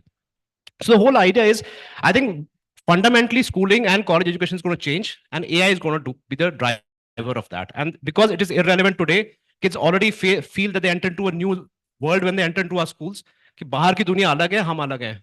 Schools are not changing. AI is going to make us change, and we better be ready for that change. So absolutely, you put it in a very pragmatic and a very, I would say, candid manner. So thank you for sharing it in the right format and setting the tone.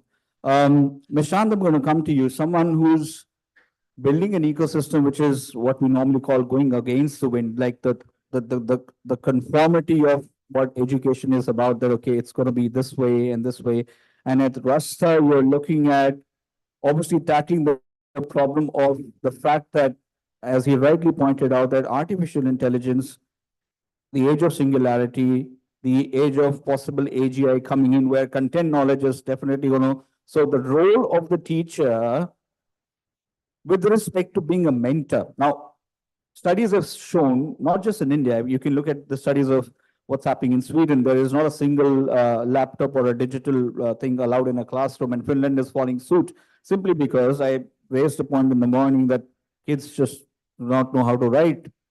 I mean, we are so used to it. So, Ms. Chand, I just wanted to ask you, like, isn't it ironical that as a country, we were a country that was built on mentors, on our gurus. When we look at education as a system, we were built as a country on knowledge transfer without expectation in return. Okay, I'm transferring knowledge, but you got to give me something for it. Because it's become transactional, because it's become completely devoid of any what we call spiritual or empathetic, compassionate elements. Is this the reason that we are generating poor leaders in the world? And do you think there's a solution that we could have, a radical solution to this? Thank you so much, Mr.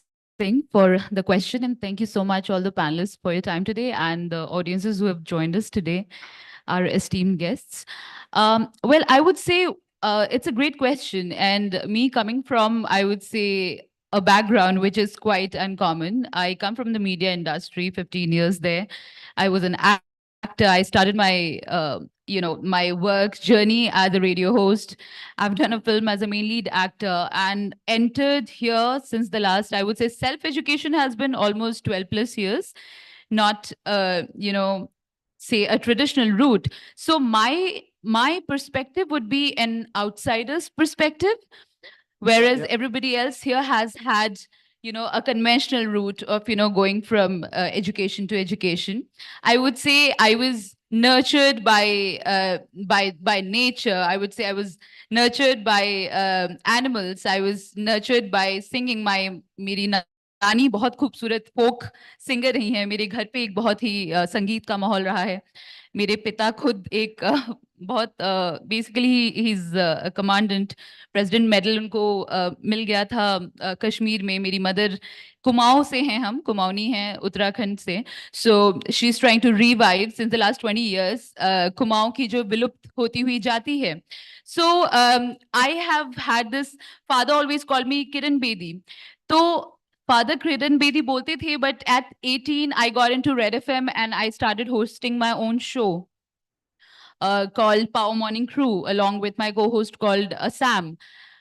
All my friends were getting into engineering. They were becoming doctors, leaving India, going abroad, doing, and it was perhaps their passion, perhaps, but how could 140 crores of population in India could have absolutely same assembly line, dreams? And since I've lived that life, and it's not an easy life, let's say that, like, you take education and perhaps, you're you're doing your higher education, and perhaps at 21, you are, getting trained in one of these companies.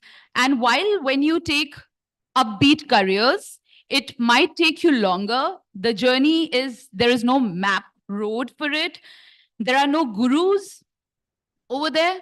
So me having lived that life and yet sailed and soared, like fortunately, unfortunately, my first ad was being directed by Mr. Ram Advani, who did a film called Nirja. He's a national award winner. And it was not because I had any connections, because I just threw myself. I thought 3 saal within the cabins of the radio, little room, how would I explore my creativity? Let's go to Mumbai. I had no relatives. I had nobody there.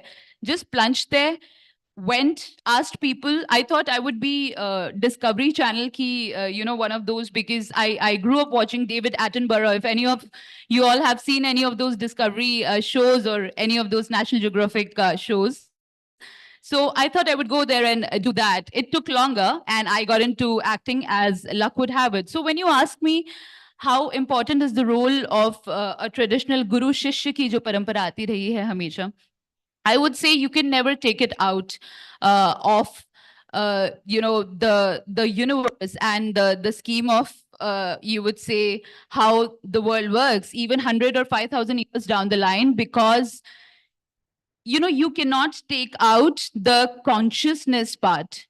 Okay, AI, and you're talking about human capital perhaps being under attack from all these technologies that are taking away jobs, which basically existed perhaps even a year ago. And there are many jobs which weren't there like 2 years, 3 years, 1 year ago. Indian education system, fortunately, unfortunately, as I understand it, I have not pursued, I did my master's in philosophy. That was a distant education. I didn't pursue a typical education, but I do understand that it's 20 years behind. Unfortunately or fortunately, it's 20 years behind. They are catching up finally, of course. Like, we cannot just point out the pits without showing a solution. But I think it's so important to teach our kids things which are deeper. Of course, you have to equip them with where we are headed, which is the technological transformation. But can you do it with low consciousness? Can you do that? Why don't we also highlight and talk about Adolf Hitler? Why don't we remind people of the dark history that we have had? Because we need, as you talk about, the Gaza situation, the Israel situation, the Russia-Ukraine situation, okay, they are trying to self-delude themselves with the Instagram reels and the Facebook, 2 million followers. But who are to inculcate those values of the darker forces which do exist? How do we transform their hate, their jealousy, and the competition, which is so deeply ingrained into the system? Do we have students coming out of colleges, thinking that, oh, all right, I'm doing it for the love of it. As Sir said, I don't like mechanical, and I understand that. But he's an esteemed gentleman. He's had a very prolific career, and he's, coming from that perspective, and it's completely personal. But there's so many people who are doing things just because it will fetch them livelihood. But are we teaching them how to live? The question is, that's the question. there is livelihood, but do they how to make a living is the question. Like, I think how do you live how with do you- love, true. keeping the competition out? I think to bring your point home on the index that was done a couple of years back, we are the third lowest when it comes to the happiness index. We are the most on the happiness index out of 150 countries. We are the most, we are the unhappiest country in the world, bottom 3. That says a lot. And the happiest country in the world is Finland, because they have the #1 education system. So they did realize that transformation of education is directly proportional to being happy. And it is actually proven. All of us are now running around trying to imbibe this system and say, we want to get training from there. But it's not that they were competing with somebody else. They were competing with themselves. So it is very important. I mean, it's pertinent rather. I mean, we don't have time anymore to procrastinate. And that's why I want to bring a question to you. And, as you rightly said, you're young into the education field, but you have the passion, you have the goal, you have the zeal. But do you feel that we've come, all the amazing technologies that we are building, or everything that we're building, we are amazing at it. Indians are amazing innovators, disruptors. But all of this, we don't have a science fiction movie, there's a planet B waiting for us. No, it's not waiting for us. All of the schools, colleges come up with the ESG reports that उसमें 4 पौधे लगाए थे, उसकी photo खींच ली. An NGO will go to a village and say कि हाँ हमने ये कर लिया. People are misusing the whole idea of sustainability. There are schools in our country which say we are the green school just because they don't cut their bloody trees. So if you're not able to walk the talk, you're doing a massive disservice. It's criminal for the sake of admissions or for the sake of whatever, to use sustainable goals or saying that we're working in global farming on paper, because trust me, I know such institutions, and I would rather take them to the International Criminal Court if I could. But unfortunately, we all know that even we can't, as a society, no matter what we do, ICC is as useless, to be honest, as the United Nations. And I hate to say it because I work for the UN, but powers at play, the geopolitics, which we will talk about, which our students have to understand. But I wanted to understand from you, how strong do you feel that this problem is no longer something that we can shun away? Thanks. That question came back to me. So we all are since morning talking about it. We're talking about agile. We're talking about K-12, an agile and a hybrid system, which we all know. We all know that, there are AI around and all. I'm sure everybody loves their phone. Nobody can stay without a phone. So why can't our children? So first, hear me out that we're talking about a future which we don't know. We know every day there are forums. Since I've become a CEO, I've been called into a lot of forums to talk about, but then we generally not talk about what is the real thing. We all talk, because we all know, I'm sure every school wants to do best for their children. You all are following the SDGB goals. Everybody is doing everything. But, so I'm not going about the universities. I'm not talking about the world count or a number, but I'll talk to you something very, very simple. Our school is somewhere in the middle of Gurgaon, which is like quite active. And around my 1 kilometer of a circle, I have around 25 schools got open exactly in 2016 when I got open, like our school got open. Out of those 25, there are many, but out of those 25, 8 have got shut. 8 have got shut. And why would that happen? You know why? Because we're just all rushing, struggling, competing to get what we all want to achieve. But we're not at all working on what we have already. If you talk about me, I love it, and I love our education system. And I totally love what we have. But we're just not using it correctly. Like when we're talking about AI, chat, GPT, all our teachers beautifully did everything when it was given to them at COVID-19. Yes. And again, they forgot. And then there were these summer vacations during these winters. And then they again came back to that. And the moment they were, it happened back, we all children came back to the school, they were all again reluctant. It is about the teachers, I somehow feel what I'm working at is teachers. Now, today, if I talk to my teacher and ask them, okay, get me a paper, they will still get a paper. They're not even working on a PPT. We are talking about AI. They are not even ready to work on a good PPT or a Canva, get a better tool to, make these children feel happy about what they're learning. So I think if we just be there as leader, if I am a leader, I have to learn it myself. If I, I'm sure the K-12 owners and directors who all are here, we all use ERP, a normal communication system in our school. We all pay for a buffet, but I'm sure we only take a dessert. We hardly use it 20% or a 30%. But you know what? We have to only ourselves make that change. Then only those children will learn. We're all talking about learning. We're talking about children. How will they do if our own teachers are not able to do it? And they will not able to do till the time we tell them. Tell me, sir, can they do it? They cannot. We're talking about all high-five fundas, but we're not taking what is the real thing. And I'm telling you, As a young person, I'm just working on that. I am super happy to what I have. I am not, what, today on LinkedIn, because of course I'm active, I go to people, they talk to me. I get multiple, vendors, list and proposals for this. Ye le lo, wo le lo. Kaise le lo? I'm not even equipped to what I have right now. So you know what? So I am just working on that. And I think if as leaders, we all start working on that and work on our teachers, make them equipped, empower, then I'm sure all these problems will be resolved. Because all this AI, chat, GPT is all a part of a structure. We all like to make content. We all like to look pretty. It is a part of the life.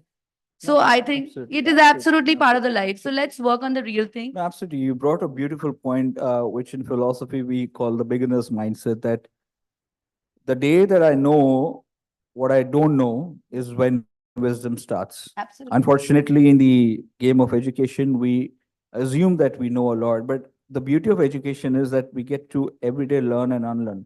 And especially for educators who are teachers or leaders or policymakers, if they have the capacity to unlearn and accept, I'll give you an example. If you go to a professor or a teacher who's in a classroom and a question is asked, it's absolutely okay. In fact, you'll have more reverence from the student where you say, that's a great question. I'm not sure of the answer. Let me go and research. The kid would have more reverence for you rather than you coming up or maybe bashing the kid with words or targeting the kid with the words. Really respect Not knowing something is beautiful. And for that matter, the question that I wanted to bring to you, Mr. Moore, is that failure as a word is a horrible taboo in our society, and it's generally now understood by a lot of corporates that until you don't fail, you don't even try. But unfortunately, in education, especially in K-12, because we are so oriented with the idea of the end goal rather than the journey, what has been your experience now in all these years that the stigmatization of the word failure, and at the same time, we're talking about startups and we're talking about the ecosystem of entrepreneurship, it is built on failure. We all talk about Thomas Edison. 1,000 failed experiments, nobody remembers. It was the 1001, which was the light bulb. We remember him for that. You will find people who were innovators and disruptors have failed multiple times, but we don't talk about the failures. We talk about the success they did. So are we giving our students that space to fail and then accepting it as a learning rather than saying that you failed, whether it is academic or non-academic? Because this is a deterrent that, of course, the education system is facing, that we misunderstand the word failure and we use it in a very negative connotation. How has your journey been with this word, sir? Oh, if I fail to answer this, then the question passes, right?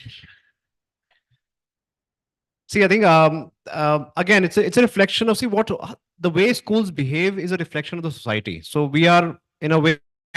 So if it's why are we paying teachers the least amount for our early childhood, because parents don't want to pay more fees. अच्छा ये तो अभी तो ABC सिखाना है. Why? So everything is a reflection of the community that we live in. So why are we? What are schools doing about failure? It's the same thing every parent does. I mean, उसके बच्चे उसके कितने marks आए ये बता पहले.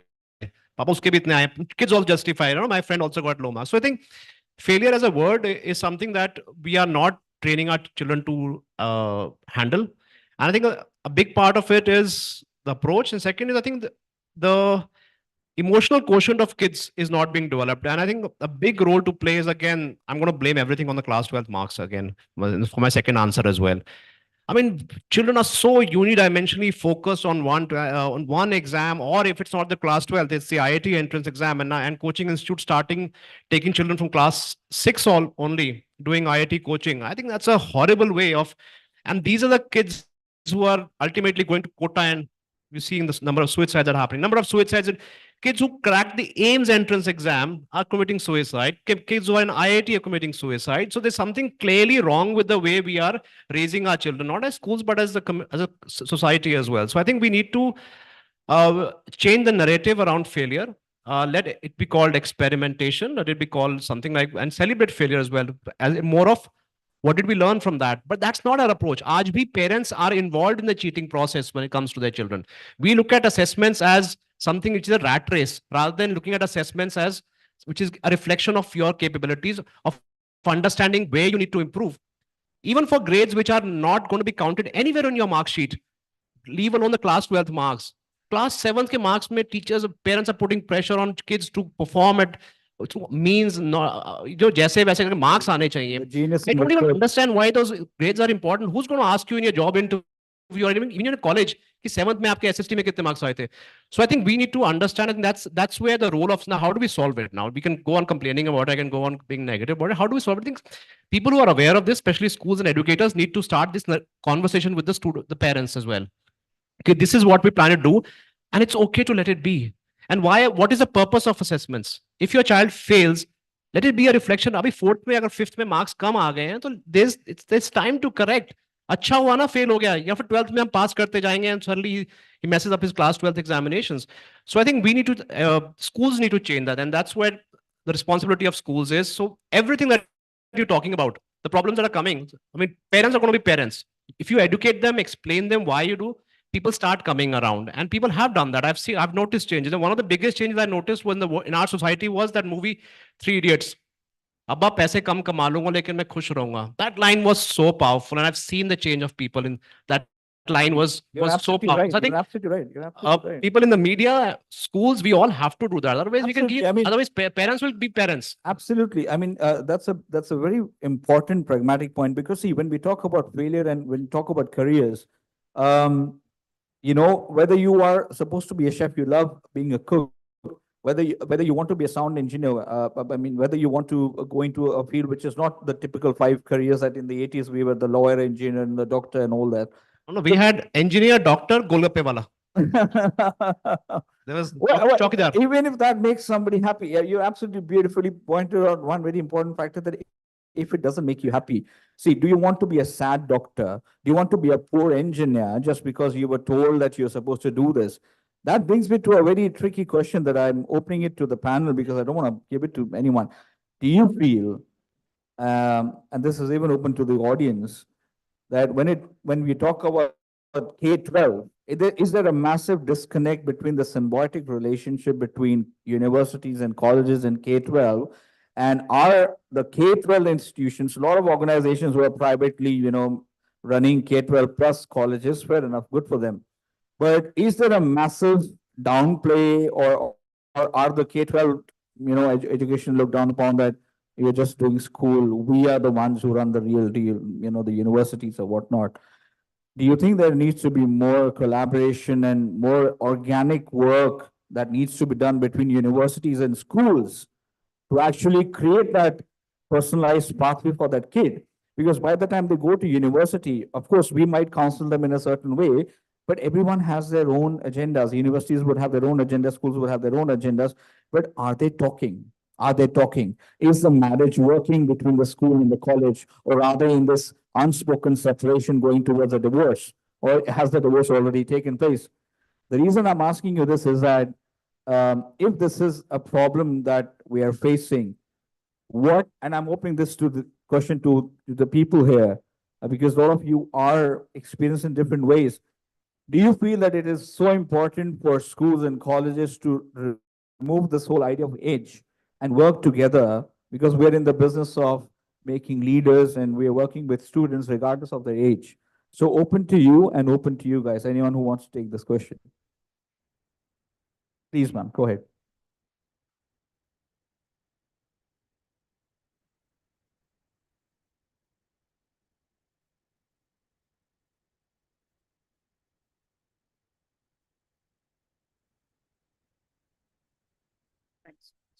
Thank you.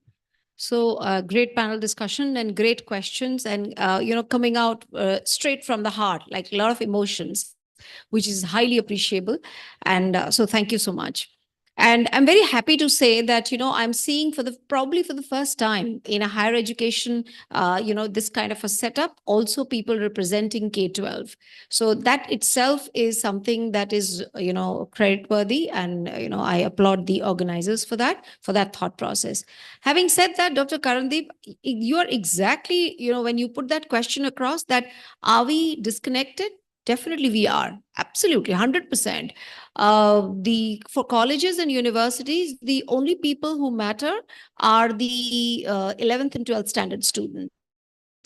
And in some way, if they have an undergraduate degree, and in some ways, maybe 9th and 10th also these days. So there is a disconnect from the rest of them kind of, we don't even know what's happening to them.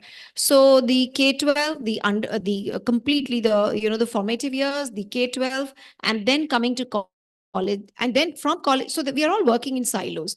K-12 is working on its own, primary, middle, high school. Higher education is working, undergrad and postgrad is working on its own. Corporates are working on their own, but we are all catering to each other. We are all feeding into each other, but we don't kind of, we are all working on our own things. We have our own objectives.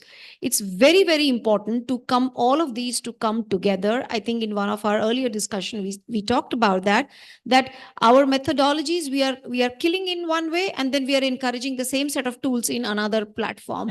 And there is another platform of corporate which couldn't care less. Whatever you learn, come and tell me how much business can you get. Parents want, how we've spent so much, how much ROI can I get out of this? So there is a big disconnect, and we need to work together on this. Oh, absolutely. You beautifully put that. I'm just throwing one question to one panelist, and then I'm coming to you, sir.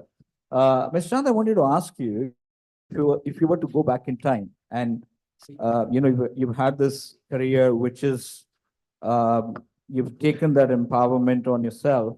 But if you were to ask a question, maybe possibly 15 years back, to your education system, what would you want them to change? And what do you think you want your education system to change now? And you think it's high time that they change? What are the things, as a person who's coming from the creative industry, what would you want that we do differently?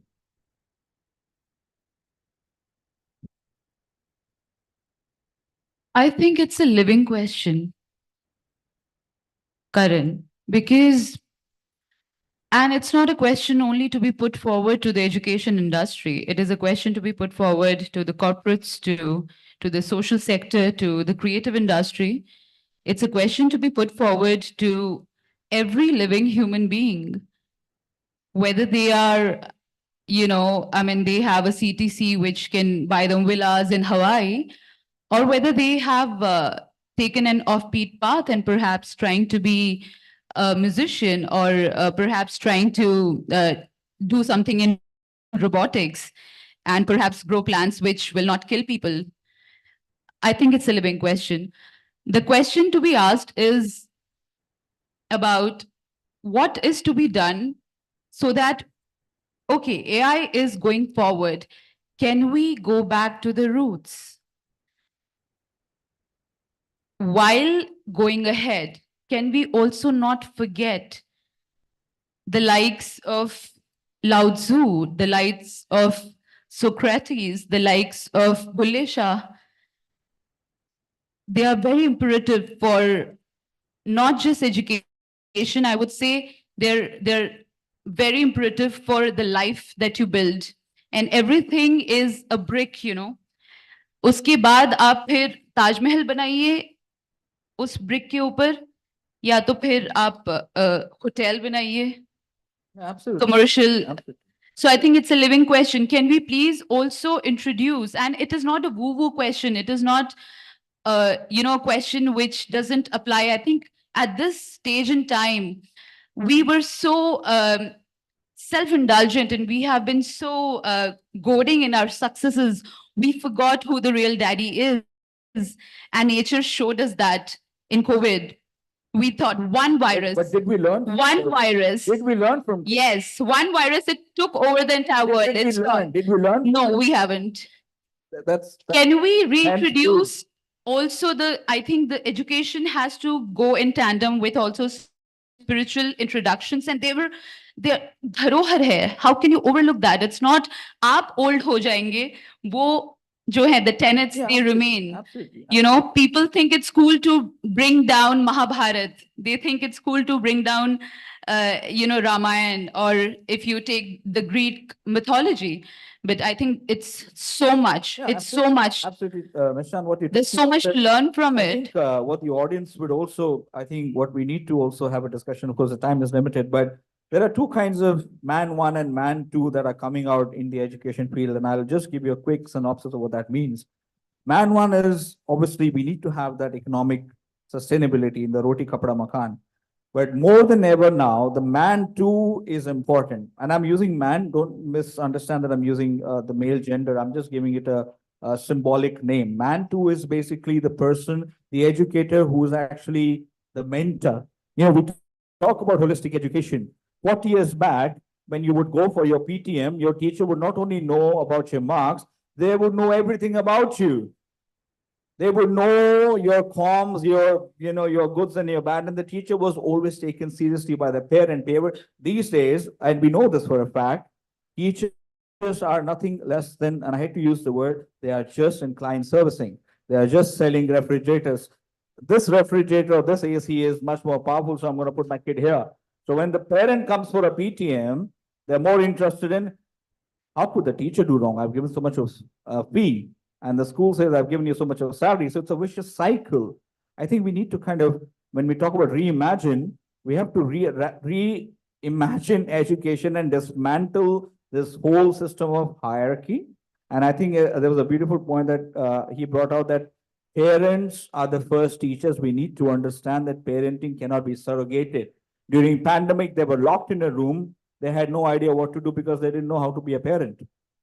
So I think it is unfortunate that despite this existential crisis we face, we have not learned from it.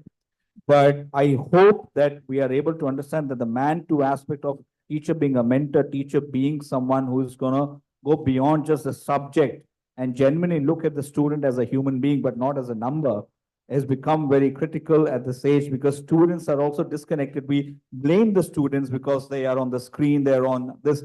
Why are they on the screen? Because nobody is talking to them in person. The parent has quality time of 5 minutes. They're sending them to the biggest IB and Cambridge schools. The teacher does not have time to spend 5 minutes because she's got 100 other things that are put on her head. So the kid has nobody left to talk to. Our kids are melancholically in depression. Why? Why are they jumping off rooftops? Do we answer that question? Because they're alone. Ironically, in the world where human beings are there, they're more alone than they were ever.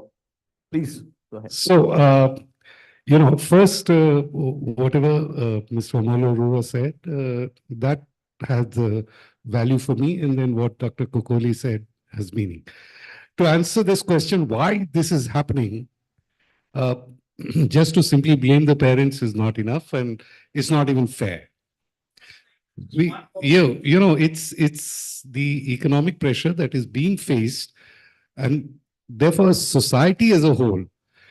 Perhaps K-12 can, reimagine education, and the first 3 years, the formative years that she was talking about, should admit the parents. Instead of Finland that you talk about, they begin school at the age of 7, right? So before 7, our K-12 education should probably admit parents and remove this unnatural competitiveness. Okay, but they have work to do. They have to go, now it is double income, whichever way you look at it, whatever else. So it's not just as easy. We are just looking at one side of the prism. And therefore, it would have to be what Dr. Kokoli said, that we need to continuously, put this together, and NEP 2020 sadly fails there because they have compartmentalized. Imagine that you are in Delhi and the first 5 years you teach in Hindi. Okay, that's what it is said. And in the third year, the parents get shifted to Tamil Nadu.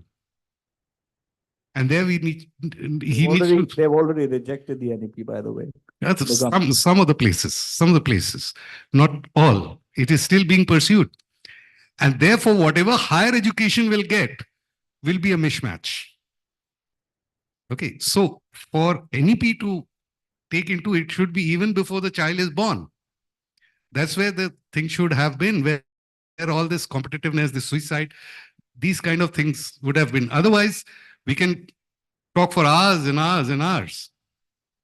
Okay, look at the equity. I will have Vic's country to quote, where the levels are different. because that's something which I personally experienced. There's a plumber who comes to the house. He does, you all call them tradies, right? He comes to the house, he does the work. That evening, we go to the restaurant, and he was sitting next to me, and he invites me to his table.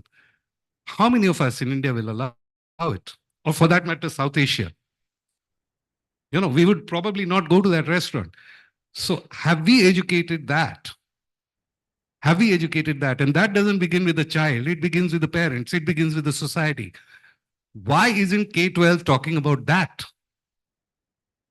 We will talk about, big history, geography and all. We are not talking about this basic thing. Where we were I think you're equals. right. I think somebody wants to take this question Yeah. before I. Can I just say, sir, because I'll pick it up from where ma'am take it up. So I'm also talking about the same thing, that we have to go to the basic, what is missing. And definitely there is a disconnect, because you know what, we spend a lot of time.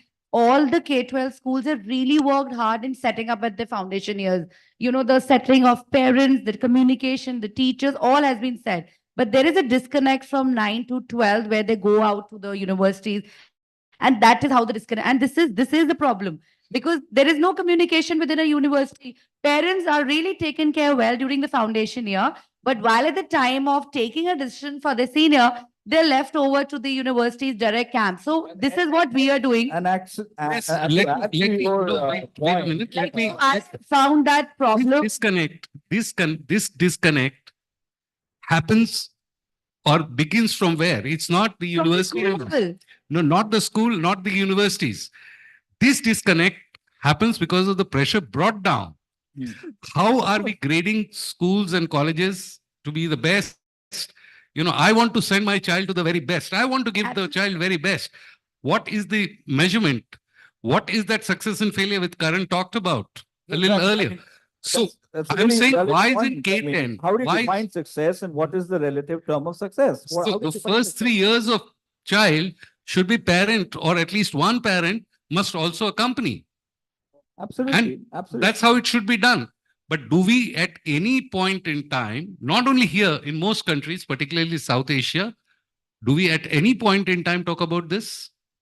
Oh, that's what I'm saying. That I come from a state in India where you will never get entrepreneurs, and therefore you will never get investment in there, because one yardstick of measurement there, though it is illegal, is dowry. Right. So if you are an IPS, IAS, or one of those officers, the dowry could be 5 crores. If you are an entrepreneur, you probably have to give dowry. That's how it works in some parts of this country. Now, who is responsible? If we are educationists and if we take pride in this, then are we reaching out there and changing that mindset first before working on students? Sir, sorry, I'll just interject here. Very beautifully actually laid down by you, and just taking off from that trail leaf that you said, that who's going to address, right? You said at the end of the day, you said the first 3 years, perhaps the parents should accompany the kids to the K-12 system, like the building years of them. And when I actually refer to the grades, who are, it is not just a flashing card where you're saying, oh, itna pad liya, so I'll talk about these names. I think there's great wisdom to be drawn from the tragedies of our history. I think when we talk about the Greek mythology, or if I'm even mentioning Mahabharat, say stage mein, don't you think our life is just, it is akin to what's happening there? It's the same stories being repeated time and again. So if families, if on an individual level, if husband and wife, because before they are husband and wife, or a daughter or a father, they are an individual. They have an individuation journey. So I think if they equip themselves with what has come before us, see, life can never prepare us for the failures. हम उन्हें भेज दे school colleges में ये सोचकर कि we'll make them 98% के बाद भी the most successful. We know कि कितने लोगों के businesses, MSMEs, how they have suffered during the 2020 pandemic time. So many businesses don't exist anymore. So life can never guarantee us with the success trajectory that we so desperately look for. It is time and again shown to us, we can have tools, we can have those parameters and the metrics by which we can attempt to go ahead and actually success rate उससे आ भी सकता है, but then there is a possibility कि कई चीजों में, and not many people talk about those things. Yes. So, no, absolutely. I mean, there's a good Yes. word you brought in. The key word in your, The in your nascent word is stage. the we part. The we part. The we part. The we part is important because it is very important to understand that we starts with me. So am I looking at it? Am I looking at it? Am I looking at it from am I getting my hands dirty? Am I making sure whoever I am, my designation, my this, my that, but am I willing to get my hands dirty? You know, in our country, we're still the same country where beggars are beggars and owners are owners. That disparity, it's absolutely okay to be living in this country and saying, "Ye chalta hai, this is how it is." So am I looking at it? Am I looking at it? Am I looking at it? Please think about that. Can I answer this question about, see, practically it's not possible to call the parents all the time. But I'll tell you how we're doing it. Since I run a chain of preschools, about 300 branches of them. The whole idea is to orient them, number one, talk about your vision. Secondly, you cannot call them regularly, but what you can do is give them home learning activities, which make them interact with their children. So when they start interacting with the home learning activities the school is doing, they build better bridges and there's more engagement with the school. And that's how then you call them on the parent-teacher meeting, you do orientations because you have to work on the limited time. There's no practical way of calling them, say, usko bhi admit kar lo. No, it's not practical. What we're doing is to ensure that parents also are engaged in the child's learning. So there's a partnership on both sides, from the school's end, from the parents' end, and that's how we educate the child. We build a positive approach towards learning. At the early childhood stage, that's all we do. We ensure the child loves coming to school, and that's what progressive schools do. What you said was you should do that, but should to bahut kuch hona chahiye. I'm giving you what is possible and what schools are doing, and where we add value is why Finland model will not work in India. In India, it is required, this kind of education. What I'm saying is that you have to understand why this issue and whatever you're doing is beautiful. I mean, good initiative. Why this is not possible is because now it has to be largely, it is becoming a double income.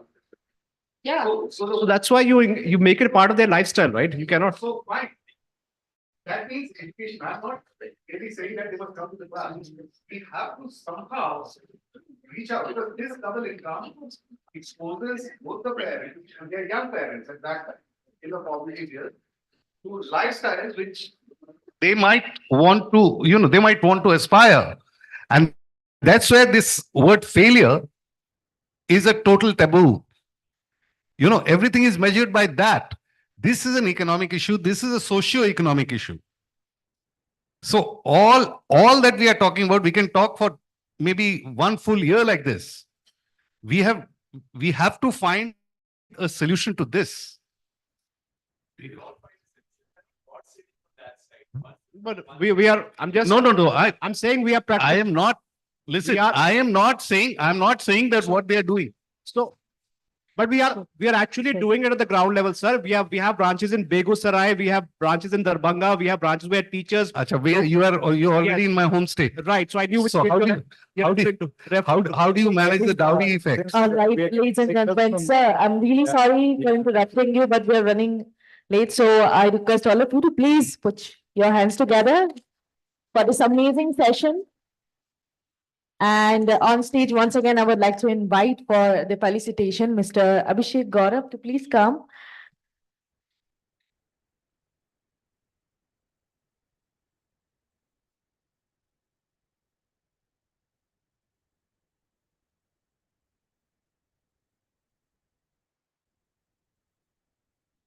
A round of applause, ladies and gentlemen, for Mr. Amol Arora.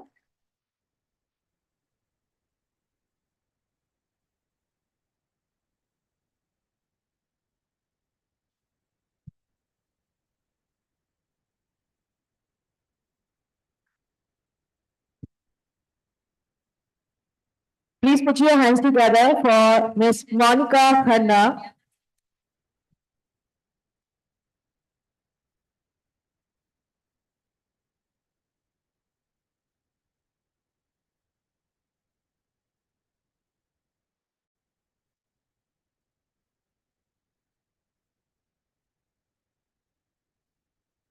A round of applause, ladies and gentlemen, for Dr. Karandeep Singh.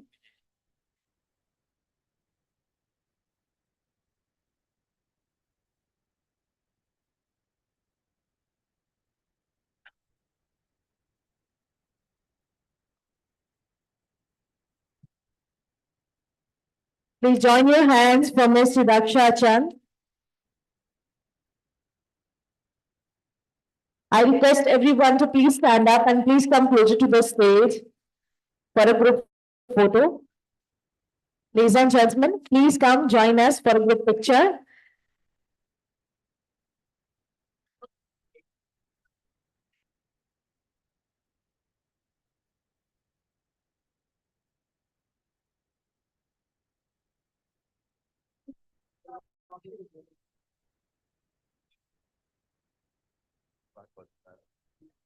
Some of you can come on stage and some of you can join us.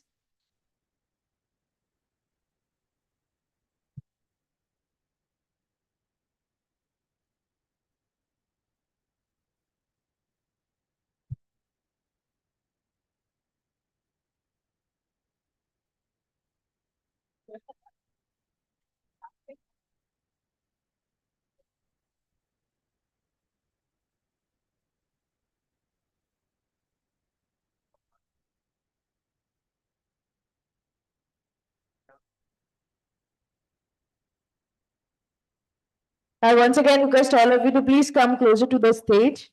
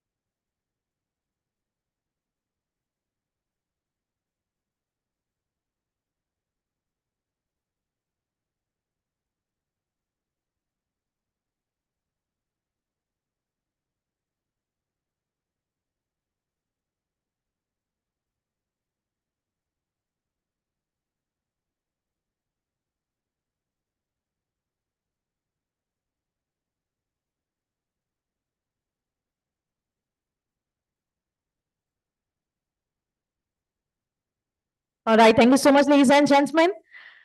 We have a lunch break, so you all can proceed for the lunch. Lunch is ready.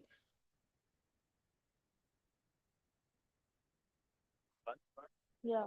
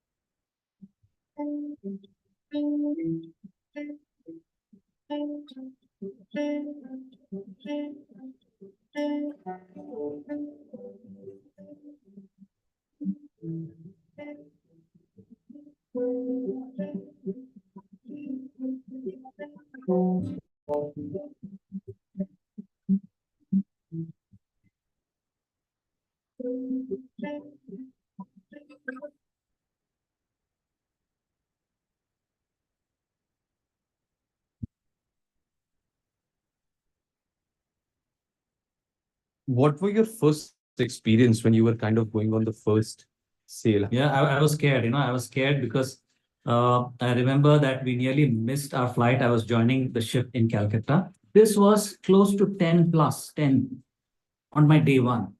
Yeah. Was it like ship is just going this way and that? Yeah. Is it just like that? Completely going, it's rocking and I'm completely seasick. Like you're holding on to the railings, just, dear God, don't let me go types, don't want to fly off somewhere. 4-year-old kid eating food only when he has a phone in his hand. On the one hand, we are talking about blaming children for rote learning. On the other hand, now everybody's keeping everything in cache memory. I remember asking my father, and my father used to remember all the phone numbers. Who are the connecting dot in the designing part, the engineering part, and the business side of it? Because ultimate aim is to get business out of the product that you are creating. Absolutely. Market will, the reality will tell you whether whatever you thought of actually works or not. Somebody could, a bunch of people sit in a room and design saying, hey, we think this will work. You put it out into the market, and then customers react in ways that you didn't expect. So, the great example, right? You must have seen little pop-up, try to book an Ola ride, which says your driver is currently dropping someone else and then will come to you. You never got a cab that was currently dropping someone else. You would always team who says why is it required and so on and so forth. How much money can we make from this? Or how much money can we save from this? Hi Ganesh, I'm calling from the Ola's head office. So he said, yes, tell me what feedback you have. So he says, can you please turn it off? I'll probably share some slides later and you can figure out how to fit them in. Right. So this is what you see. Right, all born in the same year. Obviously, they live in a tier one city, married, have children, all very extra. But you probably wouldn't tell the same thing to get your money and join it. If you want to make some products or services, they're very different people. They have very different needs. Check, check, check. Check, check, check, check, check. All right, ladies and gentlemen, so we're starting the next session in 5 minutes. I request all of you to please join us as soon as possible.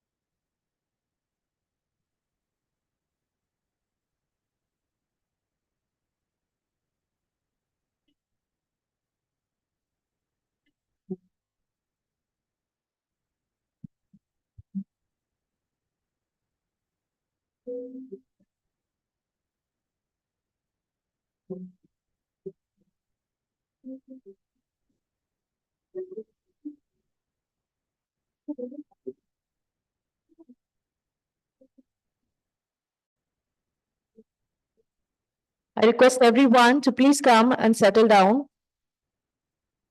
We are starting our next session in next 2 to 3 minutes.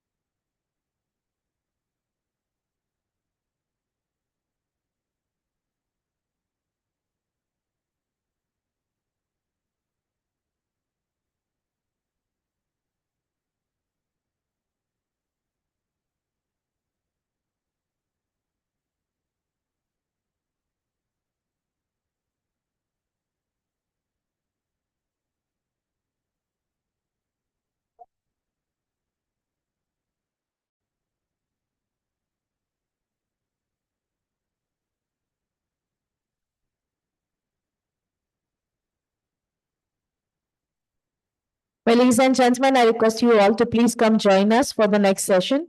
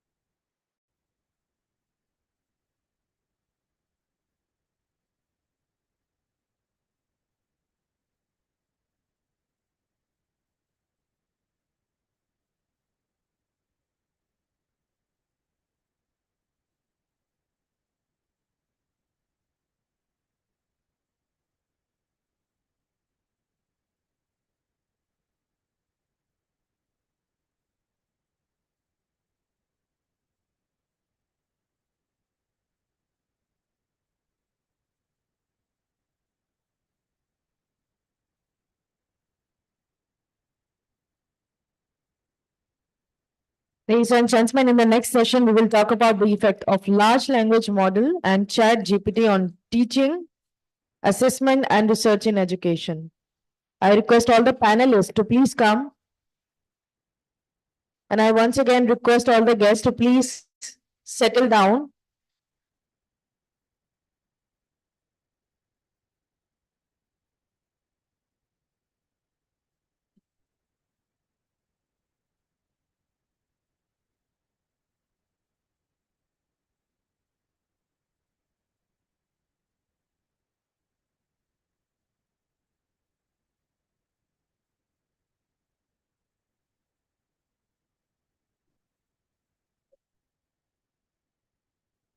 All right, ladies and gentlemen, so we are starting the next panel discussion. I once again request all the panelists to please come and all the guests to please settle down as soon as possible.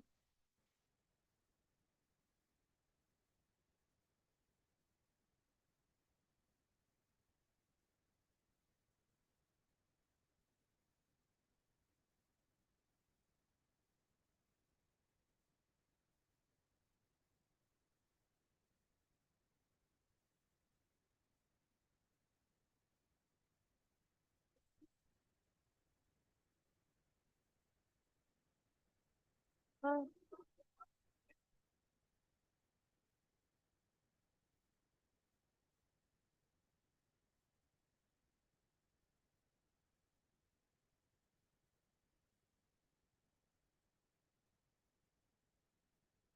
right, ladies and gentlemen, I hope you had a great lunch.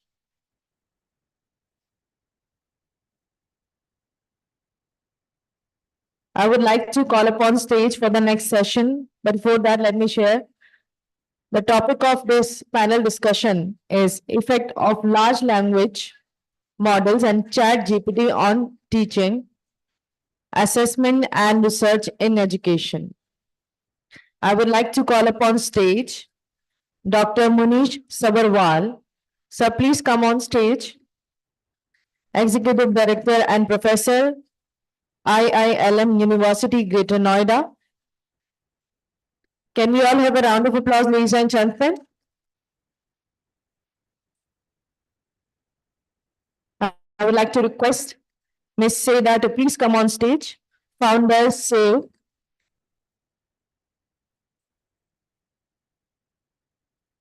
And Dr. Kakoli Sen, Professor and Dean, School of Business at Worksen University, Hyderabad. Ma'am, please come on stage. Can we have a round of applause for all the three panelists present on stage for the next panel discussion, which is on effect of large language models and chat GPT on teaching, assessment, and research in education.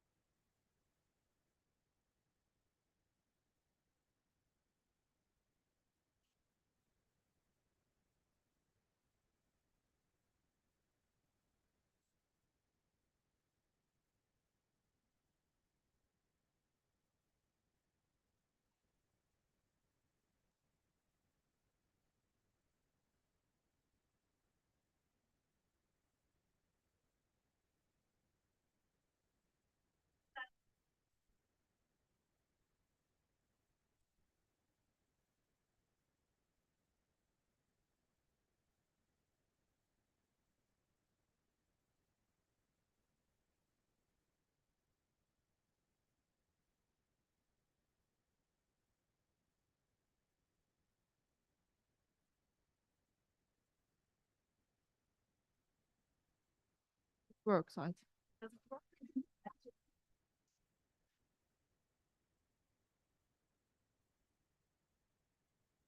Hello, everybody. Thank you for your attendance and valuable contribution.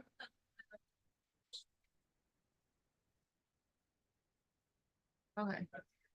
Hello, everybody. Thank you very much for your contribution and attendance for this conference. I'm coming from Turkey just to moderate this panel. Okay. It works, actually.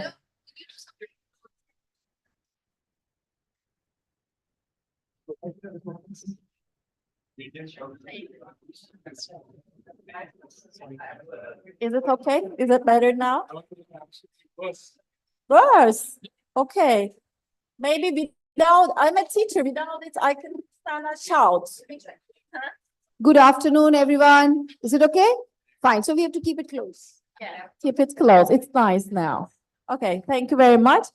I'm coming from Turkey. I'm a linguist, and I'm coming just for this moderation with these valuable contributors. We have Dr. Munis Sabharwal now, the Executive Director, Professor at IILM University. He is also adjunct professor at the Faculty of Digital Technologies at Samarkand State University. And I really like his philosophy of teaching, because he says the goal of education should be to promote seeking answers, as it is in this way that we advance. So, as a professor at the Faculty of Digital Technologies, could you please share your experiences related to how artificial intelligence will help students to promote seeking these answers, and depending on your more than 80 research papers in the Web of Science, how do you consider artificial intelligence in the future of education, especially in academic world? Good afternoon, everyone, and I thank Edtalk for inviting me amongst distinguished academicians. So the question that she has asked, I think I'll just take the liberty of taking a minute or so in narrating an incident, and that incident I'll lead up to the answer to the question. Some 35-40 years back, just across the road to my home, there was a bank called Bank of Maharashtra. And one day I asked, there were people sitting outside the bank and they were protesting. I asked my father why these people are not inside the bank and why they are not working. He said they are on strike. So I asked him, what is a strike? He said they are not working because they are protesting that computers are being introduced in banks and this will lead to loss of jobs. So that was the initial phase of computers introduction in banking in this country. And the banking unions, the banking professionals, the bankers were, terrified by the idea of computers coming in banking. And then years progressed, internet became a reality, online banking came into the picture, and bankers themselves started telling every one of us, online banking shuru kijiye aap. Then mobile came in, mobile with internet came in, mobile with touch screens came in, mobile applications came in, and they said now you will get a movie ticket if you download the mobile app for banking. And then the Apple Watch came in, and now HDFC tells me if you download the app, HDFC app on your Apple Watch and do banking with this, we'll give you 500 points. So why I narrated this story, whether you like it or you don't like it, technology will come in, it will have an impact on your life, and you will have to embrace it. So if large language models have now come in, AI have now come in, I was listening to a panel discussion where people were saying we should prevent students and our kids from using it. I'm sorry, you will not be able to do it. Because the issue is more than 50-60% of us, or maybe 80% of us who are in this room at the moment, would hardly be watching satellite television now. We are watching smart TVs and exploring through online. Consumption is online. And that is what our kids are doing. So whether you like or you dislike, you hate it, technological influx is going to happen to your life. So what is the best idea? The best idea is what the bankers have done it. You start harnessing the power of technology to enhance. And that is why I am saying this whole model of education in brick and mortar campuses in a decade or so will become very non-fashion, obsolete. There'll be digital campuses, there'll be AI-enabled campuses. And a lot of things will happen with AI. And you are talking about large language models. I must explain a little bit. When you ask that I want to go to Manali to Google, Google gives you an output in the form of a lot of links to websites. That is a search engine. But when you ask the same to ChatGPT, how do I go to Manali? It would say the ways to go to Manali are through train, through bus routes. It'll give you an elaborate answer. That is large language models. And I must tell you here, large action models are in work at the moment. What they will do, you ask them how book a ticket for me to Manali through an app of IRCTC and pay from my Paytm. And they'll do it and send that ticket on mail. That are called large action models. So if evolution of technology is happening at a rapid pace, and what you are watching at the moment is a nascent stage of artificial intelligence. The real artificial intelligence you would see in a decade, because what we are at the moment, artificial intelligence we are watching is actually a lot of data processing at rapid speeds and sharing of insights. That is what we are watching. 5 years, 7 years down the line, quantum computing will come in, and then this artificial intelligence would be 100 times what it is today. Now, I come back to the question that she asked, what you would do with AI, how students can learn with AI. Of course, they'll learn with AI. Brick and mortar campuses will not be a reality. You know what we used to do in Mahabharata times, people were, all the Pandavas, Kauravas were called, and they said, you do everything that is there. And the teacher used to watch them what they are doing. And after 2-3 years, he told Yudhishthir, you are good at political science. You study political science, but as a sport, you do javelin throw, bhala. He said, Arjun, you are good at, archery. You do archery. So that is how we have to transform. And what AI can do is, it can have a unified kind of a test. It can, judge a student's ability on which aspects he's good, which aspect, and maybe, advise him on what stream he should take, depending upon his interest, depending upon his expertise, depending upon the answer to the questions. Similarly, we have tuition teachers today, or tutors, so to say. In very near future, you will see digital tutors. There are tutors who are digitally teaching. And what these digital tutors would do, that they would randomly ask questions. Based upon the answers, they would change the content to be further taught to the student. Okay, so can we say that this is a very, very trendy question these days? Will AI replace teachers in the future? It will not.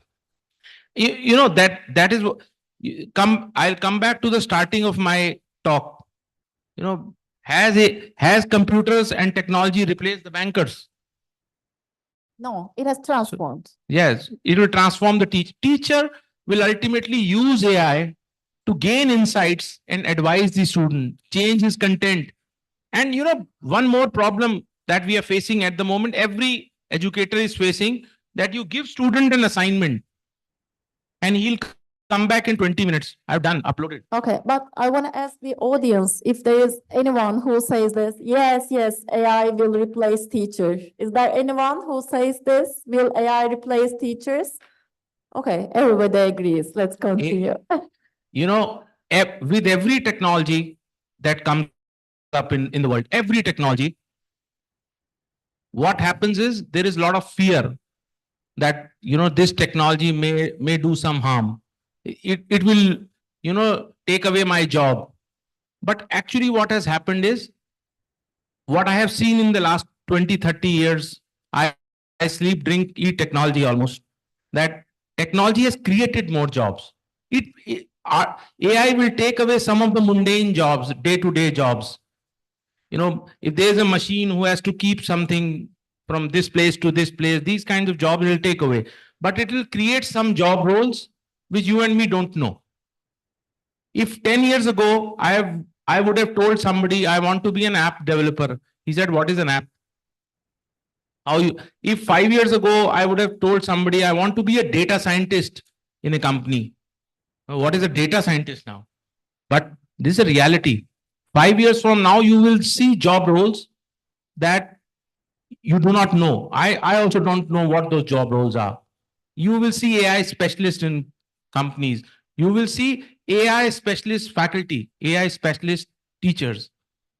And, lot of content AI will generate for you in the form of, if some of you have seen the new Apple headset, people will wear the headset and learn technology.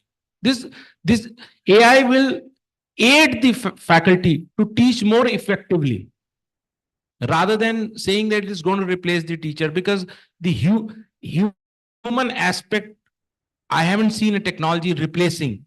It can replace at the bottom pyramid, but human touch that education provides, I don't think there is a replacement for human. You have all the voice assistants in your home. You keep talking to Alexa whole day, but there is a time when you feel you want to talk to the real woman actually. You can't. I haven't seen anybody marrying a Alexa. So no, she'd bore you more. Your wife will get tear down. She won't. So the influx of technology will actually aid education. And there is a startup in Bangalore. I forgot the name of the startup. What they are doing is, first they come to an engineering college. They ask a student, what do you want to become at the end of 4 years? Suppose a student says, I want to be a cloud computing developer. So then they say, you take our app and fill that I want to be a cloud computing developer. They will tell what is the learning path you got to follow. Once you start that learning path, if you are going on the right path, they will aid you in reaching, or if they are continuously assessing you every day, asking you questions, small random questions, one-word answers, with just choice-based answers. And then based on those assessments, they are telling you that, look, you cannot be a cloud developer. I think it would be better you can be a cloud analyst. You shift your goals and we'll shift the path for you.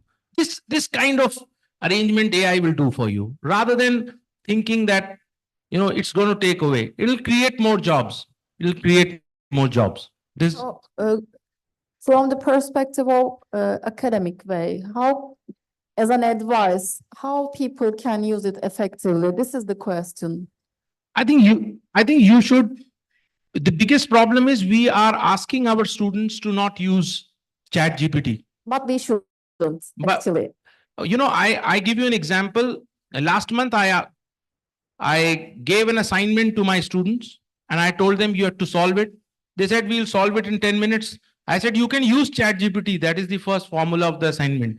So they were very happy because everybody can do that assignment in 2 minutes. But I said, whatever output you bring to me, you have to come on the stage and justify your output with examples and practical applications. Now that becomes, so what I'm trying to tell you is you have to find alternative ways to adapt to this technology.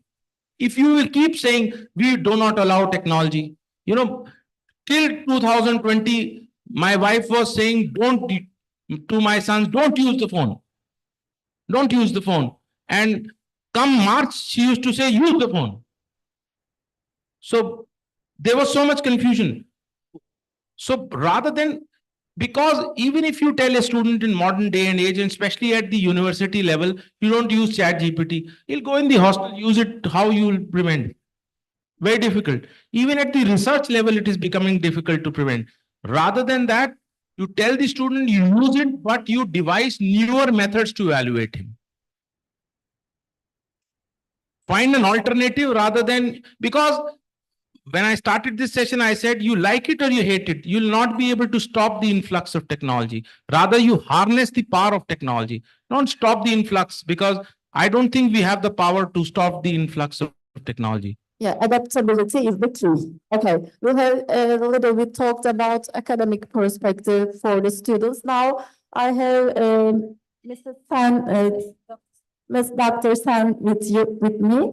She's a PhD in management with 10 years experience in corporate and 17 years experience in academics.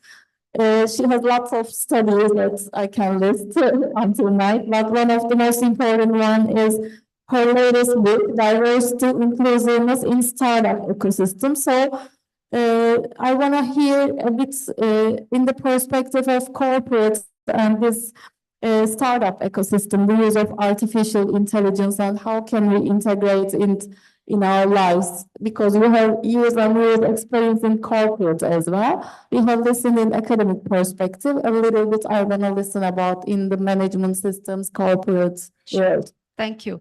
So, somebody very famously said that if you are not on the table, then you are in the plate. So, if you're not, and the same goes for technology, for artificial intelligence.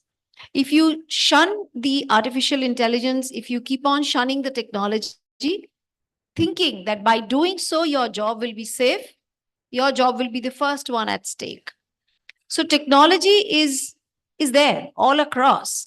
And the time has gone to say that, we should not use it. We should know this will do that and this will do that. It is time to find out how much more and in which ways can it be made more efficient. Technology is a great enabler. It's a great leveler. The information that you have today is the same or more information that your students, your kids, anybody sitting anywhere, internet has made that possible. So by saying that we should not use ChatGPT or we should not use artificial intelligence, we could be living, under the stone maybe. So that's not happening at all.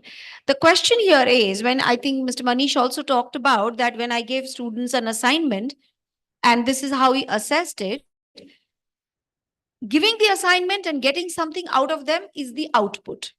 They will do it. They will use some medium, they will use some method, and they will give you the output. If as teachers, we can decide what is the outcome that we are looking at from this assignment, that is our job. Information, earlier, our teachers used to have all the information, and we would use the jug and the mug method. They would be, kind of on the stage, they would be sitting there or standing there and giving us the information. We took the information. Now, there was an information age which came into between and went. So information is all around us. Nobody needs the information that you can take out from internet, which everybody can access from. What we can add value to it is through our own wisdom. There's a difference between information and wisdom. So we need to add that wisdom to it. So when we say, in your age, I was doing this, and in your age, you are doing this, that the gap there is not just is of the years, it is of the wisdom as well. Yeah, it doesn't work, I have my son with me. He is 17 years old. And if I begin the sentence by saying, when I was at your age, I was doing blah, blah. Who cares? Nonsense, who cares? Yeah. Who cares? You had your experience. By the way, I must tell you, at a 17-year-old son having attended this conference and listening to it, that itself is a great achievement, by the way. So, Thank you very much. Young people also.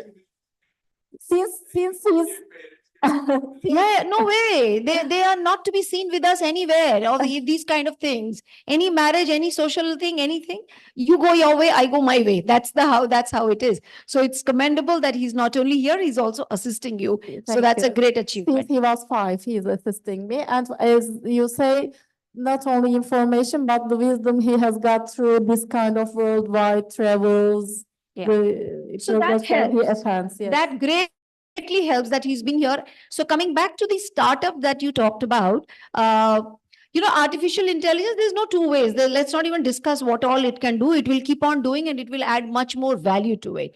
What in some of our panels, we've been discussing that, the students don't have the right values. The society is not, looked at in a holistic manner.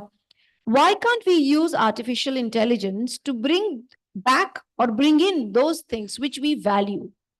Assignments will get done faster, quicker, more efficient, more efficient. But are they more effective? Are they learning what we are expecting them to learn? Plagiarism, right? It is all plagiarism. So plagiarism will always happen. So I think in one of our panels, somebody said 95% to 0%. How did that happen overnight? That means they were able to hack something into it and they were able to do it. The point is not how were they able to do it. The point is why did they do it? Are we able to teach them that? Can we use artificial intelligence to bring in those kind of experiences so that students feel that I should not use artificial intelligence in a limited way by just copying the answer that it is giving? How can I challenge it? How can I become a better self of myself? Like what Dr. Manish also said, that I asked them to come and explain. That's a great skill. If you look at the World Economic Forum skills, they say technology adoption is one of the key skills. But they also say critical thinking, analytical thinking, being able to present, being able to convince people, change, adoption of change, mobility, agility, all of these are important skills. Are they new? They've been there for the last 100 years probably. So they're not really new, but what they're saying is the context is changing. And if we don't keep up with that, it will change us. It will change the jobs. If we keep on, nobody knows how the job market will evolve in the next 5 years, what jobs will become important and what jobs will come up, what jobs will go, we don't know. So currently, the key is to be open to technology because it is evolving at its own pace and a very fast pace. So if we turn a blind eye to it, we are only fooling ourselves. So in terms of the same goes for startups, when you said that, what can startups do? Technology adoption is key. They have to see what are they wanting to do through their startups. Are they increasing their outreach? Are they increasing their impact? What is it that they want to do? Small little things like, marketing or, getting your customers. These are like so easy these days. Everybody is doing it all the time. Yeah, but human touch and human interaction is also the key. So are they able to integrate all those together? This So is the human problem, I touch think. and human touch is definitely important after a certain stage. Like as I said, information, the students will get all the information from everywhere, just like anybody else. But what do we do with that information? How do I make sure that what is my outcome? If we do not start with the outcome in mind, we can get easily waylaid. We could be doing things, we could become happy with what we are doing, but the outcome, there is no outcome. So even when we are discussing this kind of a panel, if we are clear about that, what is the outcome out of these kind of panel discussions, what we are going to come out with that, okay, what is there an AI policy that we are talking about? Are we talking about how AI is bringing in sustainability, how AI is encouraging diversity, equity, inclusion? What is the outcome that we are doing it? If we are only objective driven, then we will have some kind of panel discussion, a lot of questions will come up, but it will stop at that. So unless same goes for our education, same goes for our business, same goes for any activity or exercise that we take up, we need to start with the outcome in mind. Yeah, thank you very much. I have some statistics. I really want to continue with the statistics, and I have another question, both of you actually. Mr. Saparwal, in almost 20 years, according to statistics of UNESCO, the world will need 69 million teachers. This is very, for me, it's very pessimistic statistics. So UNESCO Institute for Statistics has released the first ever estimates of how many teachers are needed to achieve for the Sustainable Development Goal, SDG 4, which aims to ensure inclusive and equitable quality education and promote lifelong learning opportunities. So in the next 20 years, it will be almost, I think, more than 69 million teachers to provide every child with primary and secondary education, actually. what is your opinion about this statistics? So can AI really help to reduce these numbers, or will it continue to remain the same number? I have a little bit divergent views on this also, that I always take the UNESCO and World Bank, numbers with a pinch of salt, because they haven't proven to be true. Because they commented that 80% of Asia will suffer from AIDS It's long not back. true. Yeah. Nothing has happened. They commented that most of the deaths will happen in Asia in COVID. It happened the reverse. Have you heard what Bill Gates said yesterday? He apologized for exaggerating COVID. He said that it wasn't No, exaggerated. most of the deaths have, they said our medical system, our vaccination system could not support our population. We did it, they couldn't. So let these numbers be the numbers that they want to quote. Let them. I don't believe in their numbers. That's a personal opinion. And now, what AI will do, I told you, lot of virtual tutors will happen. Personalized AI assistants will teach you topics. And they will teach you, for a physical person, for a human being to teach somebody a topic, the person has to come, or he has to use Zoom call or something, and it has to be done using the office hours or school hours or university hours, whatever you say.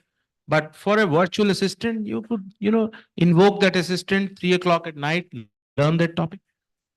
So this much faculty may not be required, but whatever faculty is there today and will be required needs to be, modeled around this AI skills. They need to, they need to have the knowledge of AI, and they should have the ability to harness this potential to, further, as she said, increase the outcomes. It is not, there will be no dearth of numbers. But what is the problem is that people need to upgrade their skills with the upgrade in technology. And I believe at the moment that is not happening. Incidentally, at 11 o'clock today, I was with Microsoft at the Microsoft Gurugram office, and they said that we are starting a new policy.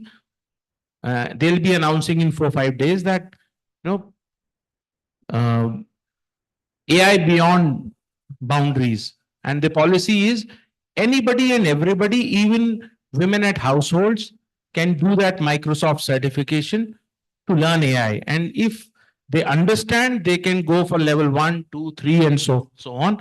But at least basic knowledge of AI, because what will happen is slowly some of the tasks that you do on day-to-day basis that at the moment are being done by humans will be done by artificial intelligence. So you must have that basic core ability to interact with the machine and the AI framework, so to say.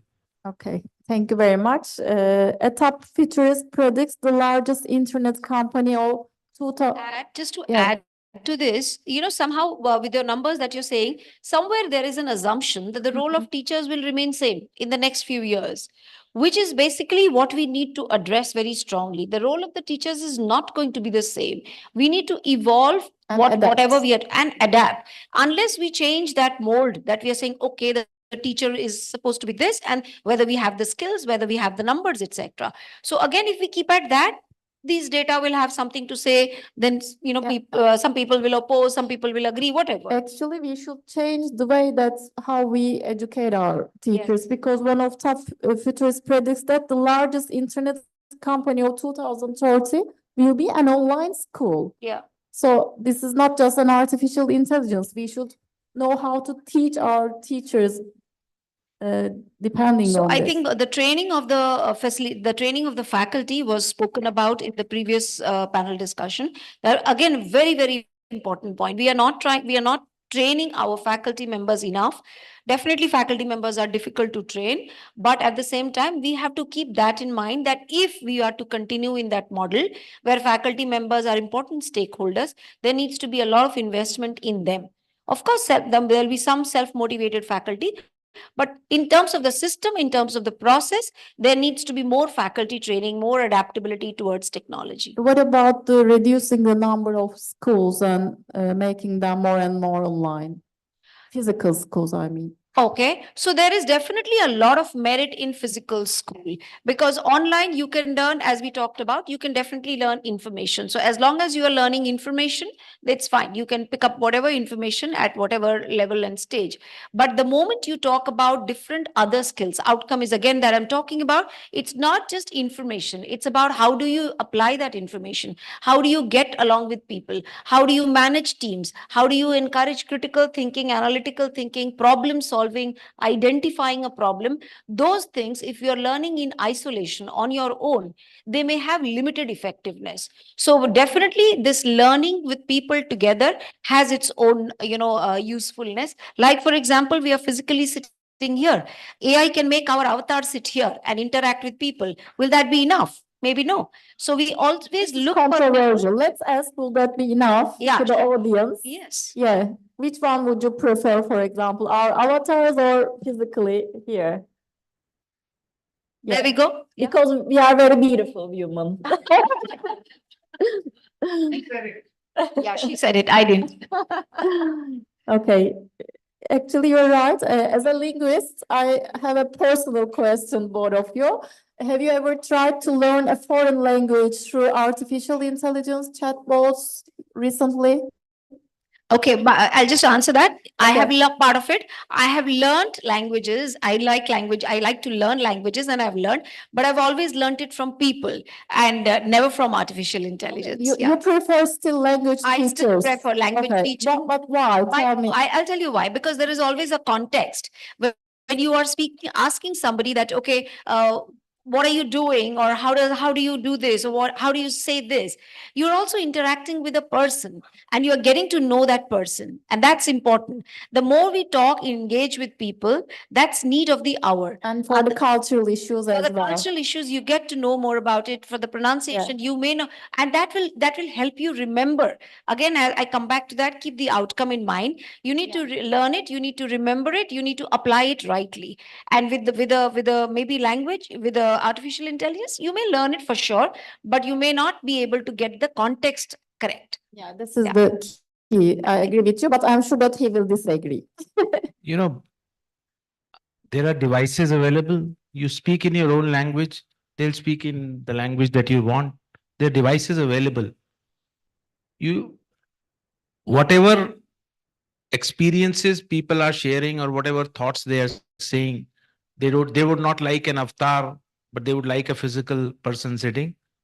Just because it is out of our previous experience till date, not what is going to happen in the future. And what is going to happen in the future, there is a small gadget available. You plug that gadget in your iPhone and you keep speaking. And I have used that personally in Japan. I kept speaking in my own language. It kept translating in real time. But it works one-to-one. Yes, What it about among this crowd? There are millions of noises. You have conversations. It works one-to-one very beautifully. And more such applications will come. That is what I am trying to tell you. That I don't know what job roles will come or what human roles will come, but they will come and they'll be, we don't know what the roles are, but new kind of things will come. And the question that you just asked, that about what will change in education, I think brick and mortar schools will start to reduce. Why? Because in a decade or so, we will move away from the era of earning a degree. That is what actually, sometimes I feel we are not providing education, we are providing a degree. He comes in, we tell him, you appear, learn this, we will test you, we will give you marks, and ultimately we give him a degree. That is what we do whole 3 years, 4 years, we give him a degree. the era that we are going into, degrees will not be important. What will be important is skill. You know, in our country, there were people who make jewelry. We call them sunars. Their sons and daughters, they learn the art of making jewelry just from their parents only. So what is that? That is transfer of skill, and actually that is teaching. There are people who make pottery. The potters, we call them kumhars. They learn the art of making pottery from childhood just because that's a skill that is there in the family, gets passed on. Even, you know, as basic as a pickle, the ladies would correlate to that. In the last decade or so, that skill of making a pickle has gone out of fashion because the ladies have stopped picking it up from the family. But if you start picking it up, and all these skills translate into jobs, entrepreneurship. You know, sadly in our country, in the last 20, 25, 30, 40 years, we have been hooked on to a colonial British system of education. They gave it to us 16 years of education, and pretty much same is in Turkey, I believe. So that system is faulty actually. But because everybody wants to go with that, everybody is doing that. And at the end of those 12 years, I learned cos theta plus cos square theta plus sin square theta is equal to 1. What the hell is cos square theta, sin square theta? I don't know. But वो सीखा है, वो बस cos 2 theta क्या होता है वो सीख लिया. वो why I have to apply, where I have to apply, that skill nobody has given me. I don't know that skill. But सीखा है. And we have just learned that skill. We have learned those formulas, and by the way, those trigonometry formula is like a book. You keep learning 2 years, but what to do with them, where it will be useful, how I can make an earning out of them, nobody knows. And same is our JEEE exams. I think half of the world, if you call the kids from 200 countries in the world and give them that exam, I don't think they will be able to understand what the question is. Forget about the answer. But that is the way we are doing. So the future will be about skills. And if you have a particular skill, you will beat AI. AI cannot beat you. Yeah, you're right. I want to hear her opinion as well about skills. Sure. So, we cannot ignore the role of economy here and the role of culture also. When we are saying that our kids are going to college because that's the practice, that's the norm. It has been there for a long time. Everybody goes to school, everybody goes to college, gets a degree, and gets, if required, goes to university, and so on, and then only it gets a job. So it is a cycle that they have to follow. If they do not go to school, if they do not go get a degree, do they really have a future? So-called, as we understand, to get money, to buy, to to have a business, or to kind of be successful in life, there are certain norms, societal norms and processes which have got established. We can definitely question them, but they are there. So that is why people are following it. If you go to different countries where there are, in Canada, there are skill colleges, skills, which give you diploma. They are more popular than the universities. People go there. There is a skills inventory which is made according to the need of the country. And then accordingly, those skills students go and pick up, and they get jobs much more easily there. They may not even study a full-time degree, may not have a degree, but fairly successful. How are they defining success? They're defining success by getting a job, be able to do what they want to do, have a family, live a life, etc., which they are able to. Can a 17, 18, 20-year-old in our country do that unless they have a family business to go to? No. Can he raise money? No. Women have stopped making pickles, not because they don't want to, but because there are easier options available. There are bottled pickles at whatever quantity available, so they are doing it. Second is, they have found that their degrees or their skills or qualifications, they have picked up certain things and they are doing of their own interest. You go to a lot of, tier 2, tier 3 cities, a lot of women who haven't got this education or other skills, In their free time, they're still making papads and theplas and, this and that. I have a serious problem with that. That why should women only lead at or be at those achar and papad making businesses? Why can't they look at bigger businesses? Why do these businesses also have to be genderized? That achar papad boutique and parlors have to be women, and all the bigger businesses which make more money have to be men. I have a major problem with that. I am a DEI advocate, so I always talk about that. But anyway, we'll not digress. The idea here that we are trying to say is that education has its own importance. If we are looking, there's no point saying that you should not go for degrees, because at the end of the day, in India, culturally and normatively, degrees are what organizations look at for giving you jobs. If you don't have a degree from a specific college in a specific area, you cannot even sit for those placements. So it is, if we are looking, and I'm again coming back to this, that outcome, if we are looking at that, we need to bring in the corporates. We need to let them understand that, what their requirement, again, they are also driven by the economy. What makes them run is the money that they have started this for. So it's all together. We cannot discuss in isolation and hope that some things will change. A lot of things won't change for a long time. Technology, of course, is going to be there. It's going to be making a lot more effectiveness, and many things will change. But the basic structure, if we are questioning that, then a lot of things need to change. All over the world. I thank you. Thank you for your listening. Any questions? Okay, please.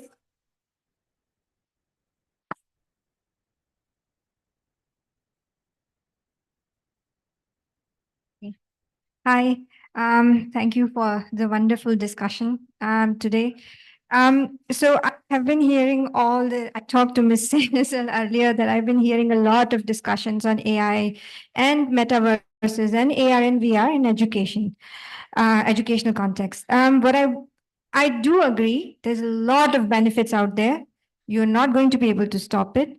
But what I would like to know, what I am missing is the critical perspective. You should always have a critical perspective to any technology. I'm a professor in AR and VR in Germany, but this is a question that I ask every day in my research as well. So what I would like to know, perhaps from Dr. Sabharwal as well, that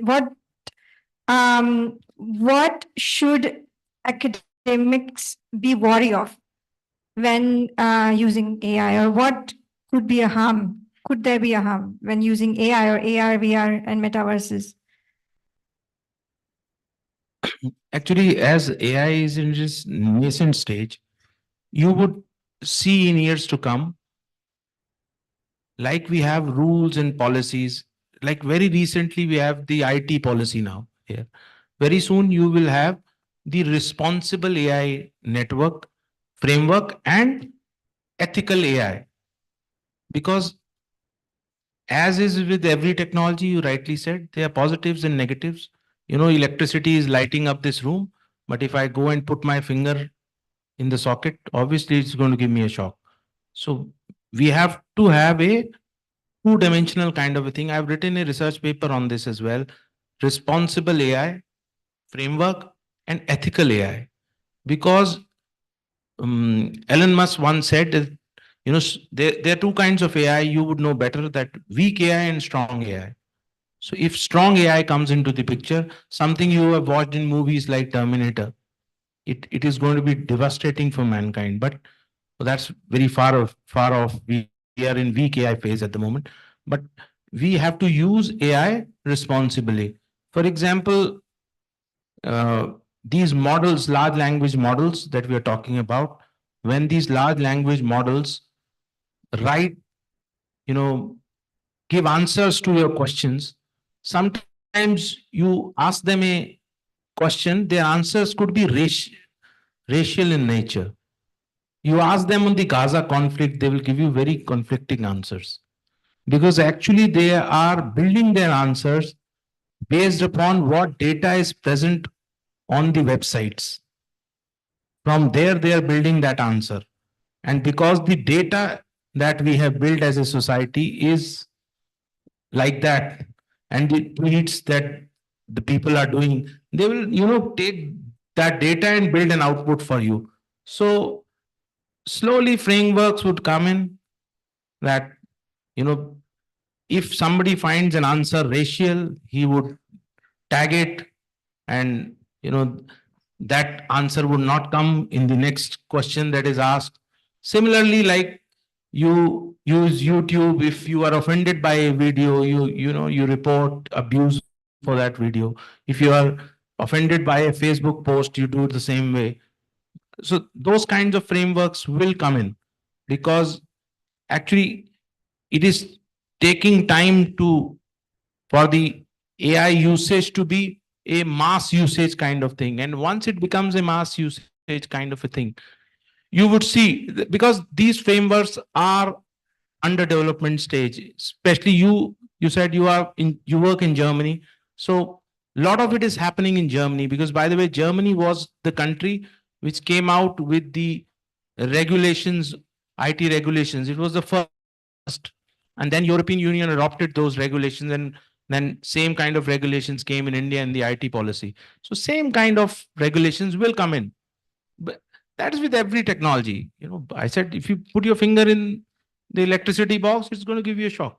Okay, thank you very much. It's very nice topic, but we are running out of time. Thank you for your attendance, valuable Thank you. contribution and listening.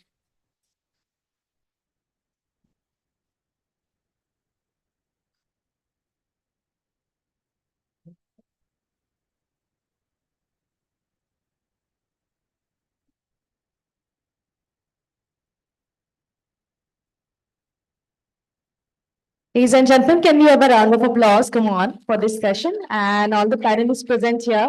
Once again, I would like to invite on stage Mr. Abhishek Gaurav to please come and felicitate the panelists.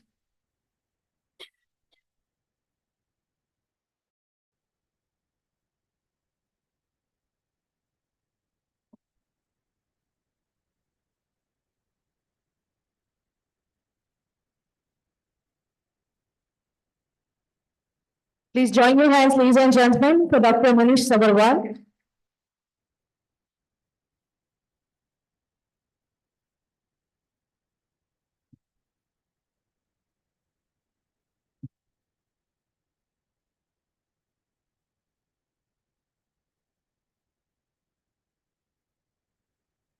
A round of applause, ladies and gentlemen, for Ms. Seda.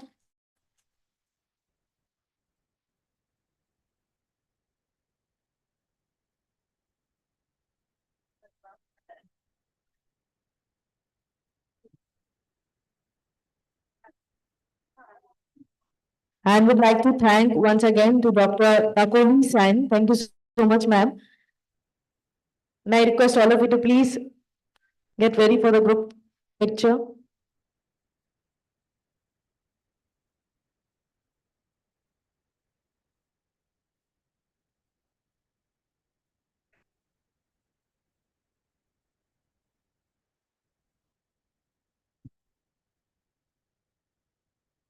All right, so ladies and gentlemen, before we start the next session,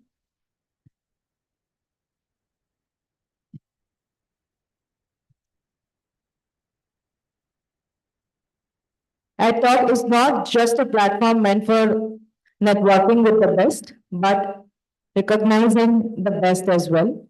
We have the award ceremony scheduled for tomorrow to recognize the individuals and organizations for their contribution to the education industry. However, one of our recipients will not be available tomorrow due to some personal urgencies. So hence we would like to give you a glimpse of the ceremony by recognizing the one amongst us. And I request all of you to please get ready to give a huge round of applause.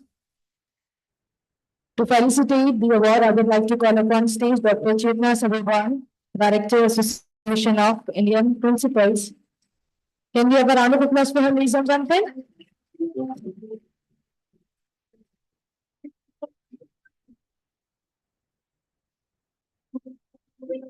All right, ladies and gentlemen, and now the moment. Please put your hands together and welcome the winner in the Inspiring Educator of the Year 2024 in Senior Secondary Education category. Can we have a round of applause, ladies and gentlemen, for Dr. Karandeep Singh? Congratulations,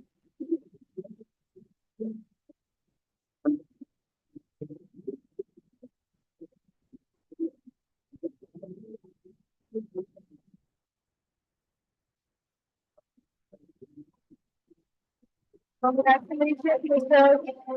Dr. Karandeep Singh, on winning the Inspiring Educator of the Year 2024 in Senior Secondary Education category.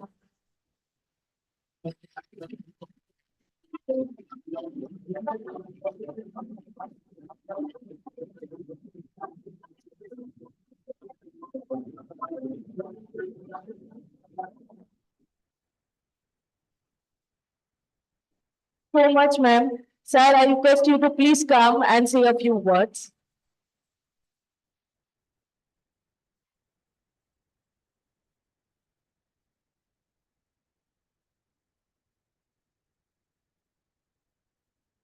Uh, Thank you, first of all, to Edtalk for accommodating and being flexible.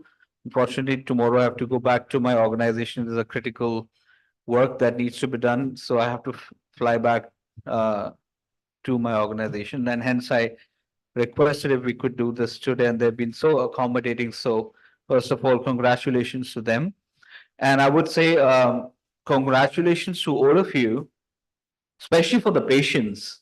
You know, everyone who's here, you've been having a long day. You've come from different parts of possibly Delhi, or people like me who've come from different parts of the country. I think it's been an amazing confluence of minds, a lot of intellectual dissent, a lot of intellectual humility, a lot of pragmatic points brought in forward by different people. I think these kind of forums are needed because this is what leads to what we call bias to action. You know, this is like a communion of educators, of entrepreneurs, and this is where the seeds are sown for actually working together, collaborating. I've been able to meet almost everyone who's here and people who've left post lunch. And there's so many amazing stories that I heard, and I know that half of them will convert into action. So always remember that conferences like Edtalk give you that platform where you can not just meet like-minded people, but you might be able to meet people that you never knew. So we should never underestimate the power of human networking. We've been talking, the key, I would say, if I was to put it on AI itself, on ChatGPT, the keyword for today was artificial intelligence. But what won in the end today was human intelligence. So thank you so much and have a wonderful evening ahead. And bless you all. Be healthy, be safe. Thank you.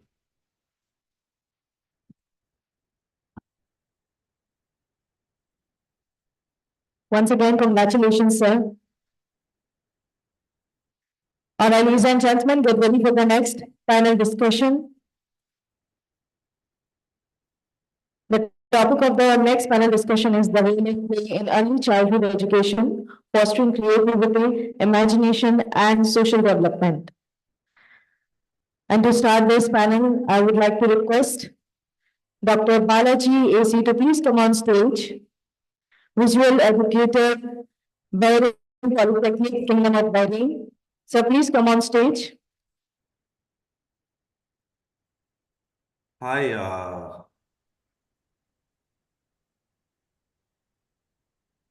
I would like to call upon stage Captain Preetham Madhukar.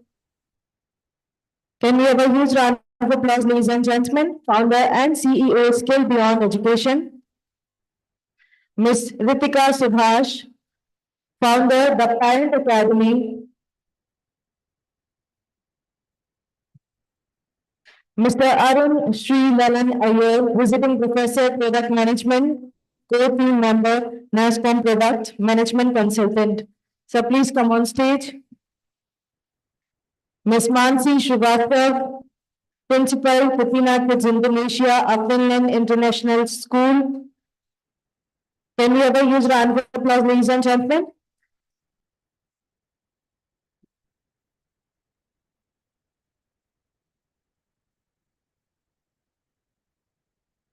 Dr. Balaji will join us virtually.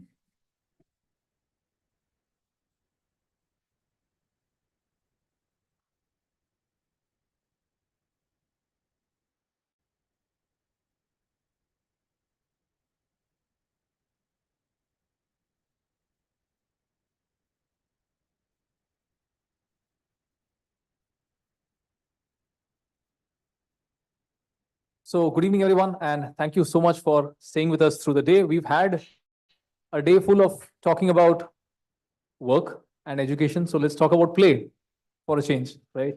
All work and no play makes Jack a dull boy. So while we have the meeting set up to invite our remote participant to join us virtually, I will ask the participants of the panel to take a quick moment to introduce yourself. Could you go ahead, Pritam? Hello, everyone. I'm Captain Pritam Madhuka, former sea captain. And in 2012, I was seeking new education for my son. And I was not happy with the way current education was. And I came across something called the Waldorf education. And that inspired me to take a look at what other ways that we could educate children, and got me on that path of spiritual based learning, a system where a child is given a lot more importance. We've been speaking about that. And I also ran a homeschool for these youngsters. We were a small family. We started our own homeschool, and giving this kind of Waldorf based education with a lot of hands-on learning. It could be farming, could be carpentry, could be outdoor playing. And this is my background. After sailing, this kind of stirred me that something had to be done in education. Just like many esteemed guests here, my journey's been shorter. Since 2016 is when I started getting more active in education space. And my role has been after that is how to improve the education, especially on the ground level, how we can give good quality education. And playing has been one of the things that I've been actively promoting, not just for early childhood, like how it is here, but also for adults and young adults, that when we play, we bond together. Just like when we play, we remember all our school friends or from our neighborhoods. And that's the intent of my sharing here today. Absolutely. We'll deep dive, of course, deeper into all of those topics. Maybe I overran. Not at all. Not at all. Over to you, Ritika. Good afternoon, everybody. My name is Ritika Subhash. I am an EdTech professional and also the founder of the Parent Academy.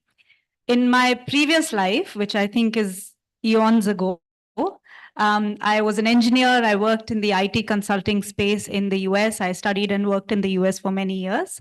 And 2010 is when I decided to come back. And ever since then, I've been in the education sector. Ever since I became a parent, I got very fascinated with parenting and understanding the ins and outs of it. So this whole thing around really learning what conscious parenting is all about has been on my mind for the last 10 years, which I gave shape last year when I founded the Parent Academy, a place where I talk a lot about conscious parenting. And some of the glimpses I'll show you today. But play has been integral to my life. My fondest memories are around play from my childhood. I've bonded with my son through play. And I think play is something that is inextricably woven in all our lives. So we'll talk about all of that today. Absolutely. Absolutely. Thank you, Ritika. Hi, everyone. My name is Mansi, and I've been in Indonesia for the last 22 years. Before that, I was working for Bharti Telecom in India, and teaching was never something I liked to do. My dad was a professor in Delhi University, and he always told me that's the best line for ladies. But I said, no, I'm not going to study the whole life and then teach. But I think life had some different plans for me. And when I went to Indonesia, I just wanted to do something, go out of the house, do something, because there were not many choices because of language limitation. But now, after 15 years of being in education field, I think this is the place I belonged. I love children. And yes, definitely, I'm working for a Finnish school right now. So our pedagogy is play-based learning. So we'll dive into more about learning about how we play and learn. Absolutely. Absolutely. I'll move on to Balaji next. Balaji, could you share a few words about yourself? Hi. Am I audible? Sorry, I think there are some audio issues. Just give us a minute while we fix those.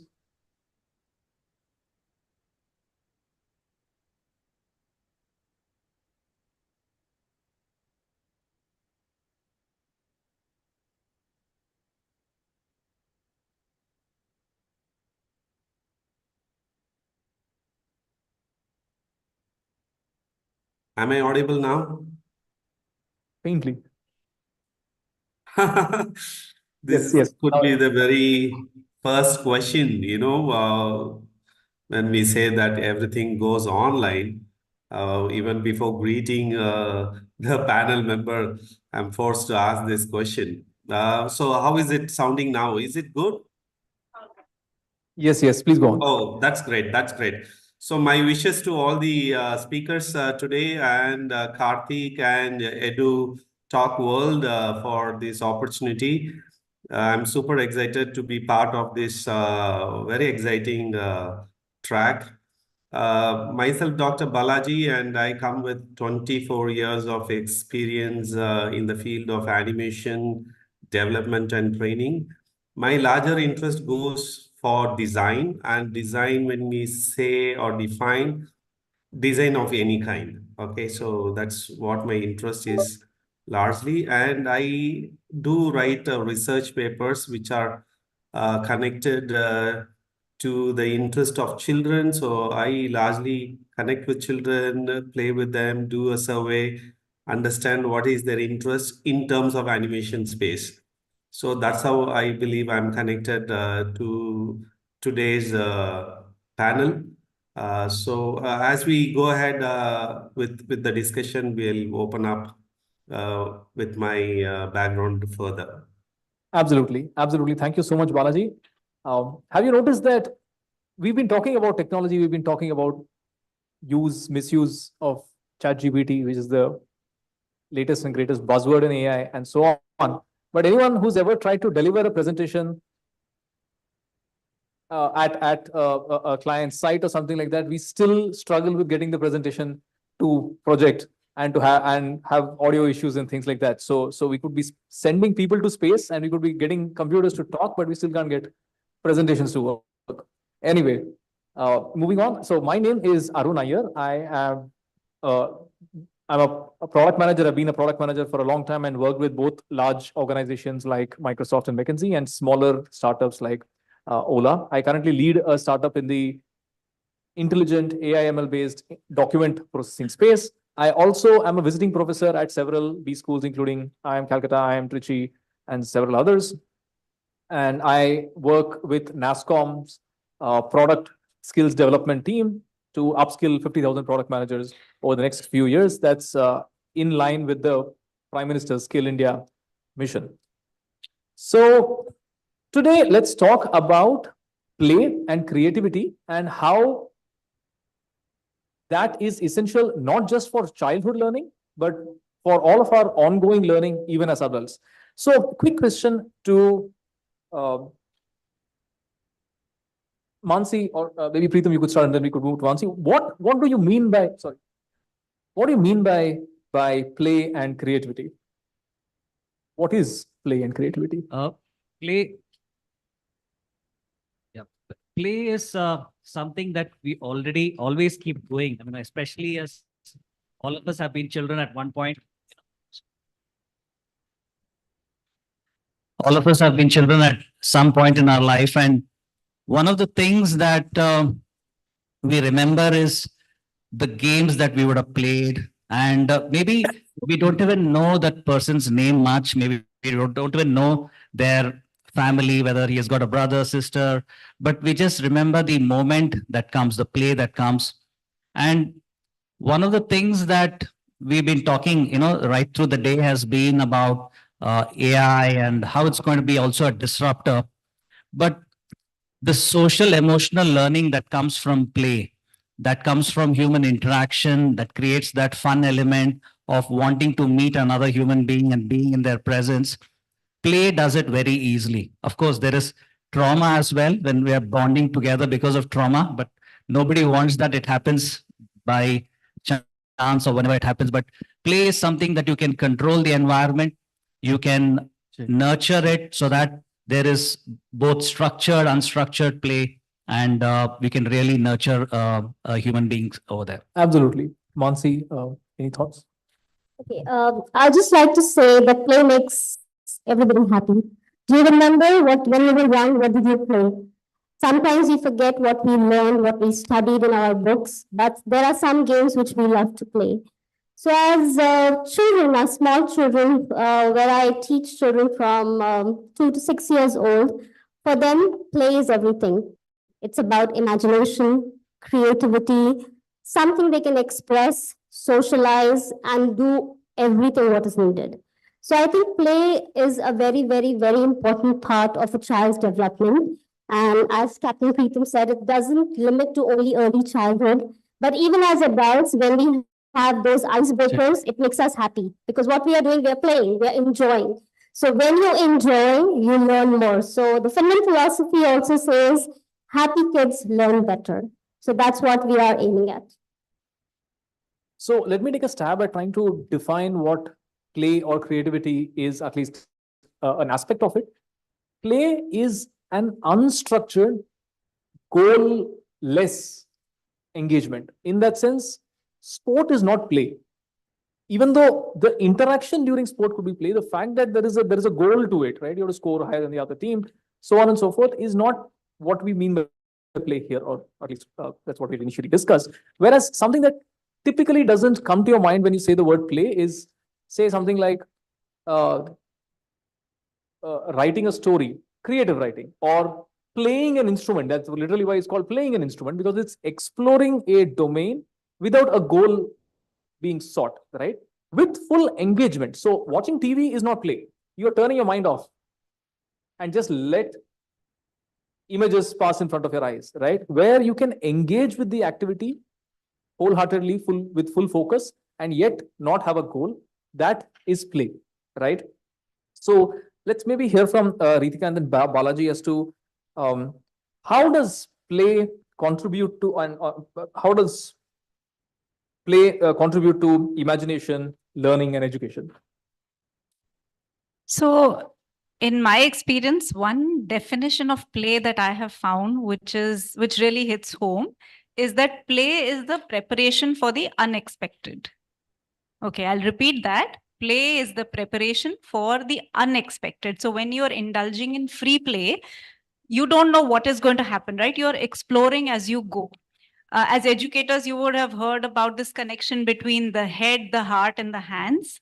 With play, you're sort of bringing all of your entire being in that present moment. And that's what play does, right? It brings you in that present moment, and then you explore and prepare for the unexpected. And you sort of, this is where you're building your, all these fancy names that we call these things, right? 21st century skills bol do, ya fir emotional quotient bol do, whatever you can give it a fancy name. But these are the skills that you end up building through play. So I had a lot of pictures actually to show you. I don't know if the PPT can still be on, because I feel my language of show or connection is through pictures. So maybe Karthik, if you can just bring that up, that will be helpful. It'll help you sort of follow my journey of play as well. Is it coming up? Okay, perfect. Do you mind if I take the next 5 or 10 minutes on this? Go ahead. All right, perfect. So when I talk about the importance of play, I think play to me also means connection. So this is a very common sight, or for people who live in my vicinity. I love climbing trees. Okay, and this is something that I continued to do even after I had my son. In fact, my son is somewhere in those trees. You can probably see him, spot him. This is a very old picture. But for me, the important thing is connection, right? Whether it's connection with nature or connection with another human being, the more spirited and without any guile you are and uninhibited you are, the more you can express yourself. So that self-expression comes through play, and that's something which I feel a lot of our kids are missing out, because we are so scared that they will hurt themselves. But we are not scared that they will hurt themselves. We are scared that we will have to tend to them after that. We'll have to miss our office, we'll have to miss our work, and we'll have to help them. It's a very practical issue. I'm not blaming parents. My entire empathy is with the parent community. Hence, I started the Parent Academy. But the truth of the matter is, we are more worried about how we will tend to that injury or that issue if it comes up. So play, I think, also needs us to sort of let go of all of these fears that we've built in. So in my journey, I also took up storytelling. So when I became a parent, I wanted to really introduce my child to storytelling because that dadi, nani, grandparent ka telling of stories has also gone away. Nowadays, dadi, nanis are also on Candy Crush. And sadly so what to do, right? How do you find that connection? And I found it very hard to find places where I could take him for these stories. So I said, fine, I will do a certification in storytelling. And that's when I started doing these classes for children in my area. And that was play for me. And that experience really taught me that children want to connect with adults. The kinds of things that those children used to come to tell me as a stranger who has no connection to them, they would not even be able to say to their parents. And again, hence I come back to the underlying theme, which is connection. Then I said, let's mix these two things. Why not bring the children into nature? They're not used to it, right? They're not used to taking off their shoes and walking on the grass. How many of you have done that? How many of you walked on grass without your shoes on? Very nice to know that, sir. So lovely, right? Because that's a skill that we are losing. We are losing that connection. We are losing that grounding effect of nature. So these used to be really interesting sessions that I used to do. Again, play, connection, all of that is the theme. And being plain silly, right? How does it matter what others think of me? I cannot be a movie star right now. I know my limitations. Many of us sitting here can't be NBA basketball players, but it doesn't mean we can't play basketball, right? I can't be an actor, but I can be an actor to like 10 children in my vicinity, and I can really bring up a story to life. Do you think this image any of those kids will forget? No, right? They will come back to this. This play was meaningful to them and it connected with them. So this is what play does. It really takes you into that journey of remembering that memory of what you learned, right? And we were talking about Dr. Kakoli Sen before this was talking about what is the outcome. If the outcome that you're looking at is long-term memory building, if the outcome is that the child should remember, they should learn those lessons and they should be able to recall them 10, 15, 20 years down the line, then play is a lovely way to do it. This is the last one. I'll stop at this. I'll come back to this PPT again because I don't want to keep Balaji waiting. Play is exactly what started my journey into writing as well. I'm a children's author as well. I've written 5 books for children, for young readers.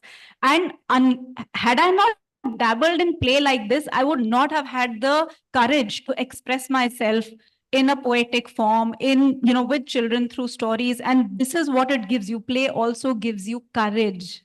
If you are courageous enough to fall, if you're courageous enough to appear foolish, if you're courageous enough to make mistakes, it gives you that sense of, achieving more. There's so much more that I can do. And there've been umpteen literature festivals that I've performed at, so it's been a journey and I will continue this in the next half. Thank you. Sure. Balaji, could we have a few words from you? Yes. That's awesome. Ritika, How does imagination and how does play contribute to learning and education? Yeah, that's wonderful, Ritika. You have touched upon a lot of interesting things that people connect with. I mean, play is the very fundamental thing about all the living things on earth. It is not just human being. It could be animals. It could be birds. It's like fish. Whatever living thing on earth. Without play, I don't think so that they could communicate well. Whatever we are talking about, the cognitive skills, the imagination skills, problem solving, expression, communication, I believe it starts with play. And I see that play is a universal language. And coming to imagination, I see that that's the highest form of freedom. That's my definition. Because you can really go wild solving problems in your mind, creating mental images, blocks, and solve that problem. So I see that it is like largely connected with the play. So play is the fundamental thing, and from play we can cascade to many other layers. And I think that as we go, we'll take those questions. Absolutely. Thank you so much, Balaji. Let's move on to what does play develop? Why is it even useful? And, why should we even bother? So as Ritika just mentioned, play makes you resilient because it prepares you for the unexpected, right? It's a very fundamental life skill or a psychological trait that I think all of us need to develop. There will be unexpected events in life. Playing early on in the childhood also as an adult exposes you to unexpected situations and makes you resilient to those kind of situations. Also, as she showed some funny pictures, the fear of looking foolish in front of the public, right? That disappears. You're just playing. So what if someone judges you? They might judge you for 10 minutes and then they'll forget it. You will forget it as well, right? So the ability to take chances, not be afraid of looking foolish in front of a public also gets developed through play. That's where the difference is. Sure. They don't forget that. That's the power of humor is such that when we watch a humorous piece, like it's a humorous movie, a comedy theater, or whatever like that, those really stick with us. And part of the reason is because of the happy hormones that get released in our body. And all of this adds to, there are many neurotransmitters in our brain, right? That is something that we understand. And when we are feeling these heightened emotions, those neurotransmitters get released. Dopamine, a lot of people know about it, has got very bad press, but there is another neurotransmitter, which is called glutamate, which is also released on such release of dopamine when you realize that, you're learning something new, something is enjoyable. And glutamate is related to memory, building your memory, so long-term memory. So this is all related. What you see and you laugh at, you don't forget. That's the whole idea. So absolutely, those leave an impression in the minds. I'd like to. How many of you watched the movie Moneyball? Moneyball, right? I see a few hands raised. So that's about sport, obviously. But when engaging in sport as play, that also teaches children that skills are different from personality, right? If you want to win in a game of cricket, you better hire the best batsman even if this person is not particularly likable or easy to get along with. You hire, in this case, this is basically hiring for a person in the team. You hire for the skills, be able to separate that from attitude and behavior and personality and so on and so forth. Again, they may not consciously imbibe that, yes, this is what I've learned, but going through these motions is what stands them in better stead once they become corporate hiring managers or whenever they start leading a team. Eventually, they're able to separate performance at whatever is the given deliverable from attitude and from likability, right? As Balaji mentioned, play is also very evolutionarily innate. Animals play. You've seen videos and things of young chimpanzees, young monkeys, or elephants, and so on also play. So it's why should we stop playing? Animals play well into their adulthood and so on and so forth. So why do we say that once you go to class 8, 9, 10, or maybe you go to undergraduate, you wear a shirt and trousers, and now you're no longer allowed to play, right? Do animals stop doing that? Of course not. Any thoughts from Preetham? Yeah. I mean, just to share a story, I work with adolescents, young adults, that's the segment. And in one of the class trips, we had taken them out for a beach to do some stargazing. It was like a camping night. And the children were all, I mean, these are all 13 to 18 kind of an age, 14 to 18 kind. And they were just sitting and chatting. It was evening time, 4-ish. And I was walking by and asked them, what are you guys doing? They're not playing anything. And they were like, no, the teacher said, don't take football. So we don't have the football here. We can't play. So I said, okay. And I just let them be. And I just walked about the beach. And I saw this coconut shell, like a husk broken off. So I brought them back this husk. I said, here's our ball. And we can play on the beach. And they were like, is it? But this is just a husk. I mean, what can we do? It's just a shell. So we ended up playing that. We used that as a ball and we started playing. And then they came up with a little more creativity. They got the idea of, okay, this is how I need to play. They said, can we make this rule? So another thing is we don't give any fixed name to our games because that would make them say that if I say cricket and there is 7 balls in an over, people will be like, no, cricket is played, every over has got only 6. Right? But if I give a new name to cricket, then you can create any rules for art. Playing is something like that, right? Quidditch or something like that. Right. So the story is, I mean, the thing was, essence was that play is one of the easiest ways to build creativity, and especially play where the resources are less.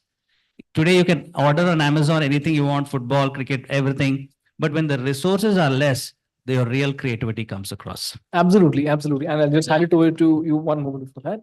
How many of you have recently observed a child and a youngest child, say below the age of 5 or so on, and given them an expensive, highly complicated toy, which has a lot of moving parts, it makes sounds, it moves, does so on and so forth, versus probably in your own childhoods or in other situations, you would have given a child just a ball of dough, some bits of string and some maybe ice cream sticks or so on, and say, you just go middle with this yourself. Which one do they enjoy more? The second one, definitely, right? So absolutely, one, they're obviously not expensive resources, it doesn't cost anything, and they are very abstract. When in this case we're talking about a toy, when a toy is built to achieve only a certain purpose, it's not abstract, then the children will explore it and then get tired of it very quickly. But you give them abstract toys which they can use their imagination to mold into whatever they like. That is when their creativity, imagination blossoms, right? Over to you, I Mansi. agree with you. That's what we do in our schools. We create treasure out of trash. So that's what we have a program where we ask the parents to send some recycled material. And then we give it to the children to create their own stuff. So we give them a theme. For example, we're having a transportation theme. So they can create anything related to transportation using their own imagination. So I would just add on to what Captain Preetham said, a real incident which happened in my school. Before the Finland school, I was working for a Montessori school. And as most of us know, Montessori is structured, it has an order. Before a child takes another material, they need to tidy up and put the material back and then take another material. So one day, all of the students decided, the age group of 3 to 6, they asked us, can we take whatever we want? Well, the Montessori doesn't support that because it has to be organized, ordered. But we thought, okay, why not? So we just gave them the freedom to create whatever they wanted. And at the end, we were amazed. Till date, it's 10 years. We still talk to our seniors and remember what they created. They created a gigantic Christmas tree, labeled everything. When they were working, they blocked and said work in progress out of their own imagination. So that's what I'm trying to tell. We all are here to say that, yes, give them freedom. Free play is very, very important. You don't need to guide them all the time. Be an observer. When you see a child playing, just step back and observe, and you can observe so many things. They are developing, they have a cognitive development there. They are socializing, they're interacting, they are becoming confident. So I think play plays a very, very important part. Absolutely, absolutely. And we will again explore that a little further. But Ritika, would you like to finish some of the other points you'd like to make? Yeah, I think I did mention a little bit about EQ earlier. If anybody here is familiar with Daniel Goleman's emotional quotient quadrants, the 4 quadrants, yeah. So they are very simple, right? So it's all about self-awareness, self-management, others awareness, and relationship management, right? They're very simple things. If you're looking at building EQ, it's not enough to tell your children that, why are you feeling this way? These are good feelings, these are bad feelings, or the labels that we put on these feelings are anyway very detrimental because they limit the child's thinking about those labels. Anger can be a useful emotion. It may not be rightly portrayed, and it has a place and a purpose, but that needs to be discussed, and all of that can be done through play. So if you're talking about self-awareness, then how to have your spatial awareness, how to navigate the world around you, navigate the playground. All of that is part of self-awareness, which comes under EQ. Then is self-management. So if I'm in a sort of a if I'm having these big emotions, I don't call them bad emotions, the big emotions, then how do I handle myself? How do I calm myself? How do I understand what my triggers are? All of this comes under self-management. Then other awareness of others, that is when you become, you build the foundation for empathy, right? So if you are facing, there is this new entrant in your new child in your school, do you go up to them and introduce yourself to them? Do you ask them how their day is and how they are feeling? All of this is part of other awareness of others. And then relationship management is a lot about how do you handle bullies? How do you handle, so see, play, if it's free play, then that is a very good opportunity for children to get out of the house and go into a different space which they're not familiar with. So like I said, it's preparation for the unexpected. You can't just simply say that, no, I'll give a very sheltered life to my child, and suddenly at 18 years of age, there you go, off you go on your own. That's going to be quite a shock to the child. And unless they've been given that practice, and childhood is that cushion, right? Our families, our homes are that cushion.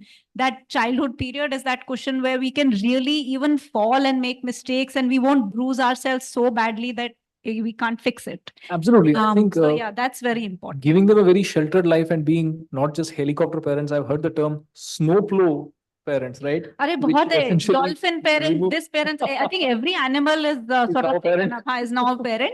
I don't really understand what that's all about. I think we need to be commonsensical parents. That's the most important thing. Go back to your common sense, go back to, of course, we don't live in the same world. Like even at this age, I find it very hard to admit to myself that one day I will send my child by himself, go buy groceries. Like I can't fathom, like, will he be able to cross the road? I'm still at that stage where I don't think I will ever be able to do that, but of course I will have to. You wait till he figures out that you're using him as labor. Right? Yeah, Then exactly. refuses to do that. And then he refuses to do that. But no, but the fact is that we have our fears, but wherever you can push your boundaries a little bit. And accept that free play is important. It's important. It's also cheap, right? Taking children to structured classes is very expensive. It's expensive on your time. You have to ferry them from one class to the other. You have to pay for those. And those have their own value. It's not like they don't have value, but free play is free.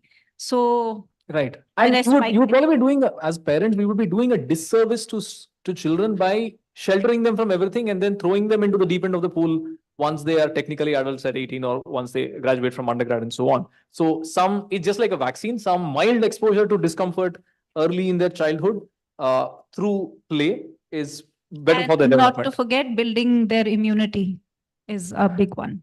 Absolutely. Absolutely. Balaji, any thoughts from you? We'll just come back. Connected with play. Sorry, we have Unmute. lost you again. Hello.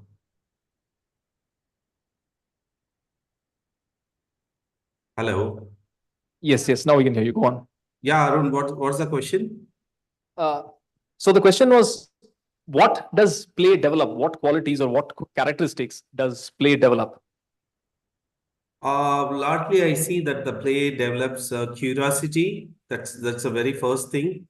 And in terms of the cognitive skills that we see, it helps develop art, music, different forms of expressions, and largely communication, because communication is the very key for play. So I see that play fosters all this stuff as they do. Got it. Preetham, would Yeah. you like to add something? I mean, play is something that, like Balaji just mentioned, the three critical things of creativity, curiosity, and critical thinking. Because when they are playing, they are like that mini leadership qualities are developing. They have to evolve. Maybe something is missing. So whether it is youngsters, early childhood, or it is even for older teenagers, adolescents, young adults, having that play kind of environment actually builds these capacities. I mean, if I could share a story that when we conduct our programs, we start off with playing. We have playing as our start point. And when we do that, initially the children would miss out because they didn't know that we were going to be having some fun stuff and playing. And soon they started realizing that they were missing out on it because by the time they came late, we were already back into our classes or doing things. And now instead of us chasing them, come to classes early, come to this early, they were chasing their parents and saying, no, I need to be there on time. I don't want to miss playing out. And this was not structured games. So if it was structured games, maybe they wouldn't have had that kind of fun because it was free play, semi-structured. They had some boundaries. It made it fun, and they wanted to be part of that social circle and environment. Absolutely. Any thoughts on what are some common misconceptions about play that as adults or as educators we have? The misconception I would say is that you don't need a lot of tools and items to play. You can just all you need is space. And I also say that for playing games, I'm not talking sports, it should be something where you don't require any special skills or talent, no special tools. It should be something that you can easily make it up or create together. So this would be one of the misconceptions. The second thing is, it doesn't have to be like don't have to take out time for it. Oh, I don't have time for play. It could be done in a classroom while you're studying. You can just take 5 minutes, 10 minutes out and create that kind of playing environment. Let's play something on the subject. Maybe they're studying geography. Can we just make a play? I'll put some chits now and let's create it. But this, in my thoughts, can only happen when the teacher has autonomy on their class, right? Not driven by syllabus, not driven by all things that they have to do, because this, unfortunately, is what drives teachers. They have to be accountable there. They don't have that kind of autonomy to introduce play, and that's something they could take it up. Absolutely. Mansi? I guess the biggest misconception is when children are playing, they think they're only playing, they're not learning anything. On the contrary, while they're playing, they're learning life skills. They are learning character virtues. They are learning a lot. So I think the biggest misconception is that they're just playing. There's no learning happening. Not just no learning, it's that play is useless or even detrimental, right? So the common thing, okay, go do your work, stop playing, right? No, play is very important, and it probably makes them better at their work. It definitely makes them better human beings and so on. So these are some of the common misconceptions, and the admonition that often as adults we give to young adults saying, haven't you grown up yet? Why are you playing with me, or why are you playing at this? Is very so that infantilizes play and says this is only for children who don't know better. This is only for the young who are still wet behind the ears and are immature, right? It's doesn't acknowledge the fact that play is very important for emotional and character development throughout your life. Ritika, Balaji. My thought on this, as you said, and rightly pinned that one, people say play is only for children. Am I audible, by the way? Yes, you're audible. Please go on. Sorry. So that goes with a whole lot of stuff. Play is only for children, and if it is for adults, what is the resource that we have got to play? Okay. So the flip side of it, what is that we are going to get out of that play? The cognitive skills, the developmental skills, the feedbacks, the communication, confidence. What is that we are going to get back from this play? So as adults, there is what we call as convergent thinking, and this is what happens, I believe. And as everyone pointed rightly on the open play system, where we foster more of what we call divergent thinking as we play. So that's my view. Got it. Ritika? Yeah, I think the same misconception that play and studies are they don't converge. I think that is one misconception, and that's a big reason for that is even in our timetables in schools, our sports periods and our study periods are very clearly defined. There is no overlap as such, and it is not traditionally thought that you can bring play into the classroom. It sounds very frivolous. So in the second half of my journey, so before, as I mentioned, I was working in the US and the IT industry. And then when I joined the EdTech sector in 2011, it's been about 13, 14 years now. That time, it was even less heard of having games and play in the classroom. And that's when I started with maths EdTech. So I've been working in maths edtech all my life. I mean, all the years that I've spent in the edtech sector. I worked in personalized and games-based learning. So that's the area, one-on-one learning that I focus on. I don't really relate so much to one-to-many kind of, whiteboards and all of that, because I just feel that that loses the touch, right? It's just, converting textbook into, digital information. And I have personally not been able to connect with that. But the amount of transformations I have seen, because I worked with children all the way from the most elite private schools in India, in Asia, in Europe, Middle East. And then I've also worked with slum children of children of who are non-schooled or dropouts or government school children or children of migrant laborers who don't get to have a consistent education. And I've seen games and play do wonders for them, not just in their confidence, but in their actual academic outcomes. So you can't really, this is something that you can't miss, and it's not something that you can easily dismiss. And this is where I think we need to really look at play in a much more holistic way. And I think the best way to do it, everybody sitting here in this room, if today you commit to becoming more playful in your lives, I think that itself will be a great change, because it will start with you. You can't be like sitting like a dictator and expecting everybody around you to be playful. You have to really embody that. You have to smile, you have to laugh, you have to be, committed to play, and you have to really enjoy it, which you will if you give it that much time. It'll definitely teach us to take ourselves a little less seriously. Yes, absolutely. Take yourself less seriously. And it will also do one more thing, which is an added side benefit. Let's say you want your child to be indulging in free play.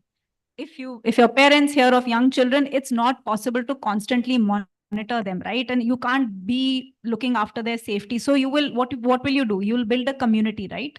You will talk to your neighbor, you'll make friends, you'll do something to build a community so that you can together, raise children that are more attuned to playing and more attuned to being out there, rather than, I don't know if anybody here has watched that. There's this advertisement that came some years ago. It's called the Indoor Generation. If you've not watched it, it's on YouTube. It's a 3-4 minute video. Just see how much we've become this indoor generation and what kind of catastrophic effect it is having on our health. So if we can build communities that support each other, if I am busy today here, I know that there's somebody looking after my kid and he can indulge in free play without me being worried. That's what you sort of leverage community for. So that's an added side benefit of this whole thing. Absolutely. Sorry. I just wanted to add here, it's really sad to see sometimes when you give children a chance to choose what they want to do, they don't know how to choose, because they always have a structured play-way method. So in our school, when they come in the morning, we ask them to have a free play for 10 minutes. And when you tell them, choose whatever you want to do, they say, I don't know what to do, because they're always told what to do. That's why free play plays a very, very important role. If you have a toddler at home, if you have young children at home, go today and ask them, choose whatever you want to do. See how do they reciprocate to it. Are they able to choose for themselves what they would like to do? If they are able to do it, yes, you are building a future citizen ready, a holistic development of the child. But if they don't know what to choose, then I think we need to, as educators and as parents, we need to reflect back. Where is the gap? Absolutely. To be honest, unfortunately, a lot of teenagers, middle school, I have seen examples where when they are asked to play with their friends and buddies, choose whatever you want to play, they invite everyone over to watch TV or to play a video game, right? Which is very disheartening, honestly. I will just move on to the role of adults or parents or teachers in fostering this kind of play. Any thoughts from you, Peter? Yeah, I mean, I also conduct programs on parent empowerment, which is the missing link in good education.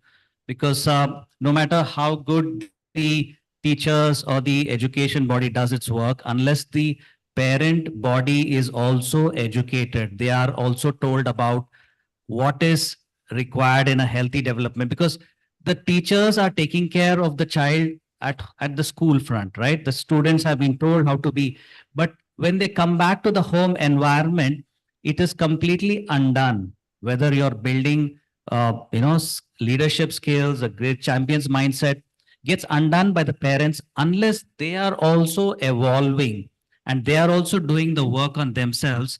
Then you can create a champion breed of people who can really rise up to great leadership. And as parents, then it comes down to parents on how they're using their time. Many times I've seen it simply because they don't know what to do. It's not that they don't want to do, they don't know what to do. And a simple education, you know what, have you tried this to do this in your free time instead of watching TV? Oh, okay, I didn't even know we could do that. Yes, you could do something like that.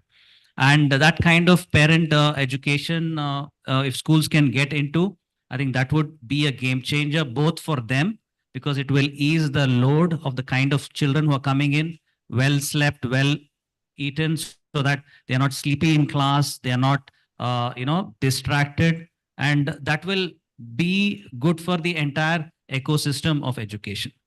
How do you fit something like this into the traditional structured format of the day that we have at school, at grade school? I mean, in a traditional system, you could invite parents on a monthly basis together, not for the parent teacher meeting of, your child needs to work on this, not those kind of things, but on helping them, digital media, how are you guys tackling as a holistic bunch, right? Okay, next month, playing, what are you guys doing?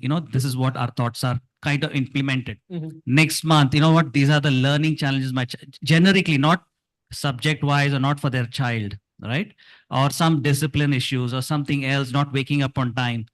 What can parents do? Because that education, they are not having it, right? They don't know what to do. Here and there, probably they will get some information from friends, but that a parent education can ease their burden there back home, so that the teacher and the school can do a better role of building the leaders. Absolutely. I think parents, adults, stop building your child's resume, right? Stop looking at them as just a bunch of CV points. This kid now plays 3 instruments, speaks 4 languages, does well at this sport and that sport and stuff.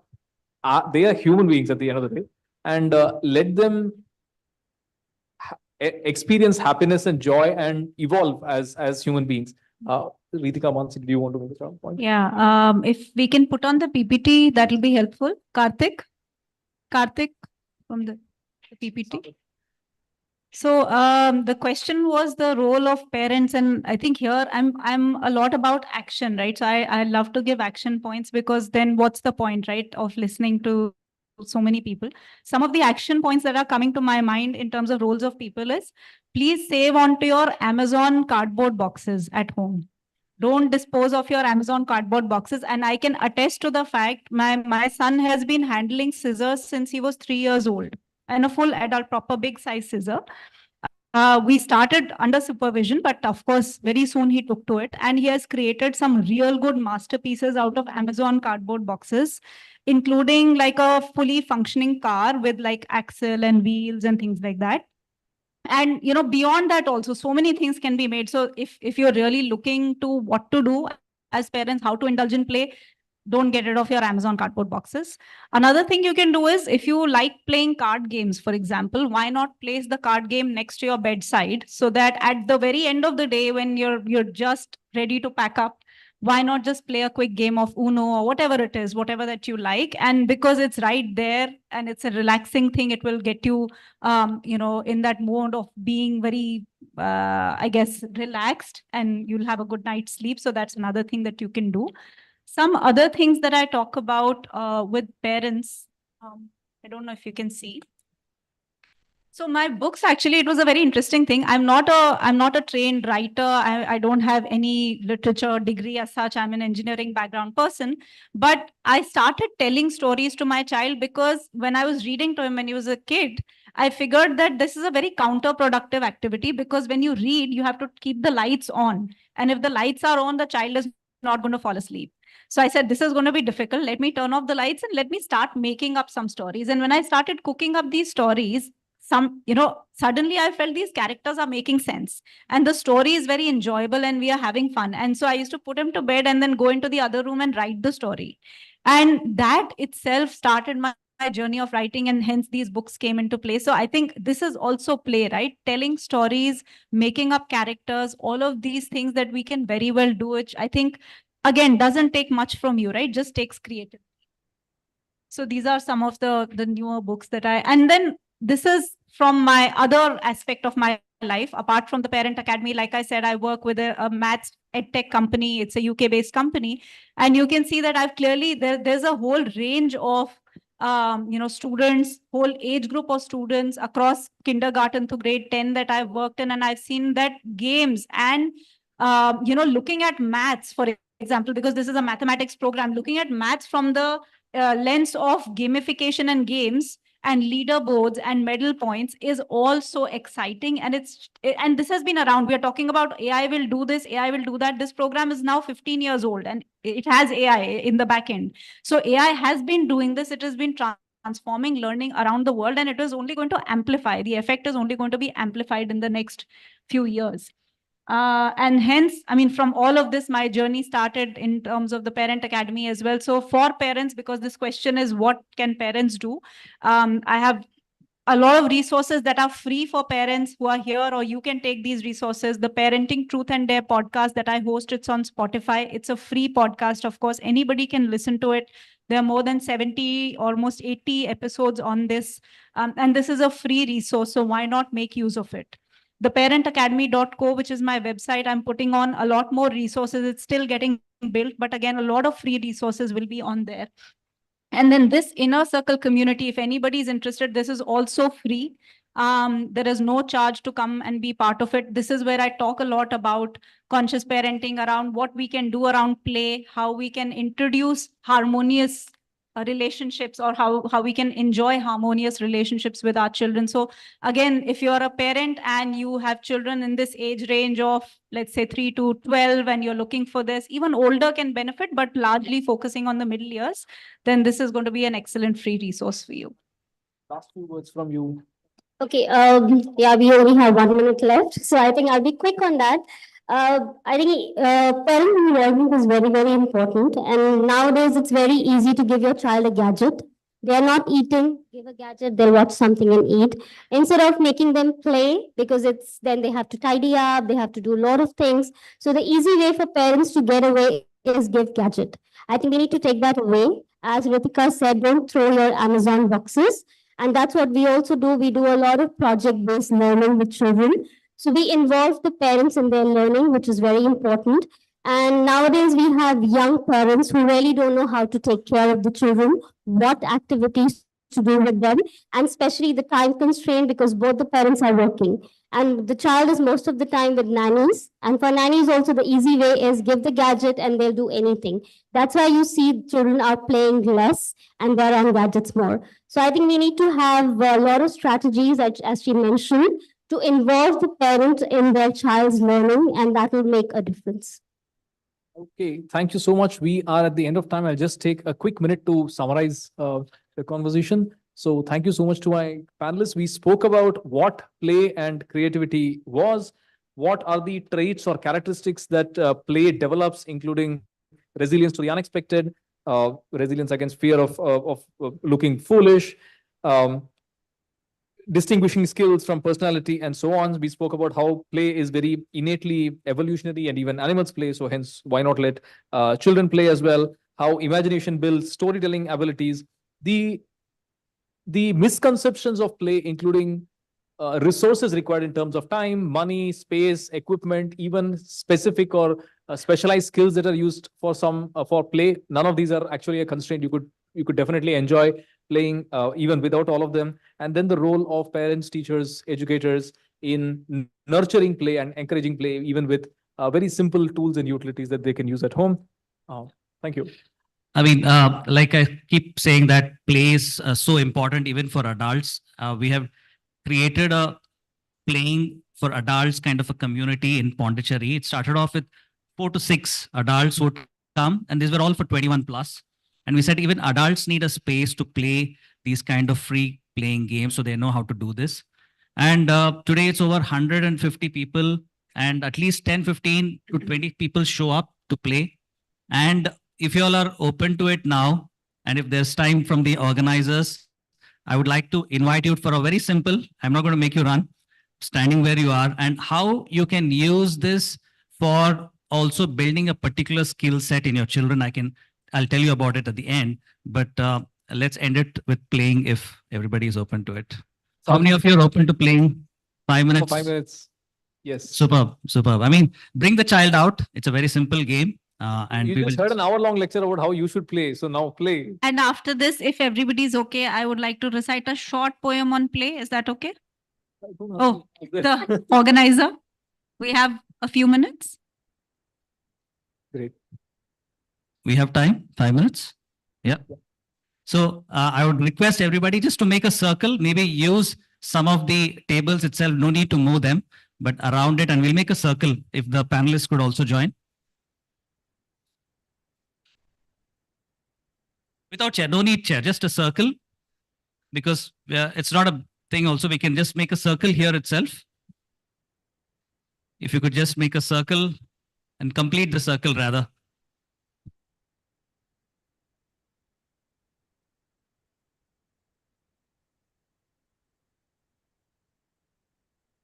Just make a big circle. I think there are about quite a few people. Just you can close a circle here. You can just close a circle here. Just use me. I mean, I'm part of the circle. Yeah. You could come. I'm going to be inside just so that I'm not playing this one because I got the mic. Please join, please join. Okay, so think of yourself as 10-year-olds, okay? So forget you're the adult here for a moment. And the game is, I mean, I've never given a name, let's say call it clapping. And one clap, you have a choice of 1 clap, 2 clap, and 3 clap. You can do anything you want, okay? 1 clap, 2 clap, or 3 clap. That's your choice, right? Let's say we start with you. You do 1 clap. You have a choice of 1 clap, 2 clap, or 3 clap, okay? Okay, it's like that. So what happens is it's going to go clockwise. If he does 1 clap, it goes to you. If you do 1 clap, goes to you. If you do 2 clap, or anybody can do 2 clap, the clap reverses direction. Okay? So you have to pay attention. So when children are there, they're noisy, and you're going to call them into class, they're just not going to be interested. The moment you say clapping game, they're like, okay, I can get them back, get their attention back. Play this game, then they're ready to listen to studies. Yeah? So let's start. Okay, let's start with you. You didn't do. So you get out. Okay? So, okay, round 1, because if you're slower, you get out. If you clap when you're not supposed to, you're out. And if you don't clap, you're supposed to, you're out also. Sometimes you can have what we call mass murder, like many people go out because they did it or didn't do it. Yeah? Okay. You have a choice of 1 clap, 2 clap, or 3 claps. It's your choice. Okay. So when it comes to you, you can do 1 clap. That means the clap is going in the direction, whatever it is going. Whenever there is a break, we'll go clockwise. First person will always do 1 clap whenever there's a break. Okay. Second person onwards, choice starts. Okay. Goes clockwise. After that, it can be going in any direction. Yeah. So 1 clap is clockwise. 2 clap is reverse direction. Okay. I'll not come to 3 clap yet. We'll see after that, you know. Okay, start.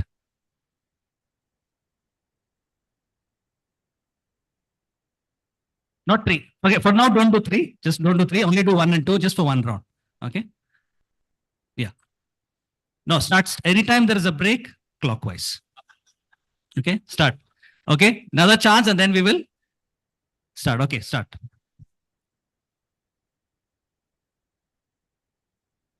It's come to you, but you didn't do.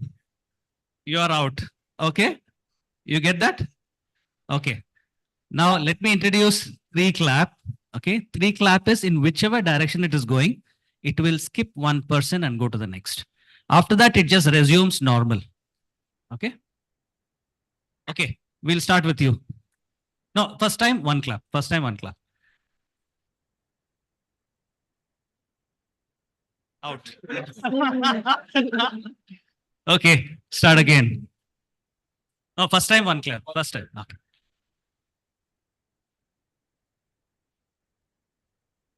Out. Okay. Okay, start.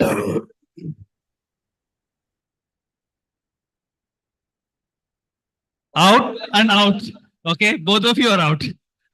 Because you're supposed to do, you didn't do. Okay, just make the circle compact. Yeah, make the circle compact. Okay, Vic, please.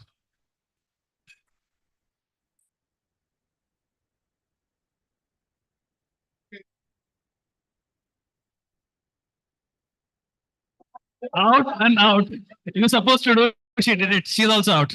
Okay, last round. Okay, last two rounds, maybe. Last two more people. Okay, start.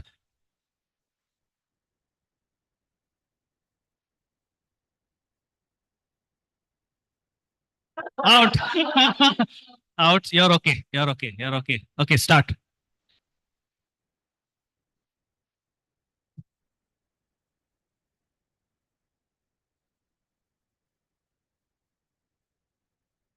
Out.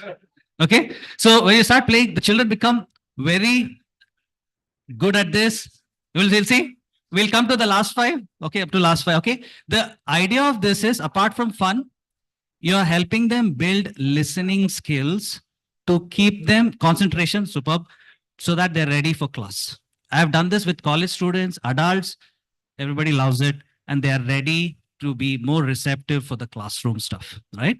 So how it can be integrated, playing can be integrated into your classroom. It doesn't have to be a playing period, so-and-so to so-and-so. It doesn't have to be that.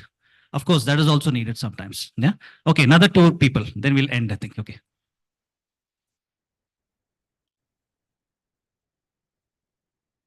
Out. Okay. Okay, start.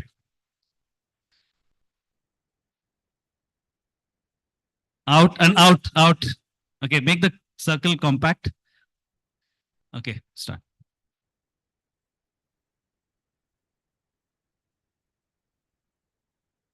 Okay, out. You're correct. You're correct. You're correct. Okay. Start. Okay, no. Okay, no, no, no. No, no. Okay, start, start. Yes, okay. Out.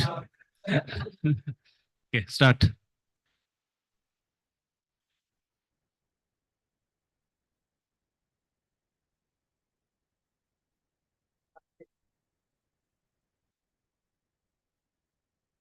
Out. Okay, start. Out. Okay, you have to pay attention. You have to pay attention. Okay.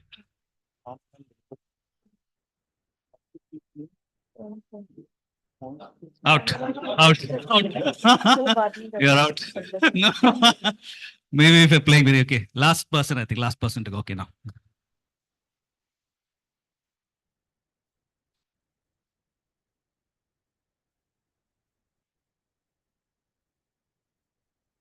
Out. Okay, thank you guys. Hope you all had a good time. Yeah.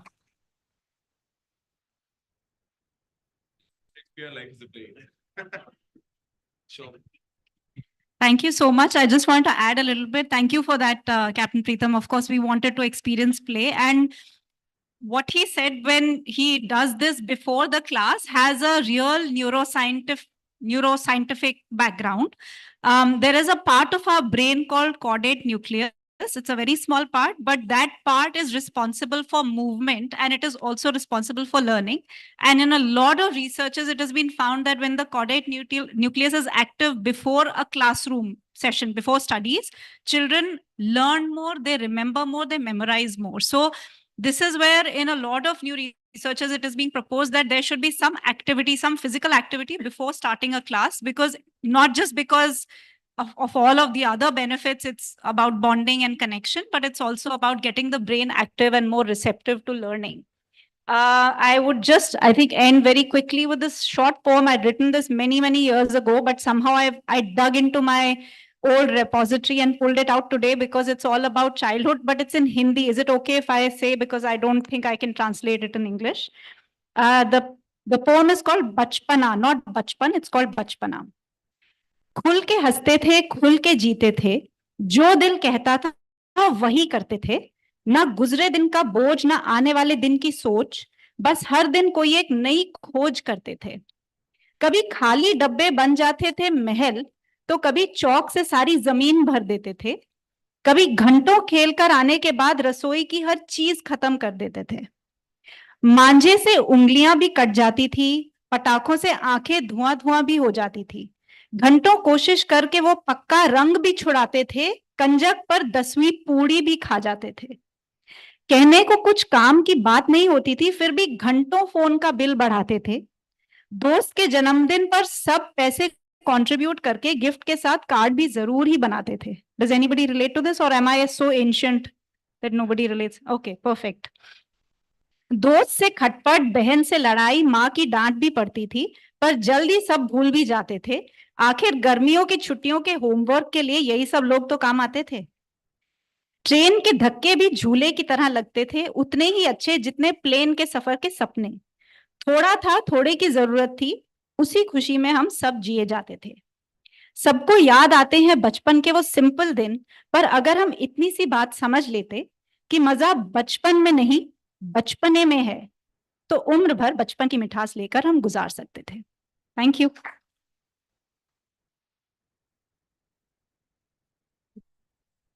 All right, ladies and gentlemen, can we have a huge round of applause for this amazing session? Thank you so much, ma'am, for the lovely poem. I would once again like to invite on stage Abhishek sir to please come and felicitate our panelists. I would like to invite on stage Captain Preetham Madhukar. Can we have a round of applause, ladies and gentlemen?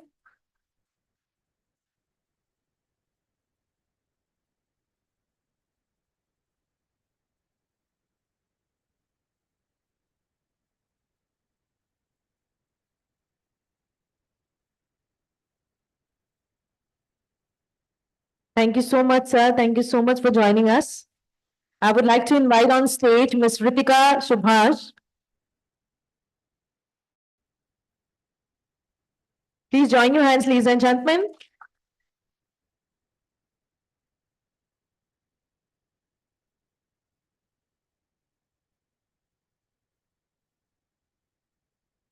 I would like to invite on stage Mr. Arun Sri Laran Iyer.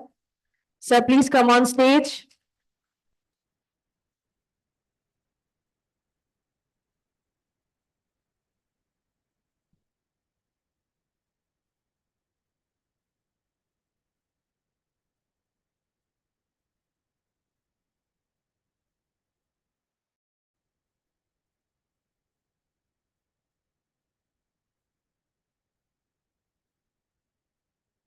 I would like to invite on stage Ms. Manvi Srivastav.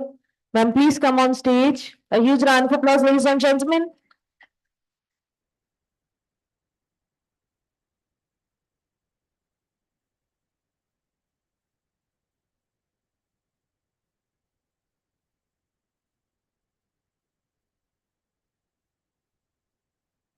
Thank you so much, ma'am. Thank you so much, sir.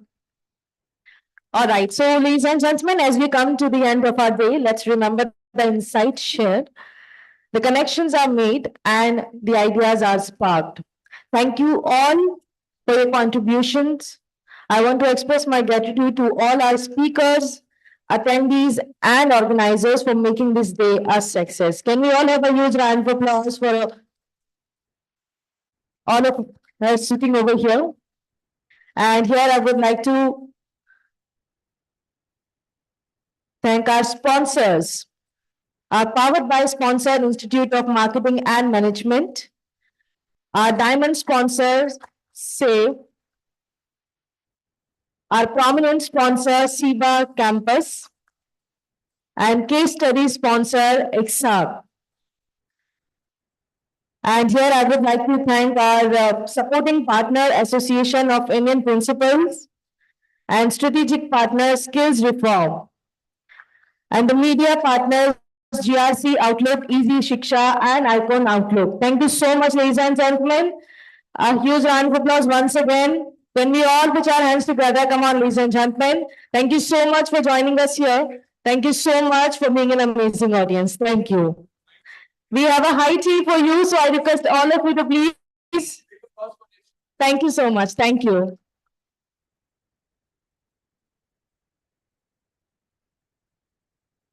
Ladies and gentlemen, we have a high tea, so I request all of you to please proceed for the high tea.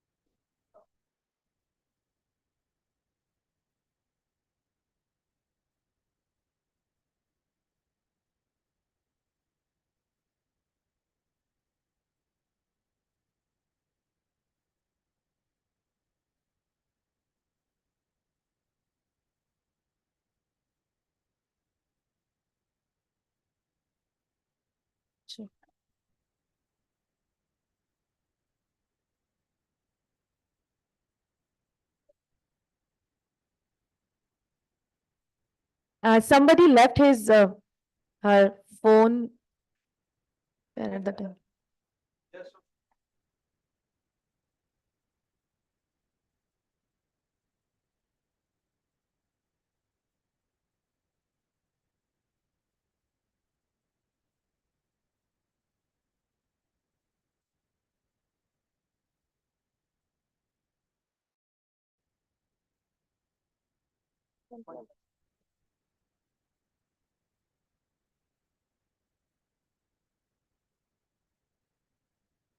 It's a OnePlus smartphone somebody left on the table.